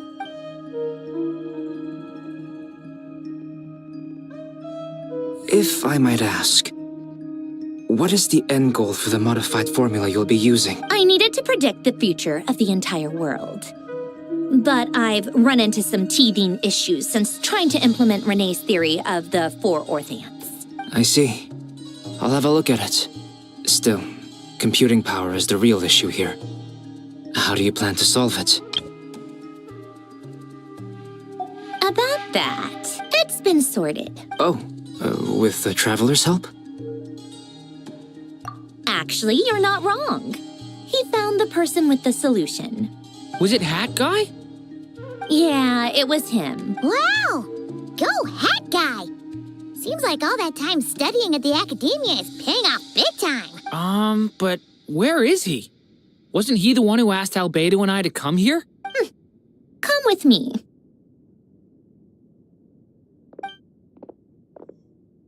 Hat Guy? What's happened to him? Hat Guy! Can you hear us? No response. I guess he's in hibernation. Hat Guy mentioned that he was a puppet. It seems that his functions are currently shut down. I presume this has something to do with the solution to your computing problem. That's right. He and the Traveler came to see me. Wait, what? You have a solution? Would you calm down? Why do you always react so hysterically to everything? Excuse me? How would you know? You shouldn't be so quick to judge complete strangers. It's very bad manners. Oh, please. It doesn't take that long to figure out that you have a temper. Where does a mere student get that kind of confidence? I've actually published more papers than you. Not that status counts for much. Even Paimon's applied for academia admission. Huh? Are you serious? See? This is why I can't be bothered to explain myself. She recognizes no one's skills but her own. Okay, fine. I'll hear you out. So tell me, how do you propose to solve my computing power problem? This world itself is constantly processing all kinds of information. If it's the world's future you're trying to calculate, you need a processing device that's designed to cope with that volume. Easier said than done. Only Irminsul can handle that kind of... Wait, is that what you're suggesting? But surely we can't just plug my formula directly into the ley lines. You should be able to tell that I'm not human, right? Yeah, I noticed. The technology, though, seems pretty ancient. Very different from Fontaine's. It's a completely different system. Conrian, to be precise. I'm what they would have called a puppet. Puppets need an energy source and processing power. The artisans who built them sought out the materials most suited for that purpose. You? Do you mean... The Traveler and I have talked it over. He's willing to vouch for you. So, I'll allow you to borrow my core for your calculations. It was built using wood from a silver-white tree, which makes it a small part of Irminsul. Conrian technology and Irminsul wood. Who in the world could have built you? Are you sure about this? A puppet without its core will cease functioning completely. And if it's left in that state for too long, it might not recover. You could die if you do this. You do realize that, don't you? I can put two and two together, yes. I won't lie to you. This has never been done before. I cannot guarantee your safety. Doesn't matter. Did you two actually talk this through? Is he... Yes, we discussed it. The bottom line is, he trusts me, and I trust you. Let's give it a shot, shall we? Honestly, I have no clue where this kid even came from. But for whatever reason, he lent me his core to use in my formula. I'm very close to finishing my calculations now, and the core is currently in use. So I'm sorry, but I can only show you a sketch right now. This is what the core looks like. A silver-white branch. It certainly matches the legends told about Irminsul. Is Hat Guy gonna be okay? He's not gonna die, right? In theory, he should be fine. As long as we put his core back in time. Beyond that, all I can say is that I'll try my best to avoid risk and make sure the core doesn't sustain any damage. I think I know why you called us here now. Someone needs to watch over his body and make sure it's protected until the process completes. Correct. He said that the only ones he trusts here are you two, and the Traveler. And the Traveler will have other work to do. He will have our undivided attention. Aww, Hat Guy. On a more positive note, things are progressing steadily on my end. I'll call everyone in for a meeting once the results are out.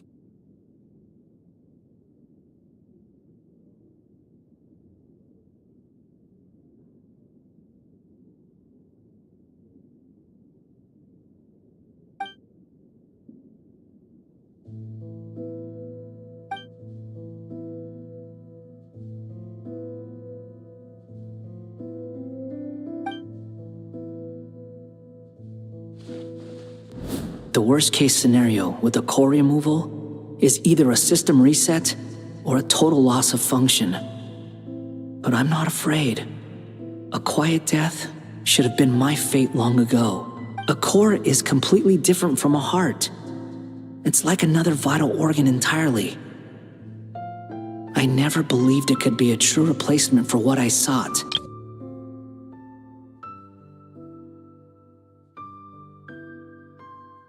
But in the end, it turns out the core was more useful to me. Pretty funny when you think about it. Do you think there's any difference between a puppet and a human? If not, then this would just be another samsara.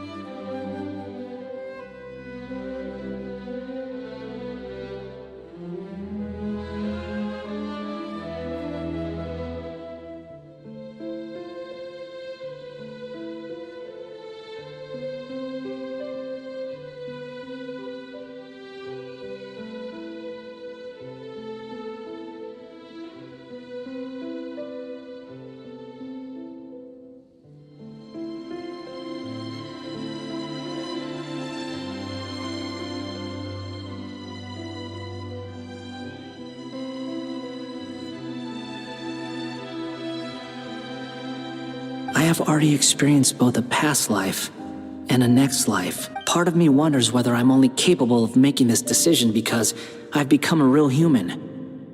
What's with that expression? Isn't this a good thing?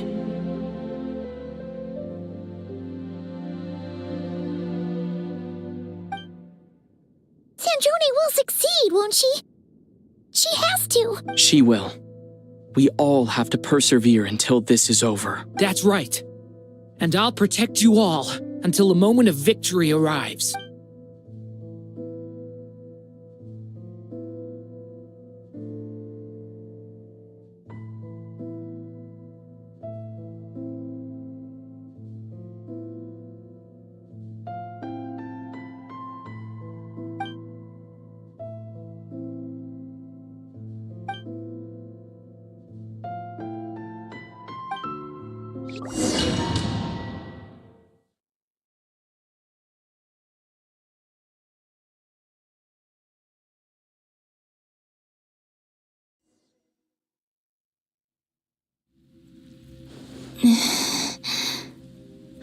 Call me Sonnet. You have the same power as Canon.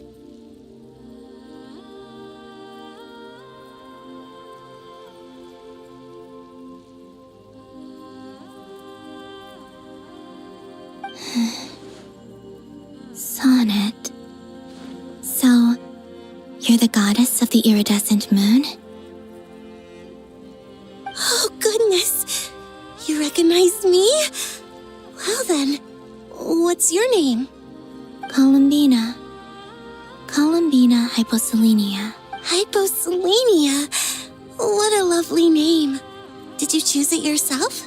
It was a joint effort between me and my friends. Friends? You mean your friends in the heavens? Huh? Oh, sorry. You must be exhausted. I apologize. Hang in there. Let me introduce you to my older sisters. Do you mean the other two moon goddesses? Arya and Canon? Wow, you sure know a lot. Hey, does that mean that our story goes on into the future? Oh, I guess that wasn't the best question to ask. It's all right. We were prepared for that possibility. You could say we were too prepared. I can't even remember how long my sisters and I have been here by this point. When did you get here? How long has it been? I can't say for sure, but it feels like it's been forever. I see.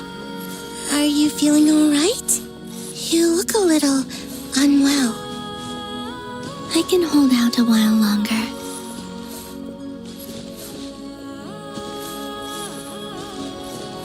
We don't have far to go. The place where my sisters and I are based is just up ahead. Don't worry, they're both really nice. I'll introduce you.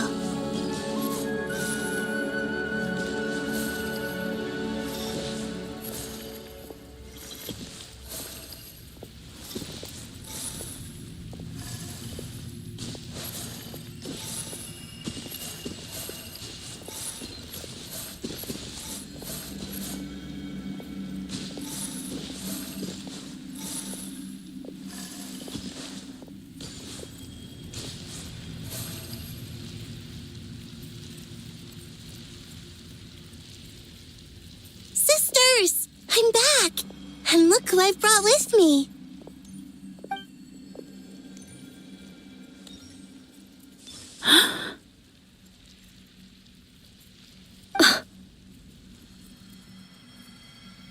It's our lovely little sister, born in the far future.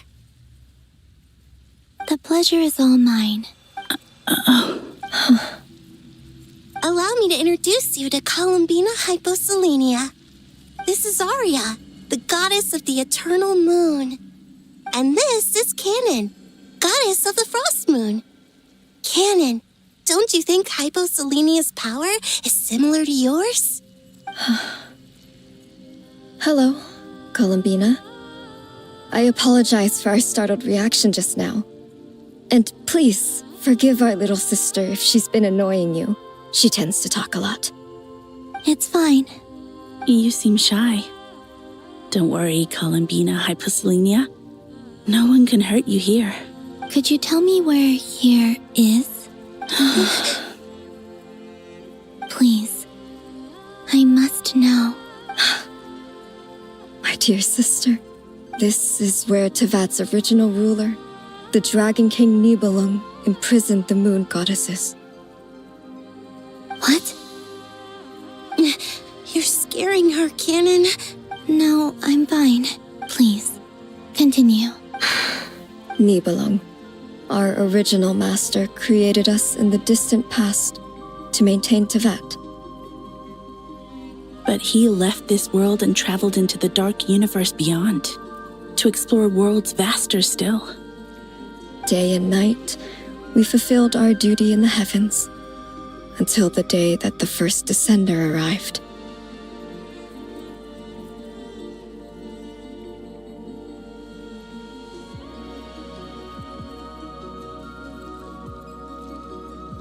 The great ruler of the firmament. The heavenly principles. Is that what later generations call them? I see. But we did not reject them at first, nor did they seem to harbor ill intent towards this world. We coexisted in peace. They were like a guest in our home. Slowly, however, we came to realize that our guest had a growing desire to change and dominate the world. And you didn't stop it? No. There was an order to the rules they set up that Nibelung never taught us. We wanted to know if this order would bode good or ill for Tevat. All right. Canon and I wanted to know. Sonnet was against it from the outset. Later, we discovered that this great ruler of the firmament bore an almost paranoid hostility toward the desire of certain life forms to seek power. Or perhaps they feared them. They would even cast down celestial nails as manifestations of their power, to punish the civilizations of the world below. Only this was far beyond mere punishment. Right. Their rules brought order, but the price people paid for merely testing the limits of those rules was far too great. I did everything in my power to help the punished escape catastrophe, but still, too many lives were lost. The ancestors of the Frost Moon Scions were some of the ones you helped. But just when we had decided to take countermeasures, the Dragon King, Nibelung, returned. And so began the War of Funerary Flame. So, that's the name the world gave that war in the future. Well, who won in the end? As far as I know, the Heavenly Principles won, although it came at a great cost. They remained in Tevat, where they continue to rule to this day. And the world's original master, the Dragon King Nibelung, was destroyed. And what of the moons? Are there still 3 moons in Tevat's skies? You can tell us the truth, Columbina. We know we are but remnants of a bygone age. We are prepared for the answer. Only the Frost Moon remains. But it has been cast beyond the false firmament by the Heavenly Principles. The eternal and iridescent moons were both shattered during the war. So death finally came for us in the end. Sonnet. But you're still here, aren't you? A moon goddess cannot live without her moon, Columbina.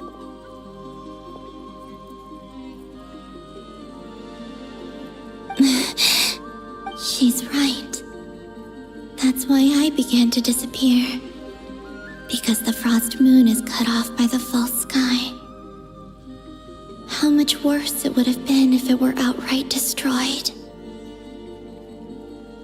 Our souls may endure within this lunar palace, but if our moons are destroyed.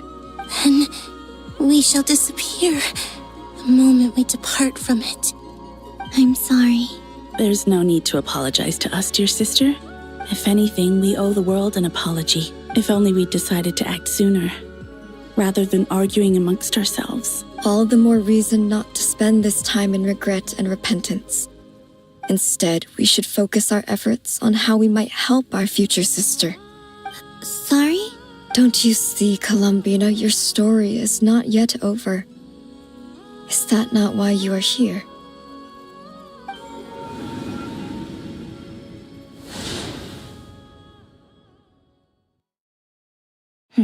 It's done. Initiate numerological array.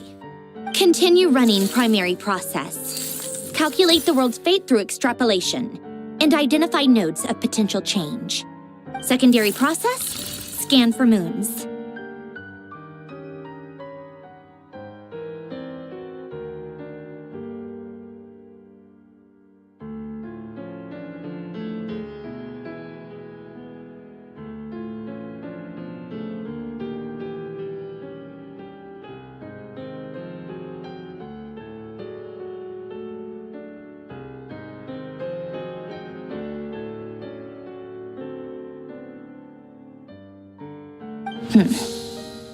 Still 4. The number of moon marrows hasn't changed. Wait, let me think. Is it possible that there's something I've been misunderstanding about the moons all along? Variables. Variables in the world. I know where potential variables within the world come from. So what about the moons? Are there any variables there? Like their life or death, for instance. What if being alive or dead makes no difference to a moon? But that's so strange. Even immortal gods can die. Why would the moons alone be... Wait! I've got it! If alive or dead is considered a variable, we might have had this wrong the whole time. No one ever said that a moon marrow equals a living moon. We just made that assumption ourselves. Initiate secondary process. Scan again. This time filtering out interfering perimeter. Moon marrow. I don't care if they're natural or artificial. Get them out of my search results! Why? It says 3 moons still exist in Teyvat, even after excluding the moon marrows. But we know for a fact that 2 of them are dead.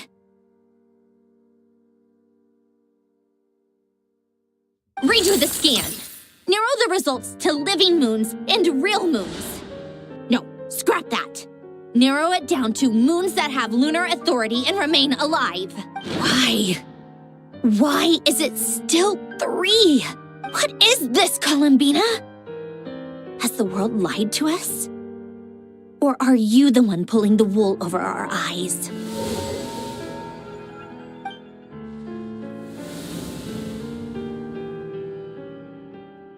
So, you think that the moon's reflection might be where Nibelung imprisoned the 3 moon sisters? Yes, it would explain a lot, such as why that space would respond to a moon goddess's power, opening the moon gate at her command.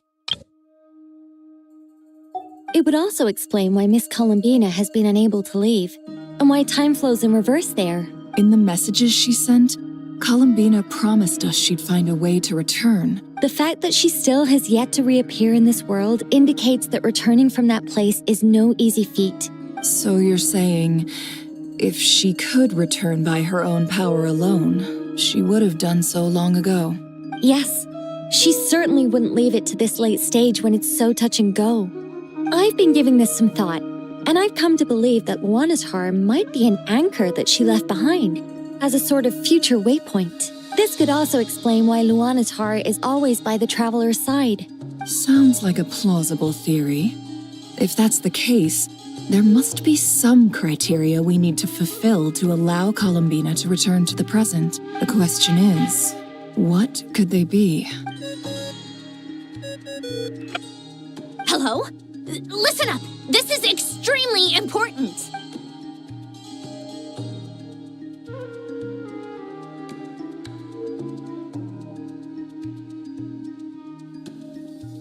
Not only is Columbina alive, but she may well exist in a form unimaginable to us. I'm still unclear on the details, but she's done something truly inconceivable in the past. And the clue to what she's done lies in the moon and Tevat's sky. Truly amazing. Oh, I'm so delighted for her. I'm sure we all feel the same. And I'm sure Columbina is ready to get back here and fight by our side. I'll keep my calculations going and try to find some way of coordinating with her. But that's not an excuse for everyone else to slack off, okay?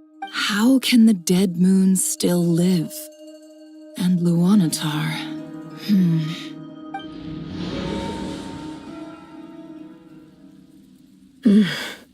It's hard to believe that's what will happen in the distant future.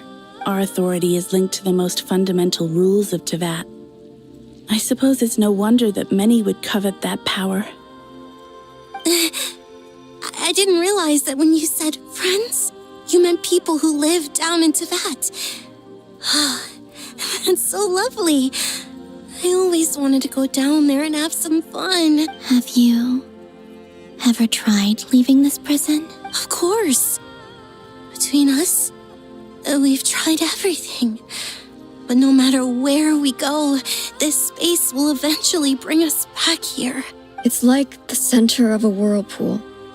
Everything ultimately converges here, at the moment when Nibelung imprisoned us. In that case, have you tried using any of those pathways that connect this space to the real world? Sorry? What are those? They're passages through which you can make small-scale changes to reality by using Kuvaki. Or am I the only one who can use those passages? Because part of my soul remains in reality. Kuvaki. What is that? You don't know? It's a unique kind of elemental energy found only in Nodcry, the land from which the moons arose. Oh. Well, it's true that the moons first rose up from the part of Tevat you say is called Nodcry. But there is no difference in the elemental energy between there and anywhere else. What? Could you show us some of this Kuvaki hyposelenia?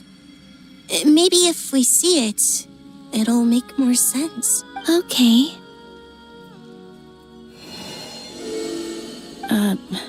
Isn't that just your power? What? But it's everywhere in Nodcry.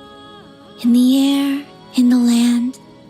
Even the creatures who live there have adapted to its influence. How curious. This Kuvaki certainly did not exist anywhere in the world before we were imprisoned. Let alone influence living creatures. So, how exactly does it affect them anyway? Can they float in the air like us? This is so strange. Why would their reality differ so much from mine? Columbina, you're looking for more than just a way out of here, aren't you? Yes. If I am to help my friends, I will need trilunar authority on par with that of our foe. You mean you'll need our power? This sounds extremely risky. The Three Moons' powers are not mutually compatible. Concentrating them into one goddess will be a very painful process. I know. But I'm willing to take that risk. Even so, let's say we successfully transfer our authority to you. How will you take it outside this prison? Nibelung constructed this realm specifically to prevent us from using our powers to interfere in his war. No moon goddess can leave this place alive. What if I don't leave alive?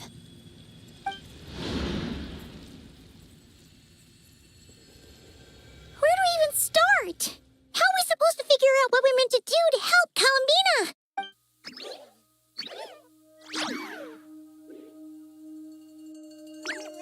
Columbina?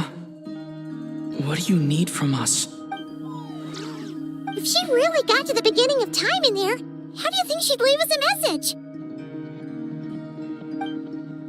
You don't think she'd write it down on a stone tablet somewhere in the hopes that we'd find it, do you? Seems unlikely. Columbina may not talk a lot, but she thinks deeply about issues like this. Let's review what we know. This is the Columbina who fought alongside us against the Rahyr of Solnari. She knows our personalities, our ways of doing things. So, if she wanted to tell us something from a long, long time ago... Oh.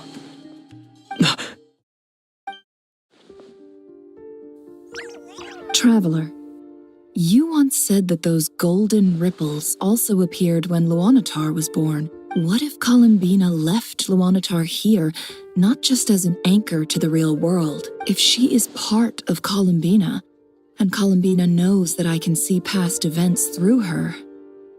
Oh yeah! Like when you peeked into Rarer's past through his heart! Nefer, wait. If you're right about this, and you can really see past events through Luanatar... Oh, I know. Looking at Rarier's past in Conria was already enough of a strain on my eyes. Looking this far back into the past, it'll surely blind me. But it's our only chance. This is the only way. Boss. We spoke about this once, a long time ago. But... What's wrong?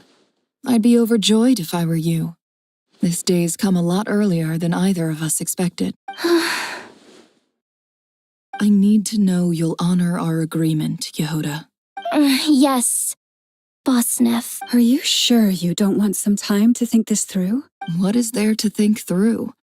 I should have gone blind after our battle with Rarier. Frankly, it's almost criminal that I got away with it for this long. Then at least let me take some precautions on your behalf. And if you really do lose your sight, I'll visit your office every day and make sure you're well looked after. Oh, please, anything but that. I was actually ready to go through with this. As if I could ever scare you. All right, enough chit-chat.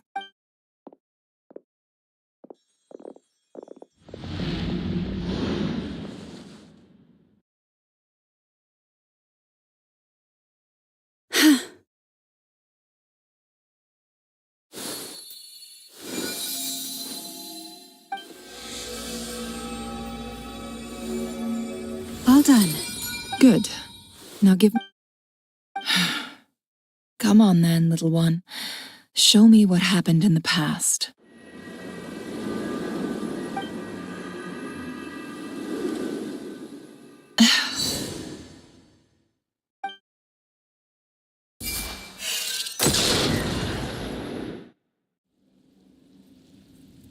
Between the Trilunar Authority, Kuvaki, and the sole surviving moon, the Frost Moon, I think I might know how to get back. But I will need my sister's help. Time to go talk it over with them.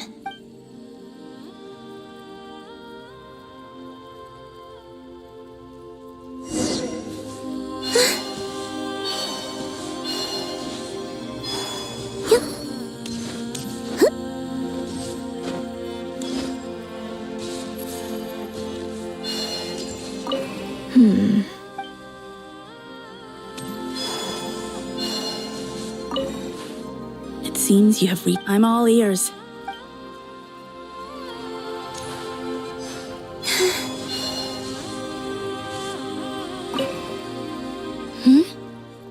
Have you decided what to do?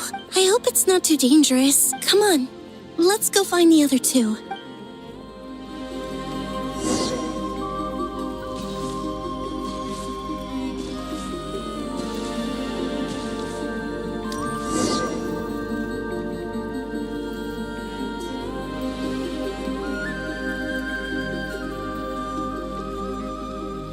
Have you figured it out, Columbina? Tell us. How do you plan to leave this place? I intend to die here, in this moment, and then be reborn in the future with the help of my friends. What? What are you saying? How can the dead be reborn? And how will you inform these future friends of your plans?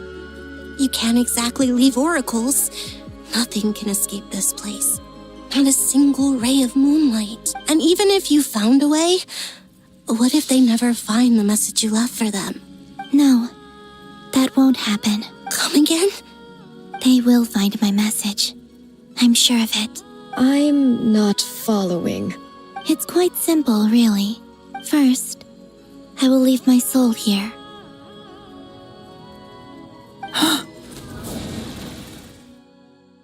I see it. Your soul? You mean you're a divinity? Yes. I once left a portion of my soul in the future. One so small that this prison barely noticed anything. In this very moment, she can resonate with my soul across time. When the time comes, I believe that she can serve as an anchor to pull my soul from here back to the future reality. Just as gravity connects the world to the moon. Exactly. In the future, where I came from, the moon has been cast beyond the false sky, but I can still feel that it is there.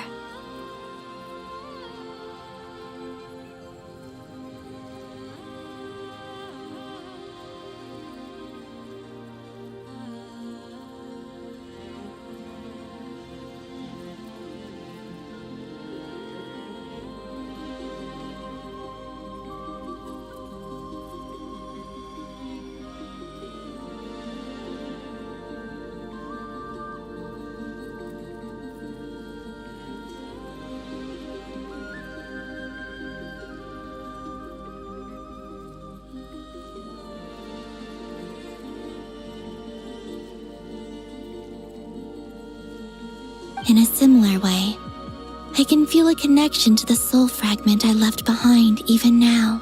But how do you just leave your soul here?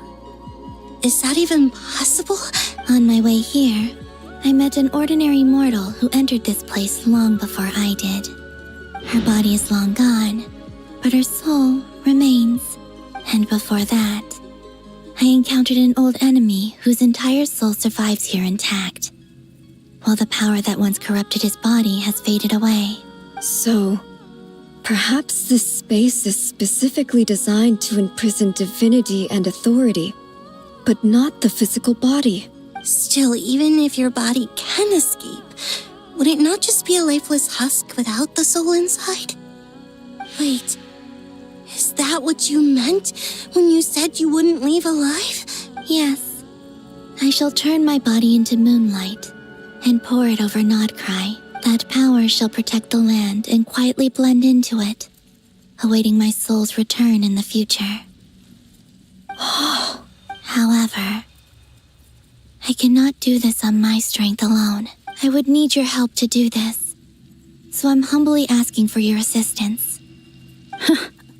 Oh, dear sister, you need not be so formal.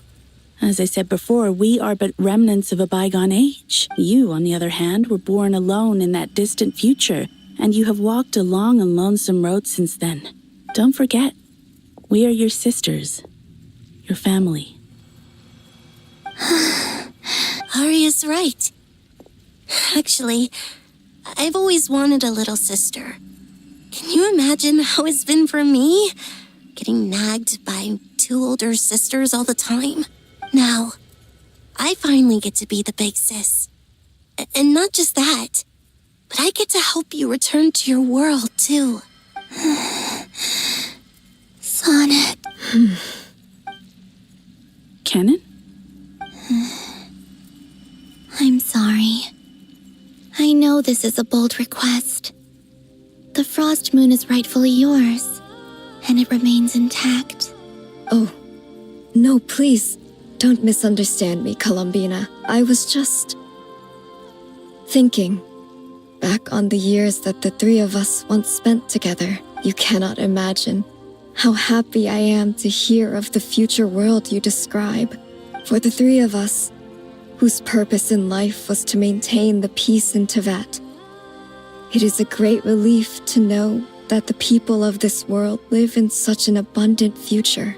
If your plan can save them, and save Nodcry, I will gladly give you all that I can. Besides, the three of us have been together since the day we were born. I could never abandon them to live on alone without them. Canon. Still, I do have one question I would like to ask you before we proceed. Certainly. What is it? Why do you cover your eyes?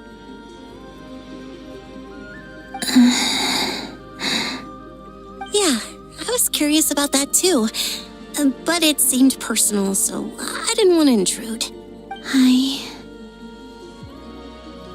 There was a time when I refused to look upon the world.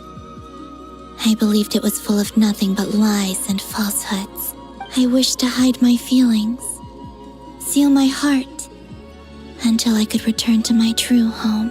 I see. Perhaps that decision saved you from ever having to see the false sky again. But at the same time, you likely missed out on many true and precious things, like the smiles on your friends' faces. Promise me this, Columbina.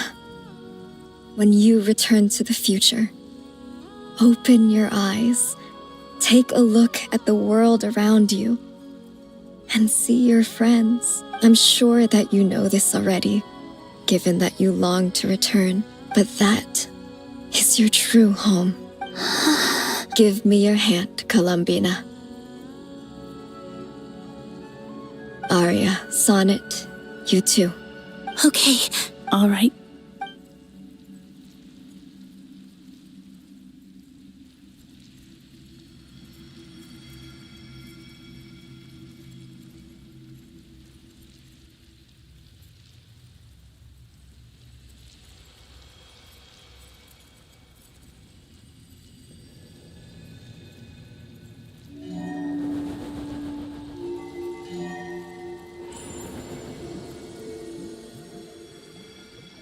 We once were the songs sung for eternity, but now it is you who must continue. Paimon coming in! Paimon coming in! We once were the tides in the great river of time, but now we subside, and you arise. We were the messengers of madness and inspiration. But now, the lies have faded, and your truth must endure. We are souls awaiting the sun. You must return to be with those who smile when they see your face.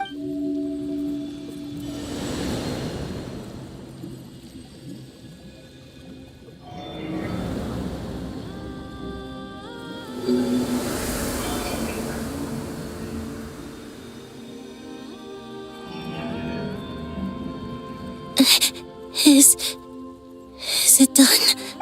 Yes. We have transferred the authority over all 3 moons to Columbina Hyposelenia. From this moment on, she is the Tri-Lune Goddess, the one and only moon goddess of this world.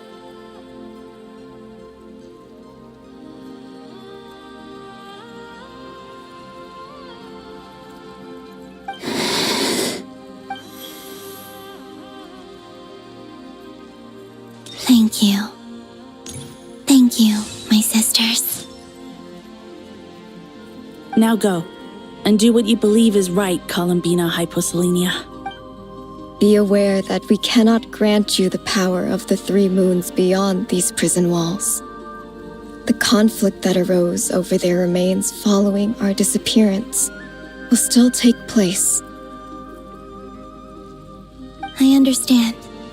Sisters, oh, my body. It feels... Now that we have given up our power and authority, our bodies are merely mortal shells. This prison is dissolving them as we speak. It's okay, Sonnet. The end must come for every god, just as it does for every human. That's all this is. The final destination of our lives. Canon and I will be by your side the whole way. We have one final request, Columbina. Could you use the 3 moons' power to send us back into the real world now that we have lost our powers? I doubt this space will seek to hold us further. It's just... we would like to spend our final moments together in the only place we ever called home. Of course. Gladly. Sonnet. Yes? Don't... I wish I could tell her not to give in to the abyss. Not to be afraid. But is this really what I should say at this moment?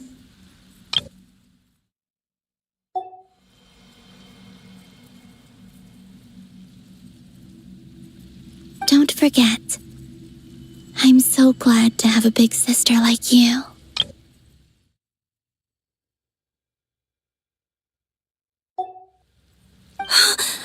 No, Hypo. Thank you. I'm okay. I'm not afraid. As long as my sisters are with me, I won't be afraid. It looks like this is goodbye, sisters. Goodbye, Columbina. Take care of this world in our stead. I will. And now, it's time for me to bid farewell to my body too. May it become the moonlight that keeps Nodcry company through the long years ahead. So this is why Nodcry was not always home to Kuvaki. It only appeared after I poured my body out upon this land. And only this land. Kuvaki responds to me because it is me. My body, answering the call of my soul. And the golden energy I've encountered on my way here was, in fact, that very soul, which I am about to leave here to guide me. O power Trilune, eternal moonlight, I, Columbina Hyposelenia, lay aside my body. Let it be cast into the dark night to illuminate the future. May it be a companion to all who dwell beneath the moon.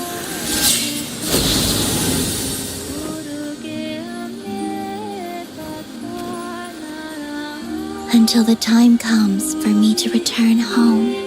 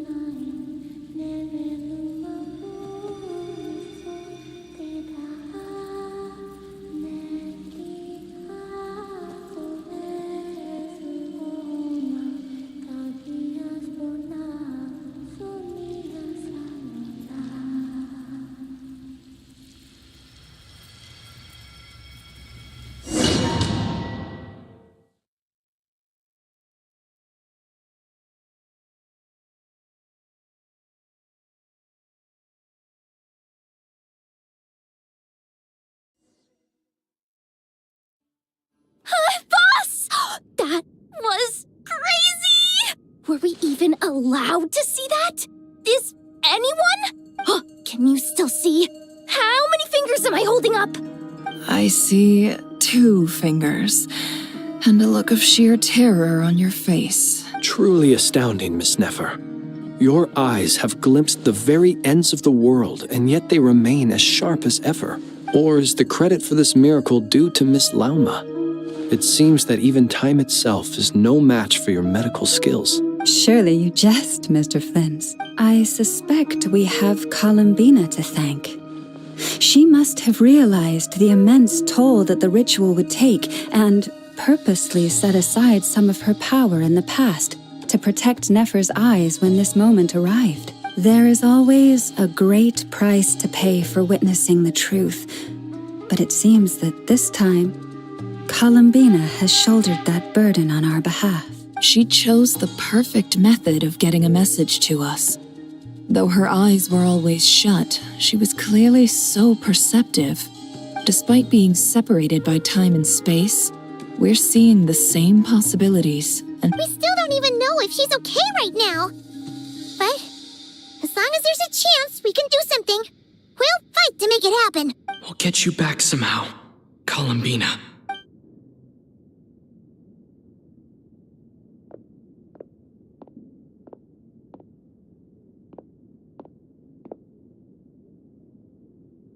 Well, based on the information we now have, let's figure out our next moves. Thanks to these gentlemen, we have a much clearer picture of the situation with Dottore. The civilian population has been moved to safety, so we no longer need to hold back.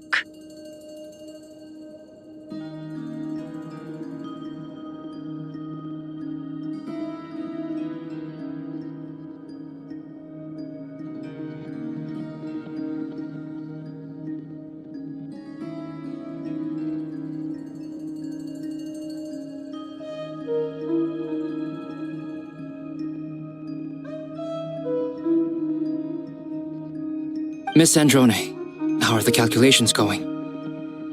So far, so good. I'll keep seeing how far I can push the system, though. Can't have Hatman being powered down for nothing.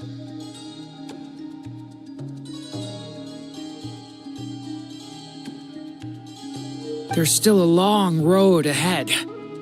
Where should we begin?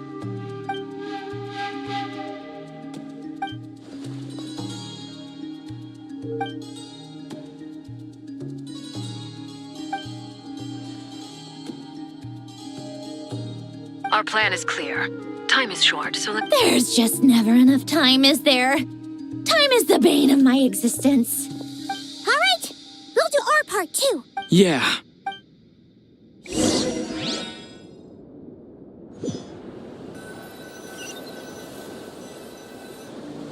Albedo's theory says that elemental energy can dilute the light realm's power, but I'm no expert in building elemental defenses. Sounds like something out of the advanced elemental theory section of the library. Whew. You seem quite troubled. Well, yeah.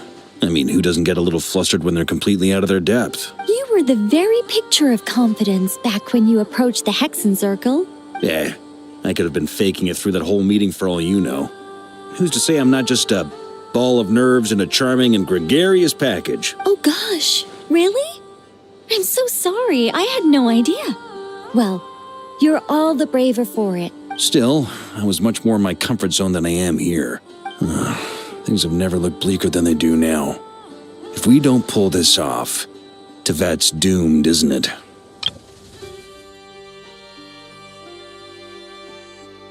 Oh, you think so? Actually, yes. Yes, it probably is. It's a shame. Don't put too much pressure on yourself. Tevat has faced annihilation many times in the past, but it also gave us you, didn't it? Hey, don't give me that. It's not like I'm anyone special. I disagree. Every human born in this world is special. We angels have always believed that. In that case, this humble human being has a big favor to ask of you. I thought you might say that. I'm sure Alice, in her great wisdom, sent you here precisely to help us in this difficult time, yes? Well, that has less to do with her wisdom and more to do with my power. Of course. Well, the thing is, these elemental defenses we're about to build, I don't think it's a question of if they'll fail, but when. Durin's findings from his patrols make it clear that Dottore is constantly expanding his territory.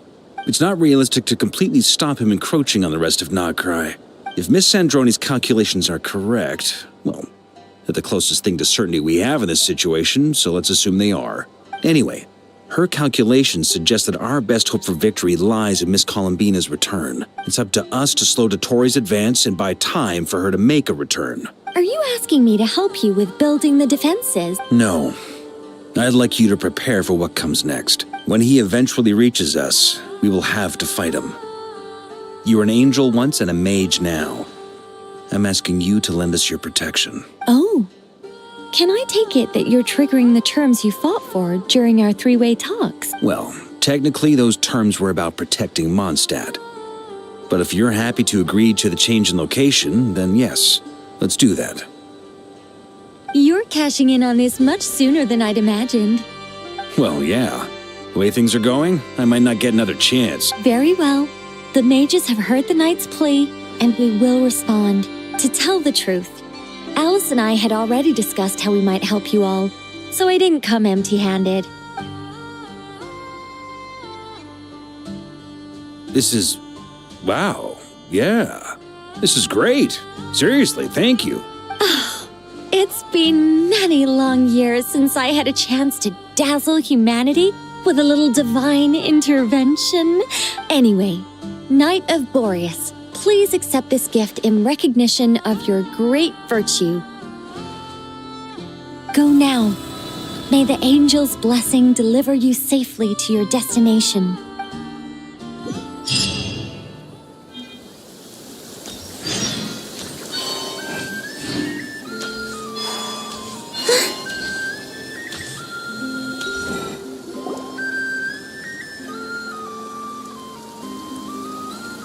You're here. Sandrone, how are things going? Glad you asked. You two are about to become the first people to lay eyes upon my masterpiece. Or should that be the first person and the first, specter? Hey! Whatever. Come, feast your eyes on this. Wow! We've never seen something like this before. This meter displays the progress of my formula. Currently, it's still making the most important connections. Once it's finished running, I'll deliver it right to your side. And then, we can finally bring Columbina back. What do you mean, deliver it? Can't you just tell us over the Dodo communication device? It'll just be some numbers, right? Ugh, you're such a greenhorn. This isn't the kind of formula you solve in math class. Ugh, whatever. We'll be here all day if I start trying to explain it. I'll share the data with you. Nicole's agreed to let me use her information channel, so we just need to use the Dodo communication device like so. And there. Now you can check in on my progress. Wow! Look at that! You're amazing, Sandrone. About time you recognized my genius. Took you long enough. Anyway, that's all from me. You should check on the others if you have time. That might sound harsh to you, but close supervision is a common practice in a Fatui. I'm kinda stuck here while the formula is running.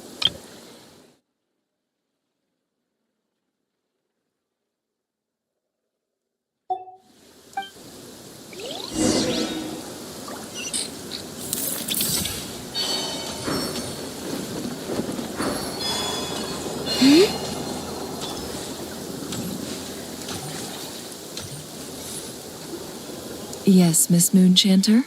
What are you staring at? You always address me in the strangest ways.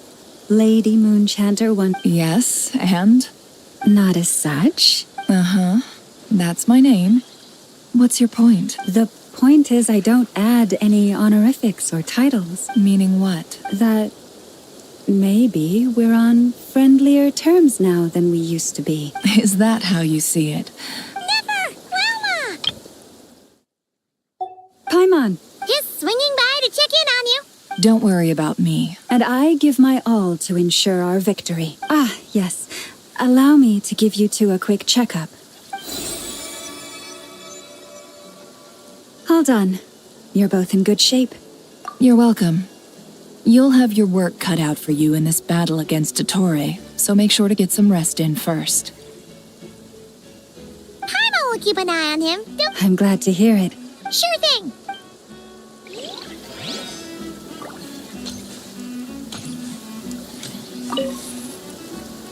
Traveler, Paimon. Flans! How's everything coming along? Fairly well, if I do say so myself. Ooh, you sound much more serious than usual. To be honest, I am not usually fond of exercising my full strength. I am conserving my strength until the moment of battle is upon us. Seeing you get into the zone like this really puts Paimon at ease. I consider it an honor to have your trust. Rest well. I look forward to seeing you both in your element during the battle.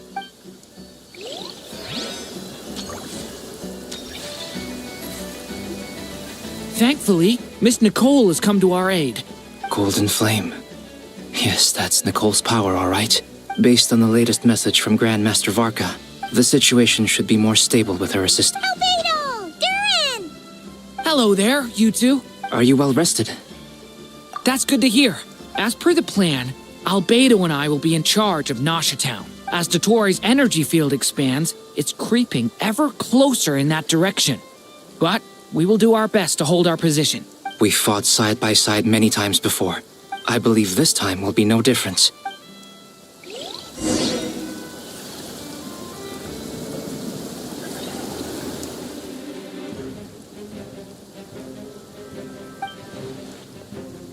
Here they come. That's quite a horde. As we Get ready, everyone. Take your positions and prepare to engage. Let's begin. I'm at the ready.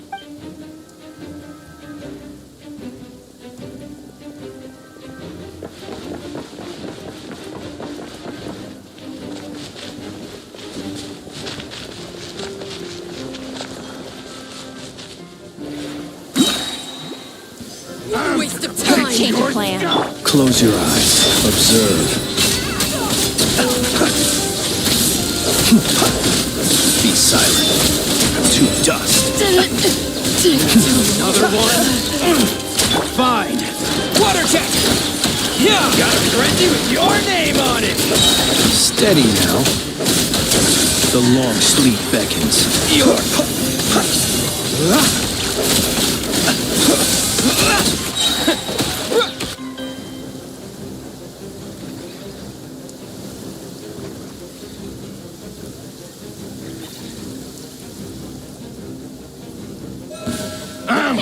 It's your skull! Forest, protect us for the everlasting. These creatures cannot stand against us. Now we're fighting time. Just don't let your guard down. That goes without.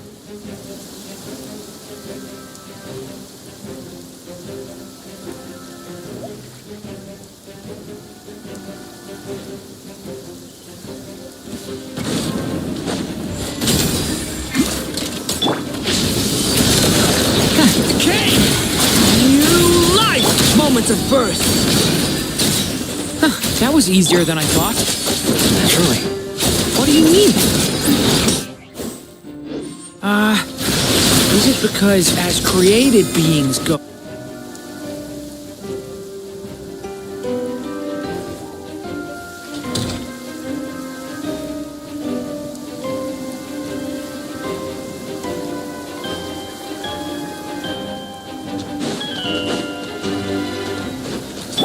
By the frost moon of old, you poor lost lamb. The moon's night approaches. Wipe out! The night cometh. People have always used fire to drive away wild beasts. Wouldn't a lantern work just as well? You read my mind, my dear friend. I was just about to say that. All right then, dear friend. Bring the light! Shame. Can't hide the truth. Let's see what you're made of. Seek within. Water jet! Observe.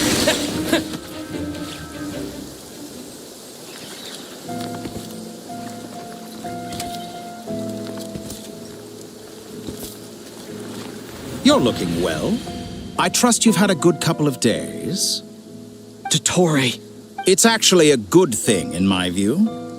If the subjects of my experiment were to die prematurely, it would throw quite a wrench in the works. And so, I must thank you all for your resilience. We are no longer on the same level, but you are nonetheless worthy of my respect.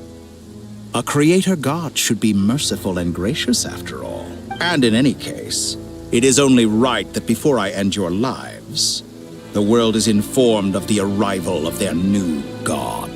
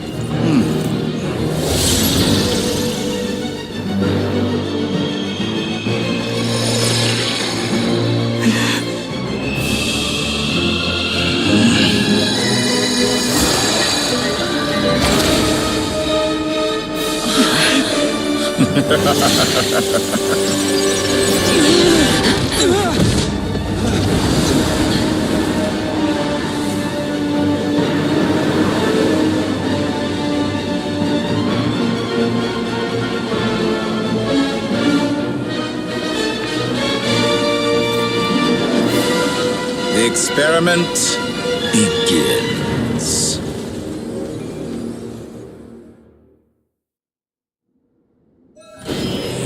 With the marrow of the three moons in my hand, behold the false moons fall!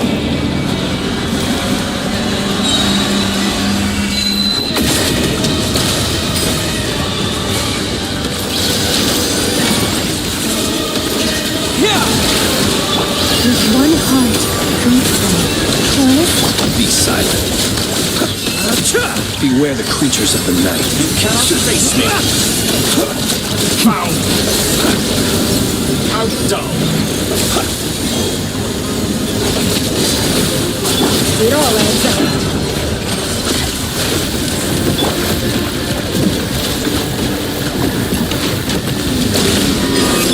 branches a song.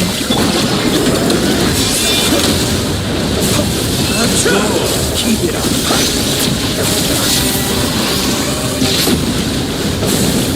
No more lies. Did you honestly think that could hit me? It all adds up. First, like an ant in my palm. I've been moved inside another space, and it's sealed off. Looking at the structure of it, it seems like the Torre intends to trap us here. There's no exit. Our endurance is about to be put to the test.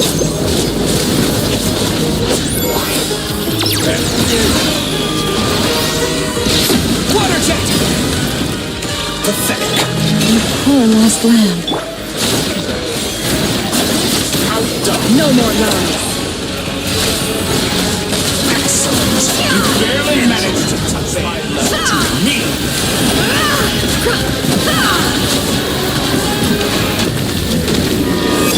Leave this place.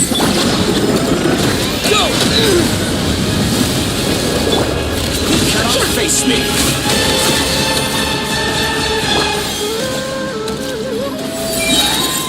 Moon's remnants fall. Wipe out! By the frost moon of old, With the marrow of luscious the the moons in moonlight. my hand, behold the false moons fall!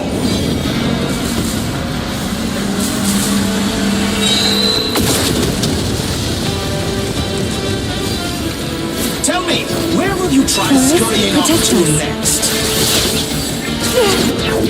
Looks like the Torre has opted for a divide and conquer strategy. But we will not allow him to triumph. Now, I shall pray for our victory.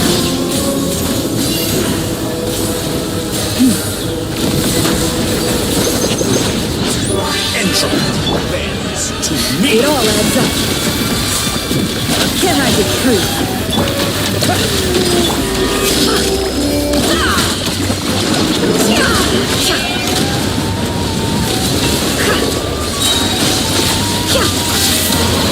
The mystery unravels. Water jet! No more lies. It all falls into place. Found!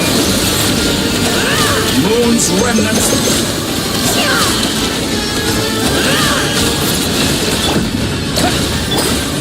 Did you obviously?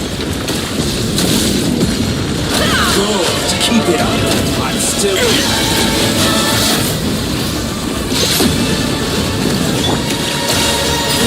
It all adds up. That's more like it. Some results of happening.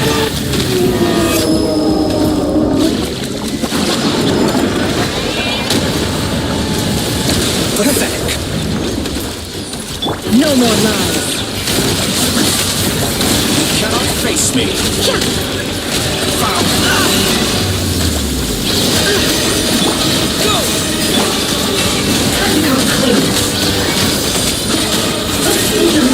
Excellent. You to touch my level. Can't hide the truth. Be annihilated. That which cannot stand against me. What a joke. What's this supposed to be? A knockoff version of the space Columbine got trapped in? There really is no way out. We'll see about that, Vittore. Can't hide the truth. Mind, I have not intended to take your teammates from you. But you have a choice. Obey, and I can release them. An excellent deal, if you ask me.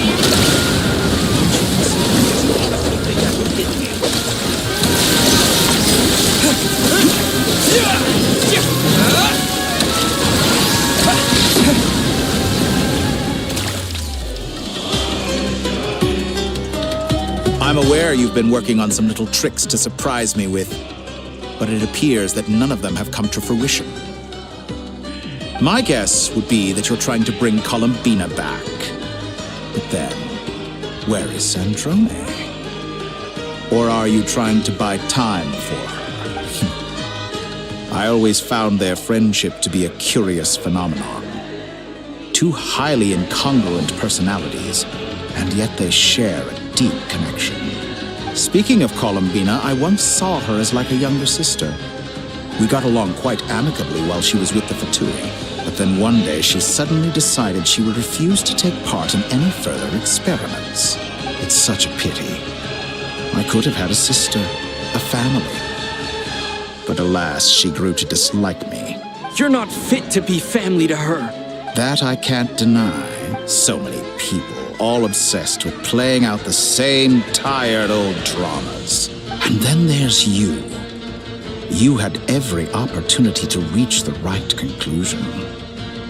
The thought of killing you off like this? But I maintain that I approached you in good faith, so I will offer you another chance. Will you work with me? You have until I count to 10 to make your choice. 1, 2, 3. Not in a million years.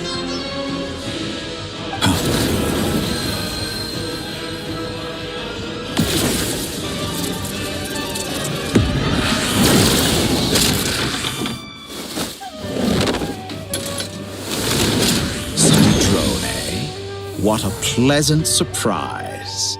I didn't think you'd join us all the way up here. You're as sick and twisted as ever. Don't fool yourself into thinking anyone's grateful for the chances you're offering them. Sandrone, but the formula hasn't finished running yet. Funnily enough, I was just discussing a collaboration opportunity with the Traveler, and then I see you, who I must say is a good example of an opportunity gone to waste. Gone to waste? I said that everyone would get one chance. And you've used yours to march right back into the lion's den. And what makes you think I believe a word that comes out of your mouth? I was planning on disposing of your little formula after wrapping up more urgent business here. Since you've taken the trouble of serving it to me on a silver platter, I can simply bring it forward in the schedule.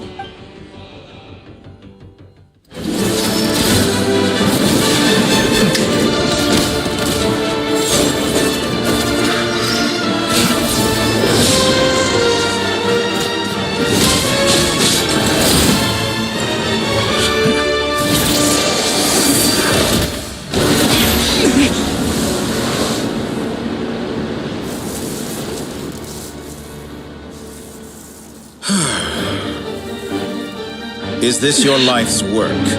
This piece of trash?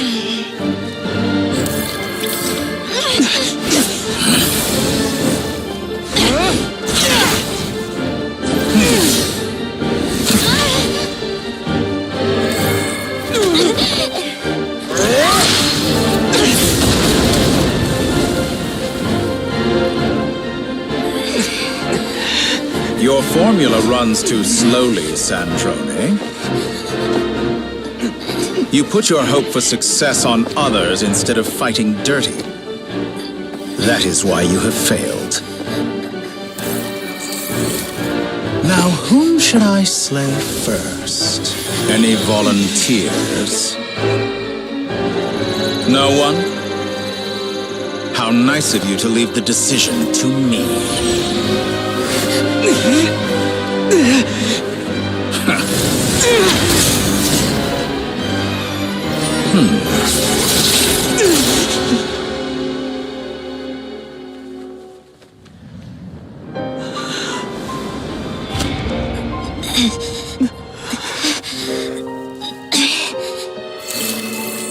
Oh, how unexpected. Sandrone, any last words for me, comrade?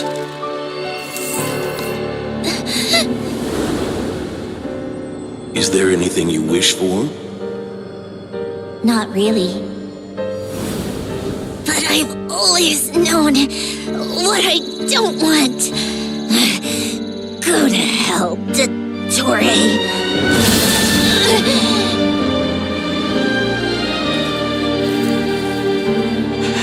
No!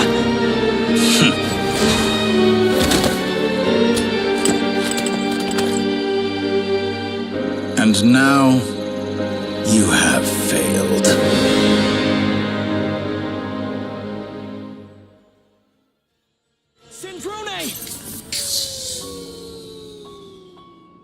Now you see how fragile mechanical contraptions are. Just a gentle tap, and they fall to pieces. However keen of an inventor Sandrone may have been, her death spells the end of the formula that was running inside her body. Of course, I have to commend her for making it this far.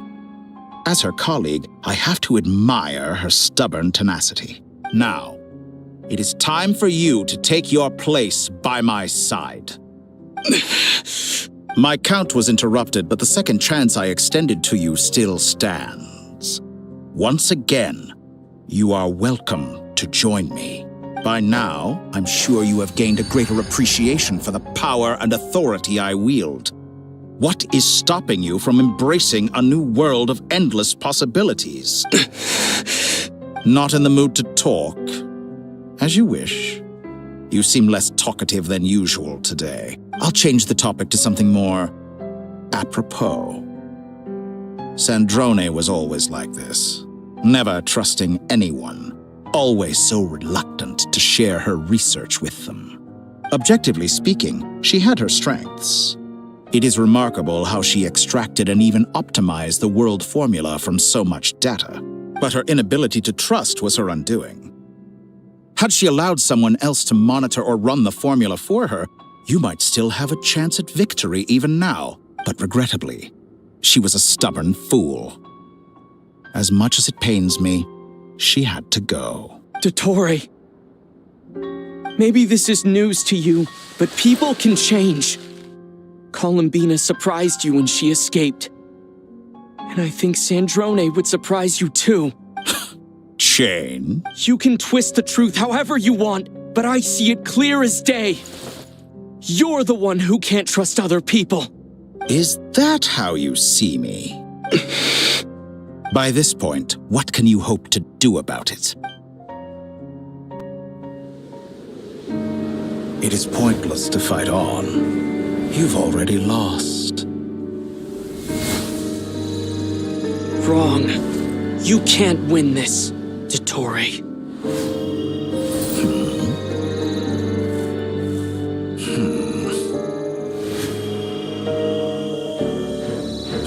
What?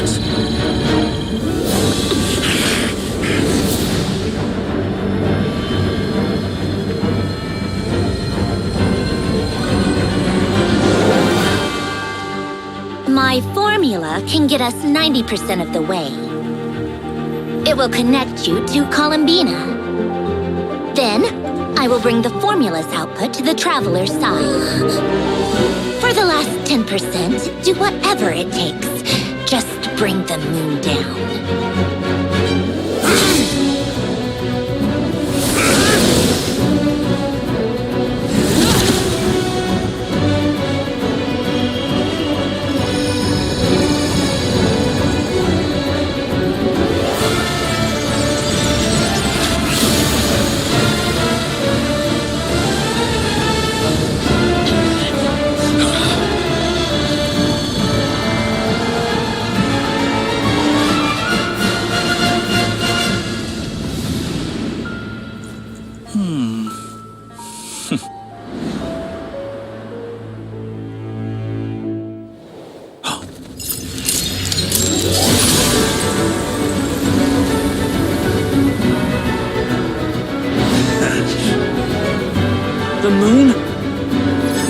never be yours!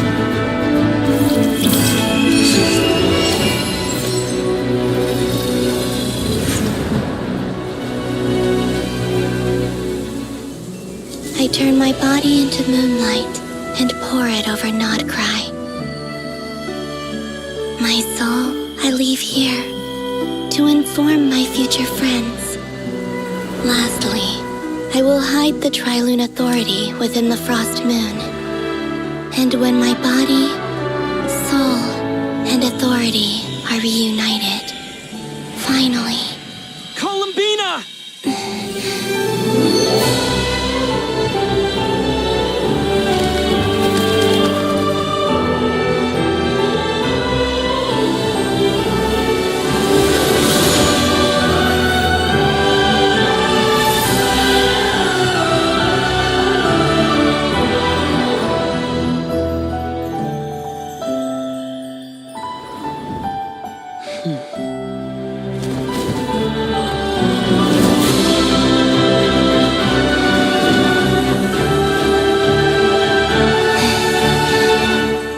It's been too long.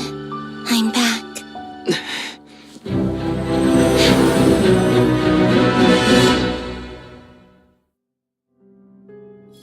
Stay focused on the battle, Traveler. What a touching reunion. Though I personally find myself repulsed by the sight of weaklings huddled together for war. Now, quite finished patting yourselves on the back. Show me how long you can stand. Or you drown. Watch out, Columbina! He can manipulate space itself! I know. Wait for the right moment. We'll strike together. Water jet!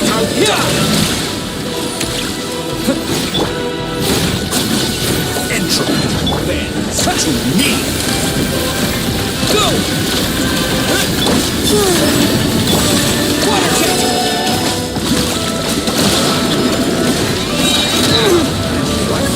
Dodge that. Wipe out! Go! Did you honestly think that would hit me? Yeah! Go! Enough! First, like an ant in my palm.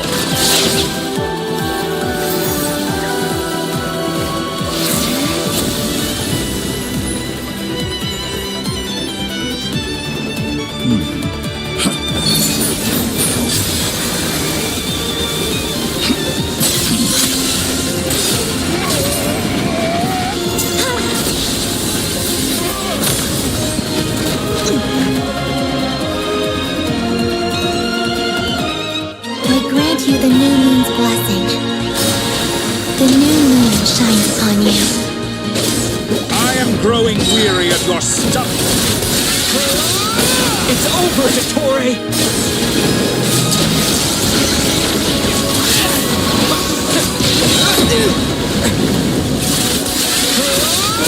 Time to pay for your...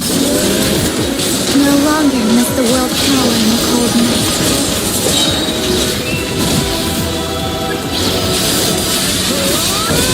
Future is not... Let the moonlight dispel the darkness. Decayed world! Everlasting as the moon.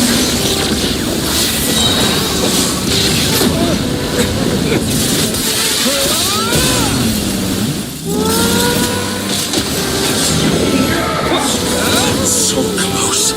I'm so close to the new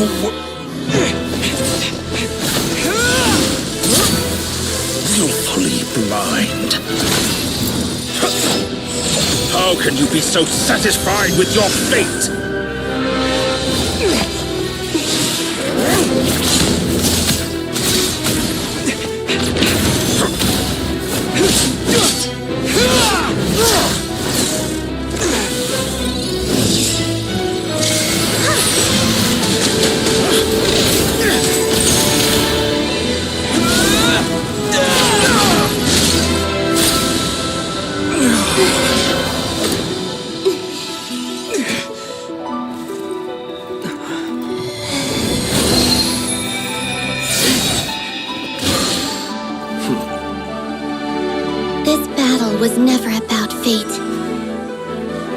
It's about friends, family, and the home you stole from them.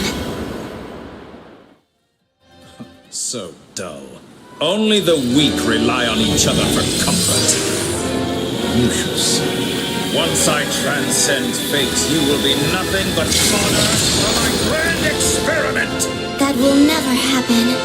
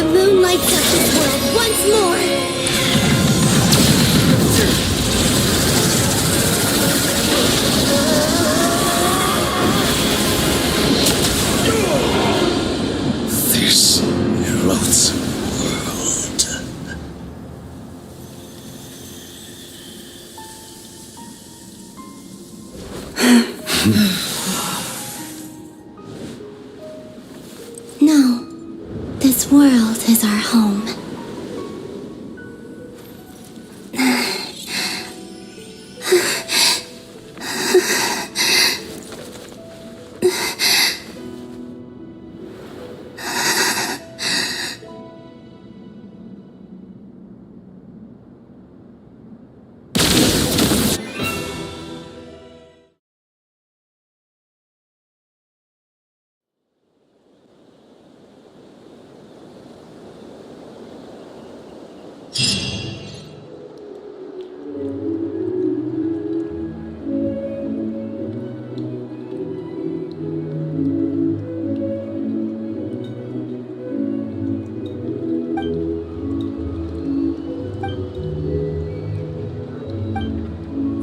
Doing it wrong.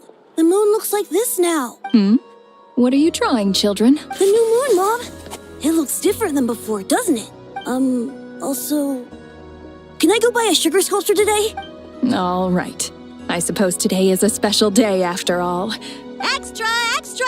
Get the latest Nasha Express here! Post-disaster report!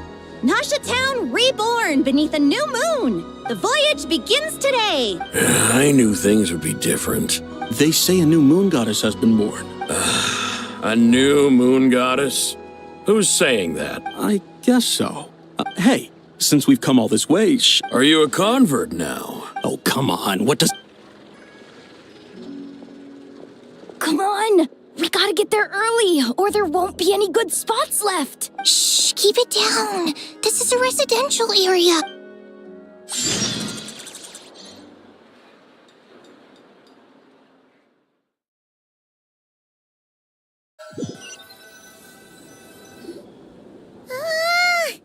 Why is it so noisy out? It's okay. What about you? Did it still winding down from everything that's happened?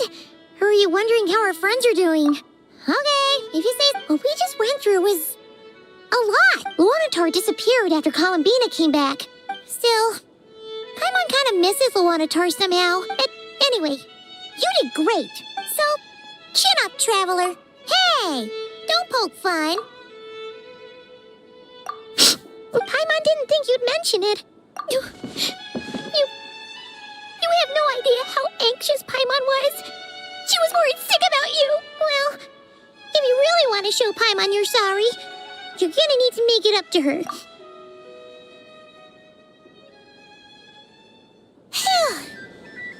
Okay. Paimon's full now. Huh? Oh, hey there, Traveler and Paimon. Good morning. Morning, Yehuda. Here for some breakfast? Oh, I've already eaten. Careful there, Paimon. You should probably be saying that to Aino. True. Well, nothing like a region-wide calamity to bring people together. Try telling Boss Neff that. she's not exactly convinced that people are gonna get with the program. Really?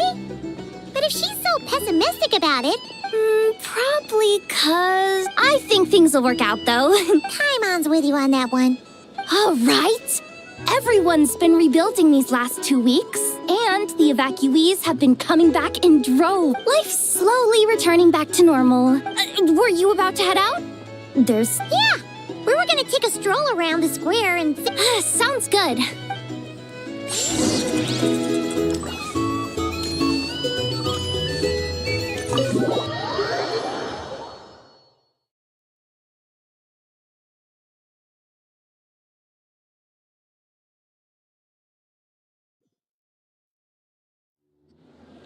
Please accept today's boon.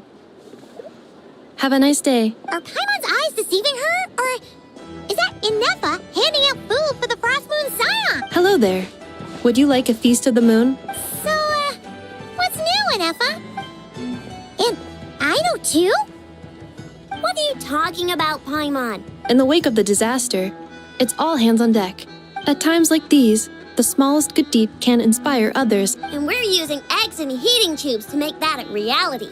In true Inefa! Did you hear that? That's because it's true, I know. Proposal. If you can resist eating today's dessert, I will provide you with compliments, too. No way! Well, that proposal got shot down quickly.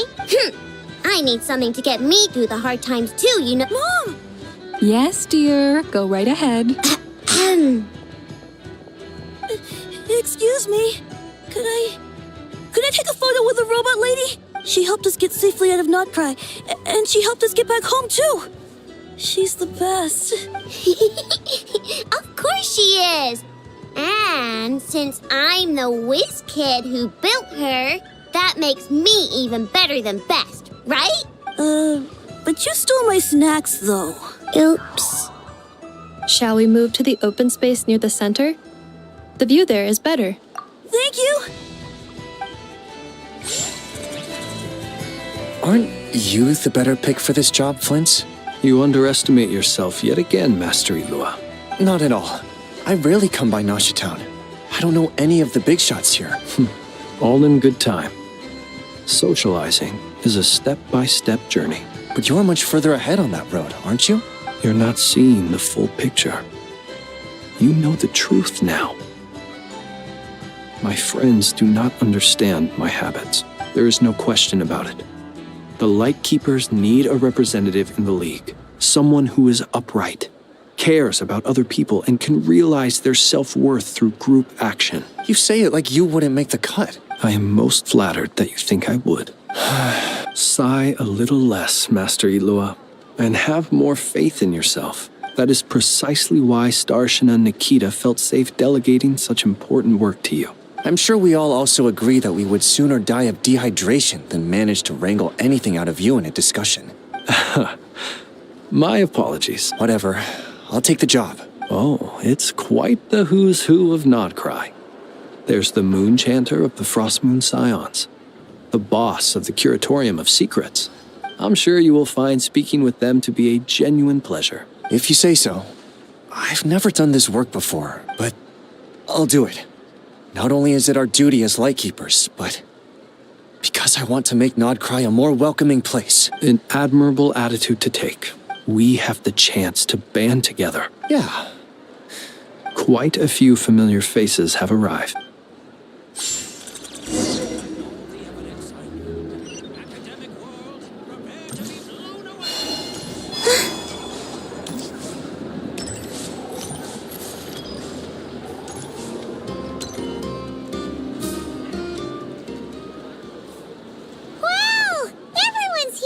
You seem well rested. I know no one's asked, but I'm sure, well, great, but not perfect. I'm sure you had a sneaky swig or two. Wait, how'd you find out? I'm sure you must be missing Mondstadt after all these years away, Grandmaster. Yeah, you could say that again. Honestly, once things are wrapped up here, I think it'll be time to head back home. Hey, looks like someone's taking the stage. Can everyone see okay? Anyone need a boost? I'll just listen from the back. It's fine. You're taking this pretty seriously, huh, Durin? Well, it's not every day that I get the chance to see how people speak in official settings. Soak it up like a sponge. I'll make sure you get a chance to practice for yourself later down the line. Actually, I know just the thing. You can debrief the Knights of Favonius for me. Mr. Varka, are you forgetting that I'm not a Knight of Favonius? I can knight you. Any particular title you'd like? Is he joking? I really can't tell. You'll have to figure this one out for yourself. It'll be a good learning experience. It is my honor to host the opening ceremony for the League, and to have this opportunity to speak to you all in my capacity as Voynich Guild representative. Could this person also have been pushed onto the big stage by the real big shots? We come here today, having weathered the trials and hardships of yesterday, and having... All right, here we go. Uh-oh, looks like Aino's off in Dreamland already. Come on, get this speech over with already. Nodcry is our home, the land we rely on for survival. And as we chart a course for the future, may we persevere through the storms ahead as we sail towards a new era of prosperity.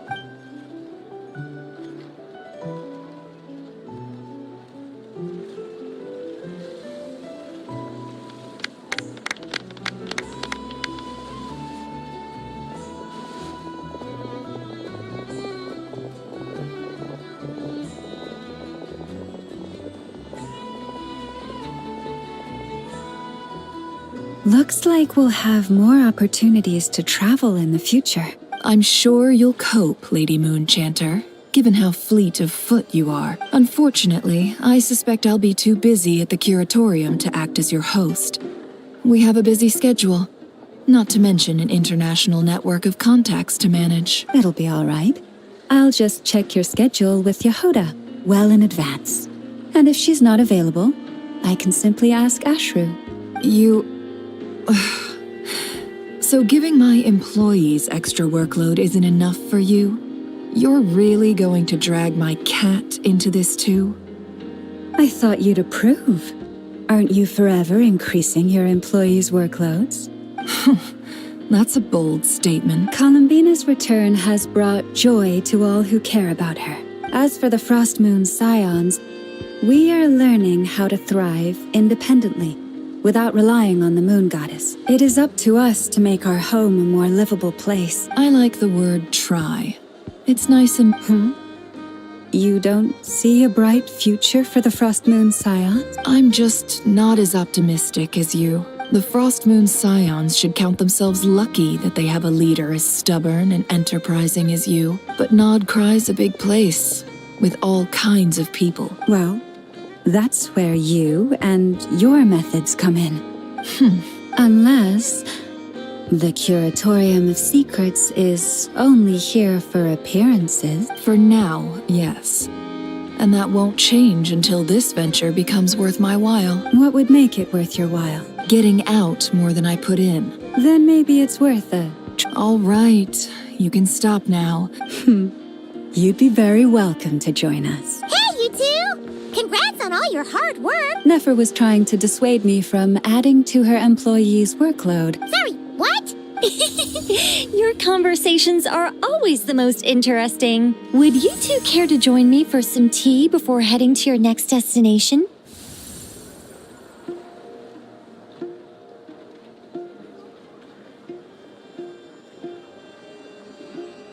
Nicole? Wait, where are you? Sadly not. I'm otherwise occupied right now. I'm sorry, Paimon. I can hear how disappointed you are. If it's any consolation, let me say that how things appear on the surface is a far cry from what they are at their core. Perhaps you'll feel better if you focus on the fact you have a special line of communication with the great mage herself. Okay? Has something happened? No, or not yet, anyway. Well, that's not ominous at all. Not for the time being. Just think of this as a general check-in to make sure this communication system is still running smoothly. Besides, it's good to chat once in a while if we want to maintain our friendship. You could have just said so. Paimon got all worked up for nothing. friendships are built through face-to-face interaction, you know. It's never gonna stop being weird having tea with you when you're not there and just talking to thin air. All right, fair point. I'll bear that in mind for next time. Yeah. Any update on that crisis at the world's borders? Alice just informed me that they had their work cut out for them.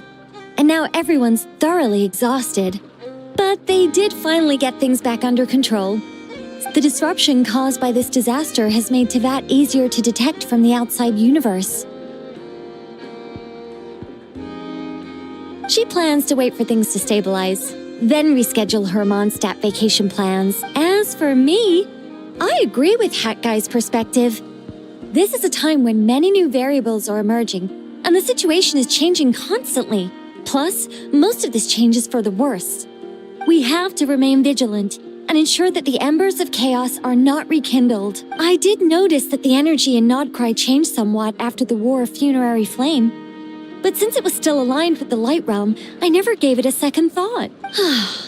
It looks like I'll have to examine the connections between phenomena I observe more closely in the future. Just doing my duty.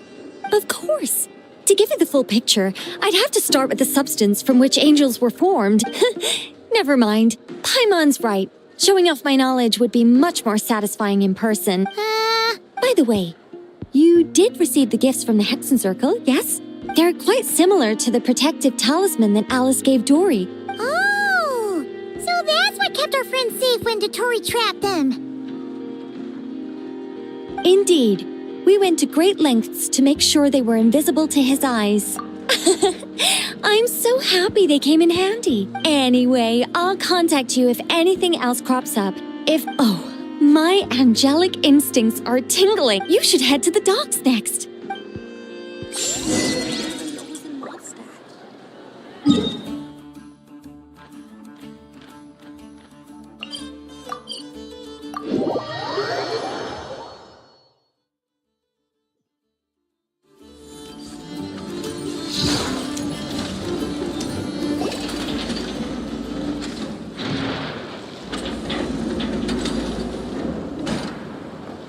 You're here. You're here too, Hat Guy. Are you heading back together? No. I'm bound for Sumeru, and she for Fontaine. We just happened to cross paths at the harbor. Everything seems fine. Sandrone may have an abominable temper, but she's always been very responsible with important calculations, and things entrusted to her by valued friends. You always speak as if you know us inside out, Mr. Hat Guy. Maybe I'm just a good judge of character. I certainly hope that's all there is to it. Regardless, you have been a significant help in this matter. For that, you have my gratitude. I didn't do anything special. Sandrone's the one who completed a seemingly impossible formula and turned the tide of the entire battle, even giving her life in the process. She's the one we should be thanking. Even we were unaware that Sandrone had hidden the real formula inside Polonia's body.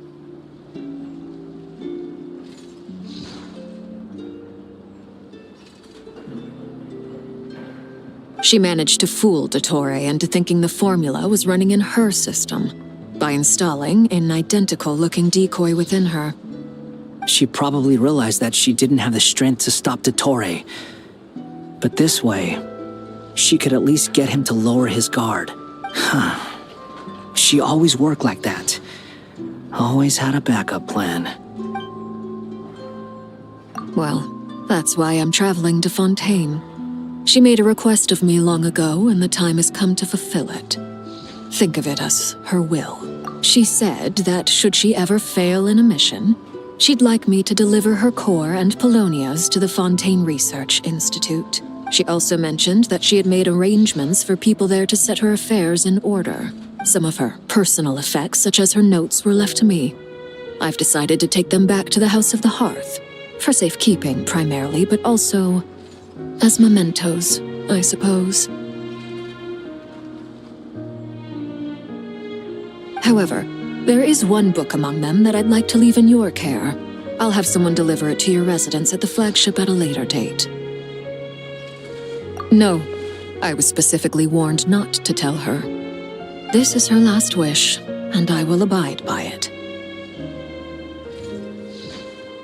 I can only hope so, but none of us here can know for certain.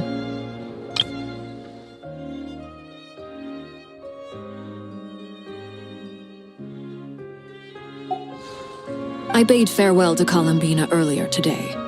As promised, she turned the iridescent moon's marrow over to me.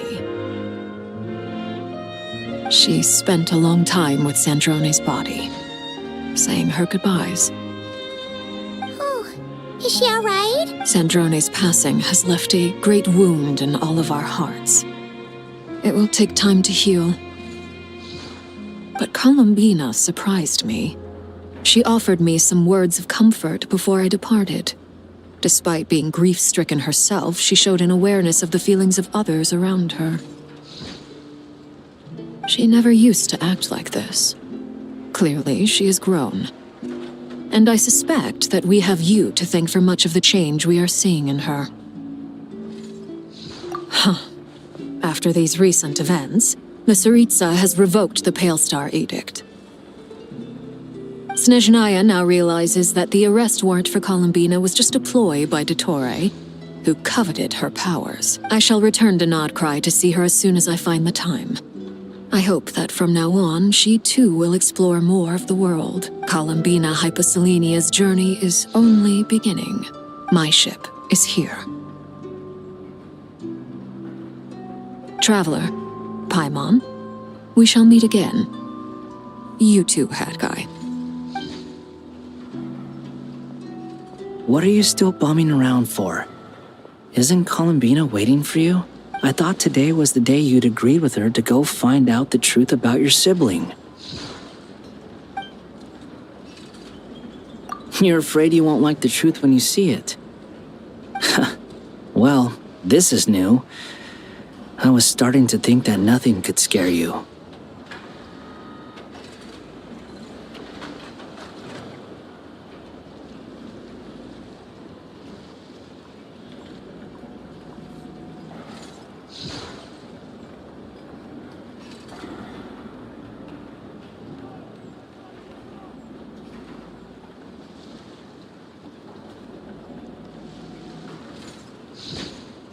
That? Wouldn't you be if you were in this situation? Fair point. But I'd say I have more experience facing up to unpleasant truths than the Traveler. They say blood's thicker than water. I know how much you need your family back. More than you need any of your friends. And I'm sure that all your real friends understand that too. No matter what the truth turns out to be, they will stick by you and support you. Whatever decision you make, finding the truth is important. But more important still is what you choose to do once you've found it. At least, that's the life lesson I've learned from my experience, grappling with the truth. What? Now that Dottore's dead and gone? A little, I guess. But it hasn't solved everything. Maybe I regret not getting to end his life with my own hands. Or maybe it's something else. But for whatever reason, I still feel like I have a chip on my shoulder. Either way, I'm going back to Sumeru. Lesser Lord Kusanali is gonna need help dealing with all the chaos Dottore left in his wake. Not just from this incident, but everything he did in the past, too. You should continue with your journey, as you've always done. Who knows? Maybe we'll meet again someplace else. What should we do now? If you want to explore a bit more to steady those nerves, Paimon's game. After all, when Columbina said she knew where your ship was hidden, Paimon promised to give you two some alone time with the truth. It hasn't been all that long since we were last apart, sure, but with Columbina there, Paimon's sure things will be just dandy. Ain't no biggie. Paimon might be all about that food and fun, but she knows how to do right by people. Paimon's sure you'd prefer to digest the news about your sister in peace. But, no matter what you see, if you can't make sense of something, let's give it some thought together.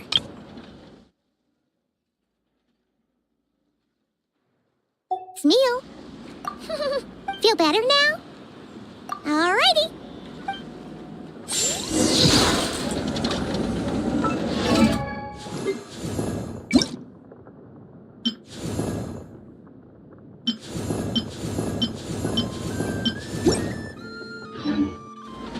like to go Moongate?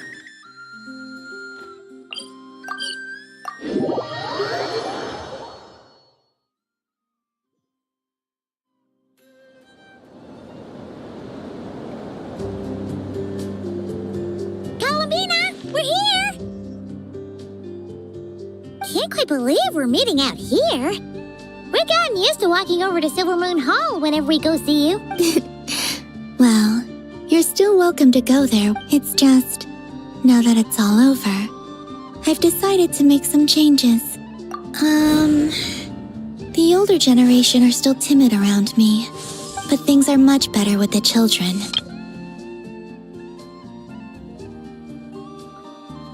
Hopefully, by the time the next Moon Prayer Night comes around, I can enjoy the festival with them as myself. You'll do fine, Columbina. You really think so? We were just starting out then, come on. I'm only teasing. I know that I have you to thank for pulling me back down to solid ground. It feels good to finally stand firm on the earth where I was born. Oh, that's great.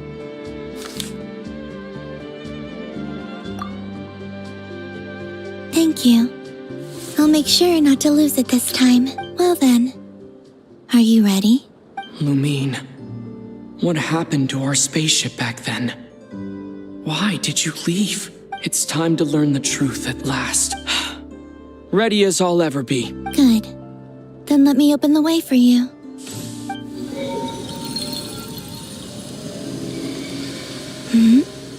Where does this lead? To our shared destination. Huh? Do you remember me telling you about my missing prologue back when we just met? I said that my story began on the moon, but while I was inside the moon's reflection, I realized that my prologue was really hidden in the future. I just had yet to discover it at that point. The story of the time before I was born was in fact the story of my distant future.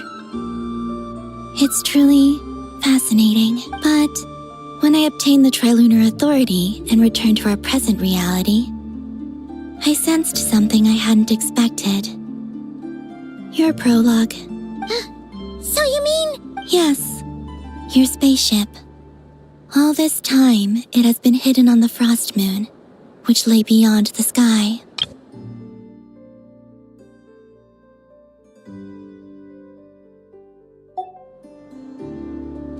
The great ruler of the firmament. The heavenly principles. Wait, them? Why would they do that? I don't know. Perhaps your ship contains something that is incompatible with Tevat. Or something that cannot be known. Oh, did I pick a bad time to say this? I know it must have been hard to work up the courage to do this. Maybe I should have waited until you were on the moon, with no chance to back out.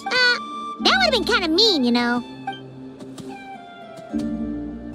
Take me there. Oh? Whatever is hiding in that ship, it belongs to me and Lumine. No one else has the right to decide whether I should or shouldn't know about it. Not even the heavenly principles. Very well. Then let's go. You two take care, all right? Rest assured, Paimon. Thinking about the story that we'll find hidden on the moon? Yes. And hoping that it has a happy ending. Stories like that don't exist, you know? You don't believe in happy endings? I don't believe in endings.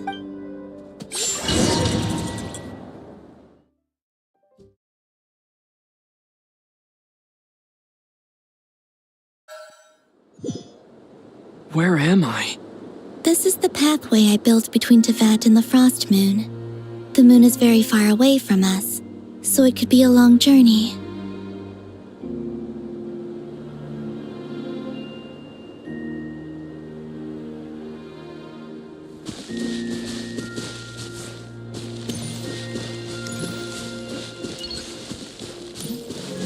After I obtained the Trilunar Authority, I unwittingly saw past events from many of my friends' lives. One was Lauma. She was so young when they chose her to be the Moon Chanter. From then on, the Frost Moon Scions looked to her to bring messages from their goddess. But, for better or worse, I had left Hisi Island before she was ever born. It was not until much, much later that she met me. I think it's for the best. Because of the way things turned out, you had the opportunity to become friends. You're right. In that sense, I think we were both very lucky.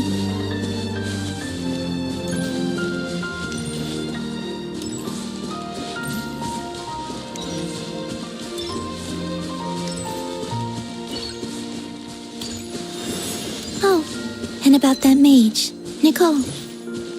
I only recently learned that she has lived in VIII since the time of the Three Moon Sisters. The Moon Goddesses always had a good relationship with the angels. I suppose our friendship continues that tradition.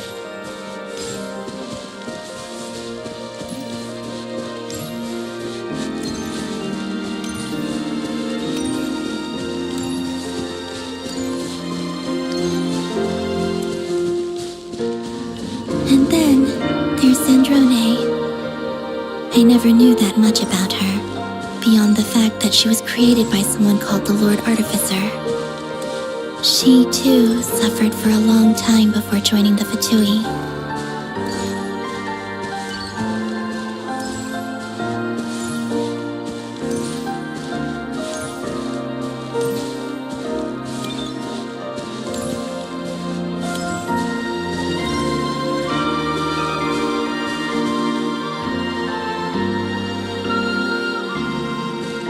How I wish I could talk to her again, even if only to hear her say nasty things to me.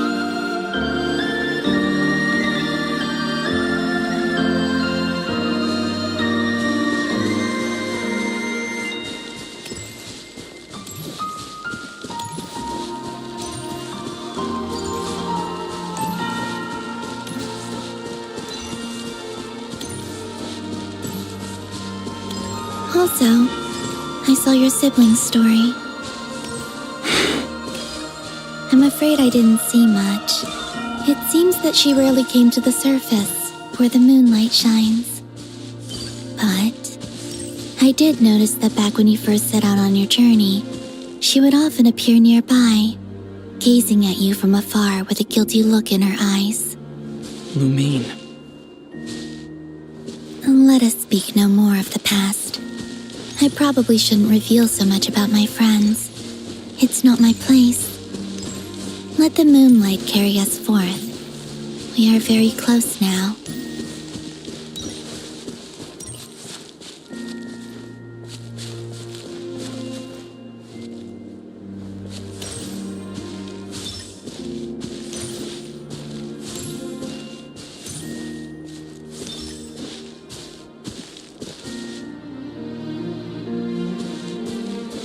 After this, I'd like to bring some Kuhenki to the moon as well. If they're willing, of course. What about your other friends? Will you bring them to visit too? Certainly. But I'll need to tidy the place up first. This home hasn't received any guests in a long, long time.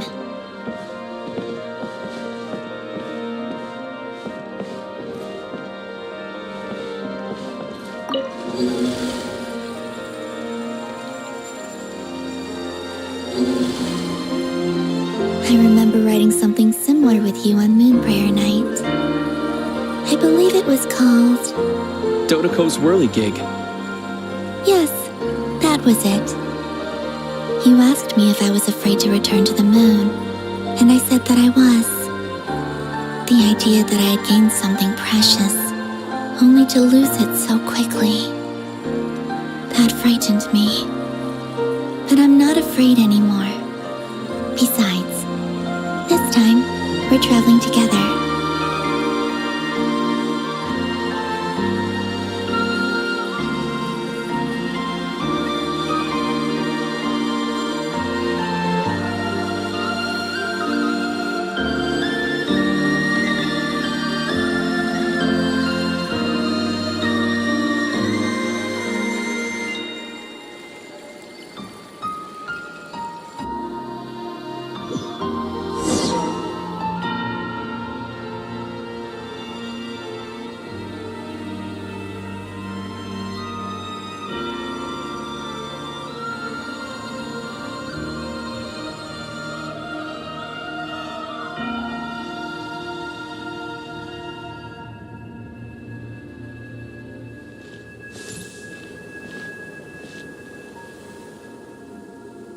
We're here.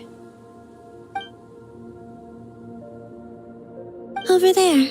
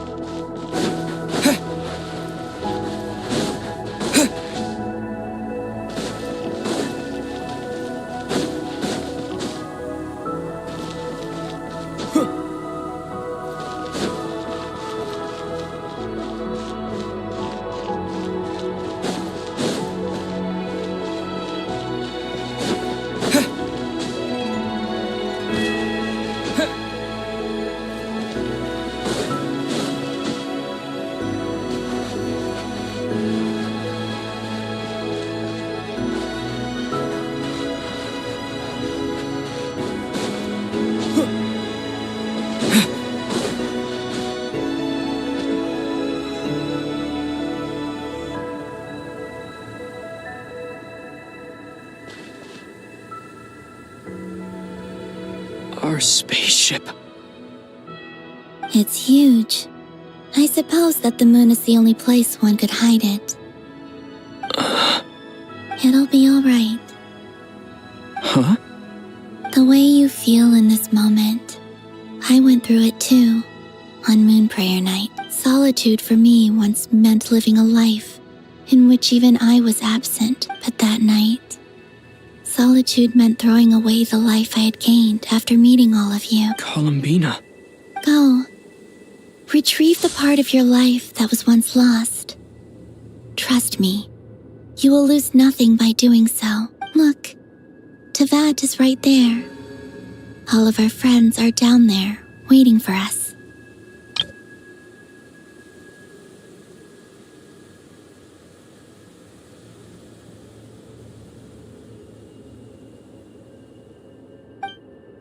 You're right. Thanks, Columbina.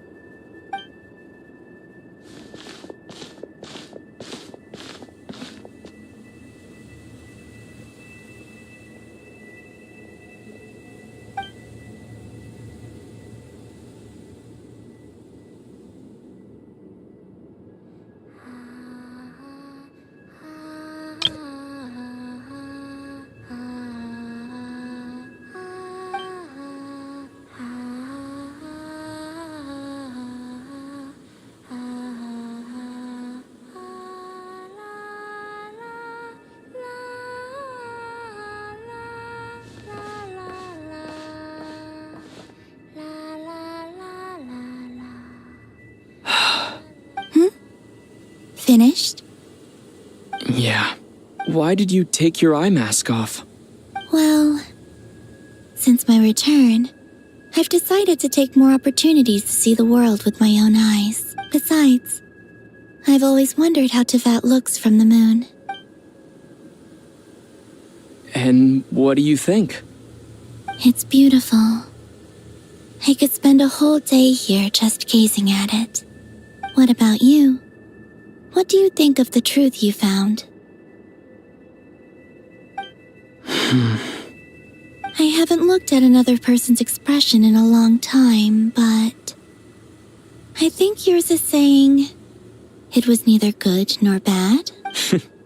Keep this up, and it won't be long before you give Nephra a run for her money. Oh, I don't think that's going to happen. I'm much more used to sensing what's going on around me with Kuvaki.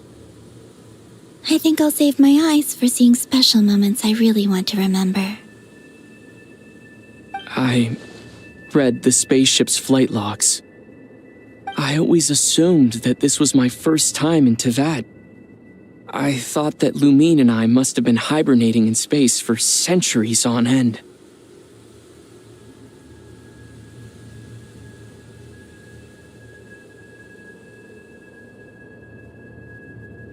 But the logs show that our spaceship flew over the skies of Teyvat once before. A long, long time ago.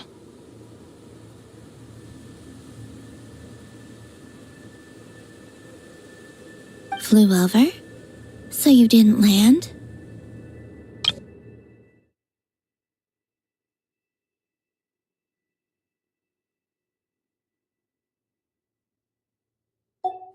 No, the ship barely came to a stop before flying on again. After that, it continued traveling through space for a long time. Some of the data is corrupted, but I suspect that it kept flying for thousands of years.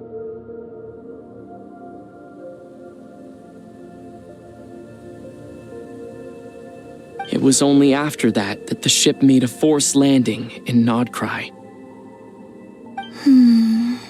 When Lumine found me, she came from outside the ship.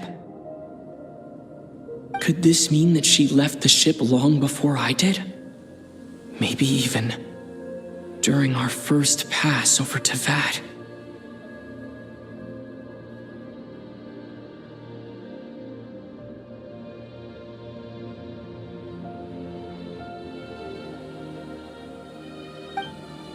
Are you all right?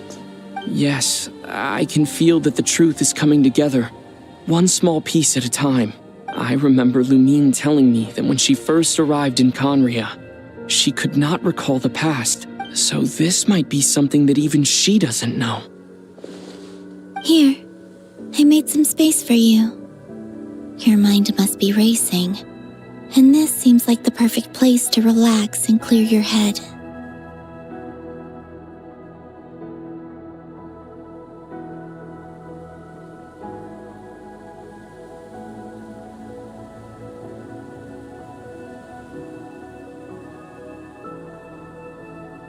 Oh, wait, there's one more thing. What is it? Wait here a moment.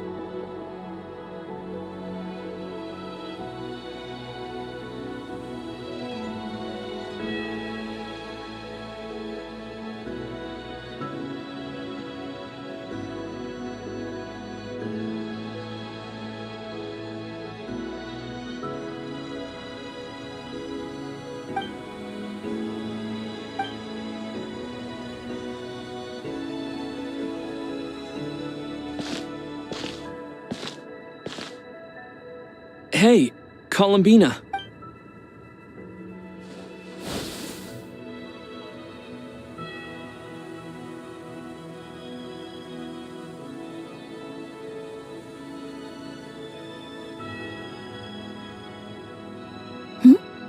Is that a new outfit? An old one, technically. It's been in a cabinet inside the ship this whole time. It's a matching pair with Lumine's. She always liked this set more. Huh. I don't think there's a huge difference. Really? Yes. It's still the same you. You're the same person. Only Columbina would make an observation like that. Traveler, do you consider Teyvat your home? Home is wherever Lumine is.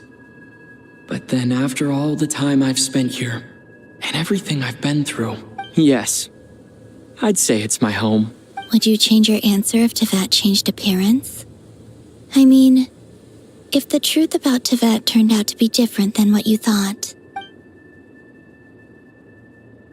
I don't know. But I don't think so. The truth is not what matters most to me about Teyvat. When I was first born, I longed for a home. And when you get something before you're mature enough to understand the world, you just take it at face value. I thought that a home was a transaction, but you and your friends taught me what a true home should look like. That's because your friendship matters to us. In the past, I thought that my birth in Nodcry must have been a mistake, but after journeying to the distant past where the story began, I realized that it was I who chose Nodcry to be my future home. Now, I am glad that I made that choice. I'm sure your friends are just as glad. In fact, I intend to make the same choice today as I did back then. What do you mean? Well, I've given the Eternal Moon's Marrow to Lauma, and the Iridescent Moon's Marrow to Arlecchino. And now, I shall return my Kuvagi to Nodcry again, that it may continue to protect my chosen home. Wait, but what about your body? Oh, are you worried that I'll disappear again? I won't. Not this time. The Frost Moon has now entered the fall sky, and I am the Trilune Goddess. I am only returning to Nodcry the part of me that it needs. I am giving what I can. Oh, and I have something for you, too. For me? Yes. Come closer.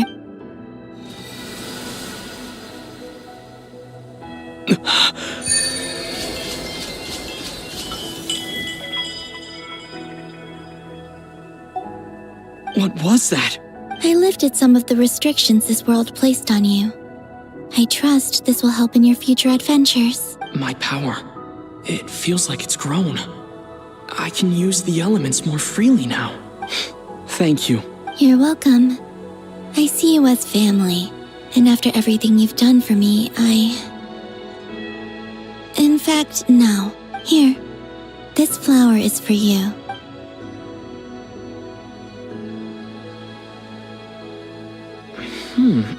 Isn't this a moon prayer blossom? Yes. Don't worry. You will never see these flowers lose their color again. I'm finally discovering the joy of giving. Hey, better late than never. What are you thinking about now? Why don't you take a guess? I don't think I'll get it in one guess. But I'm sure it's a happy thought. That's kind of a sneaky answer. Down into that. The moon seems so far away. I felt it might always lie beyond my reach, but on the moon, everything feels so close by. The haze that once enshrouded the skies has finally been dispersed. I don't have a lot of luggage. Next, to start with, I want to stay here just a little longer. After that, let's return home and continue our journey.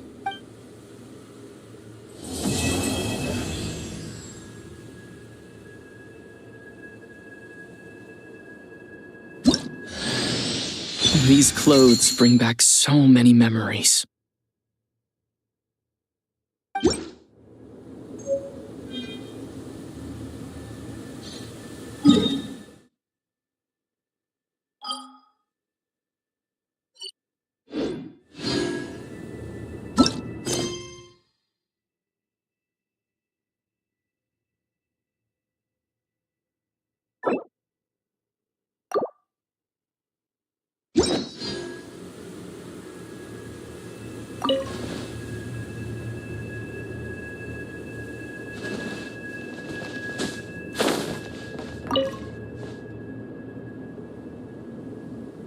The journey goes on, for you and for me.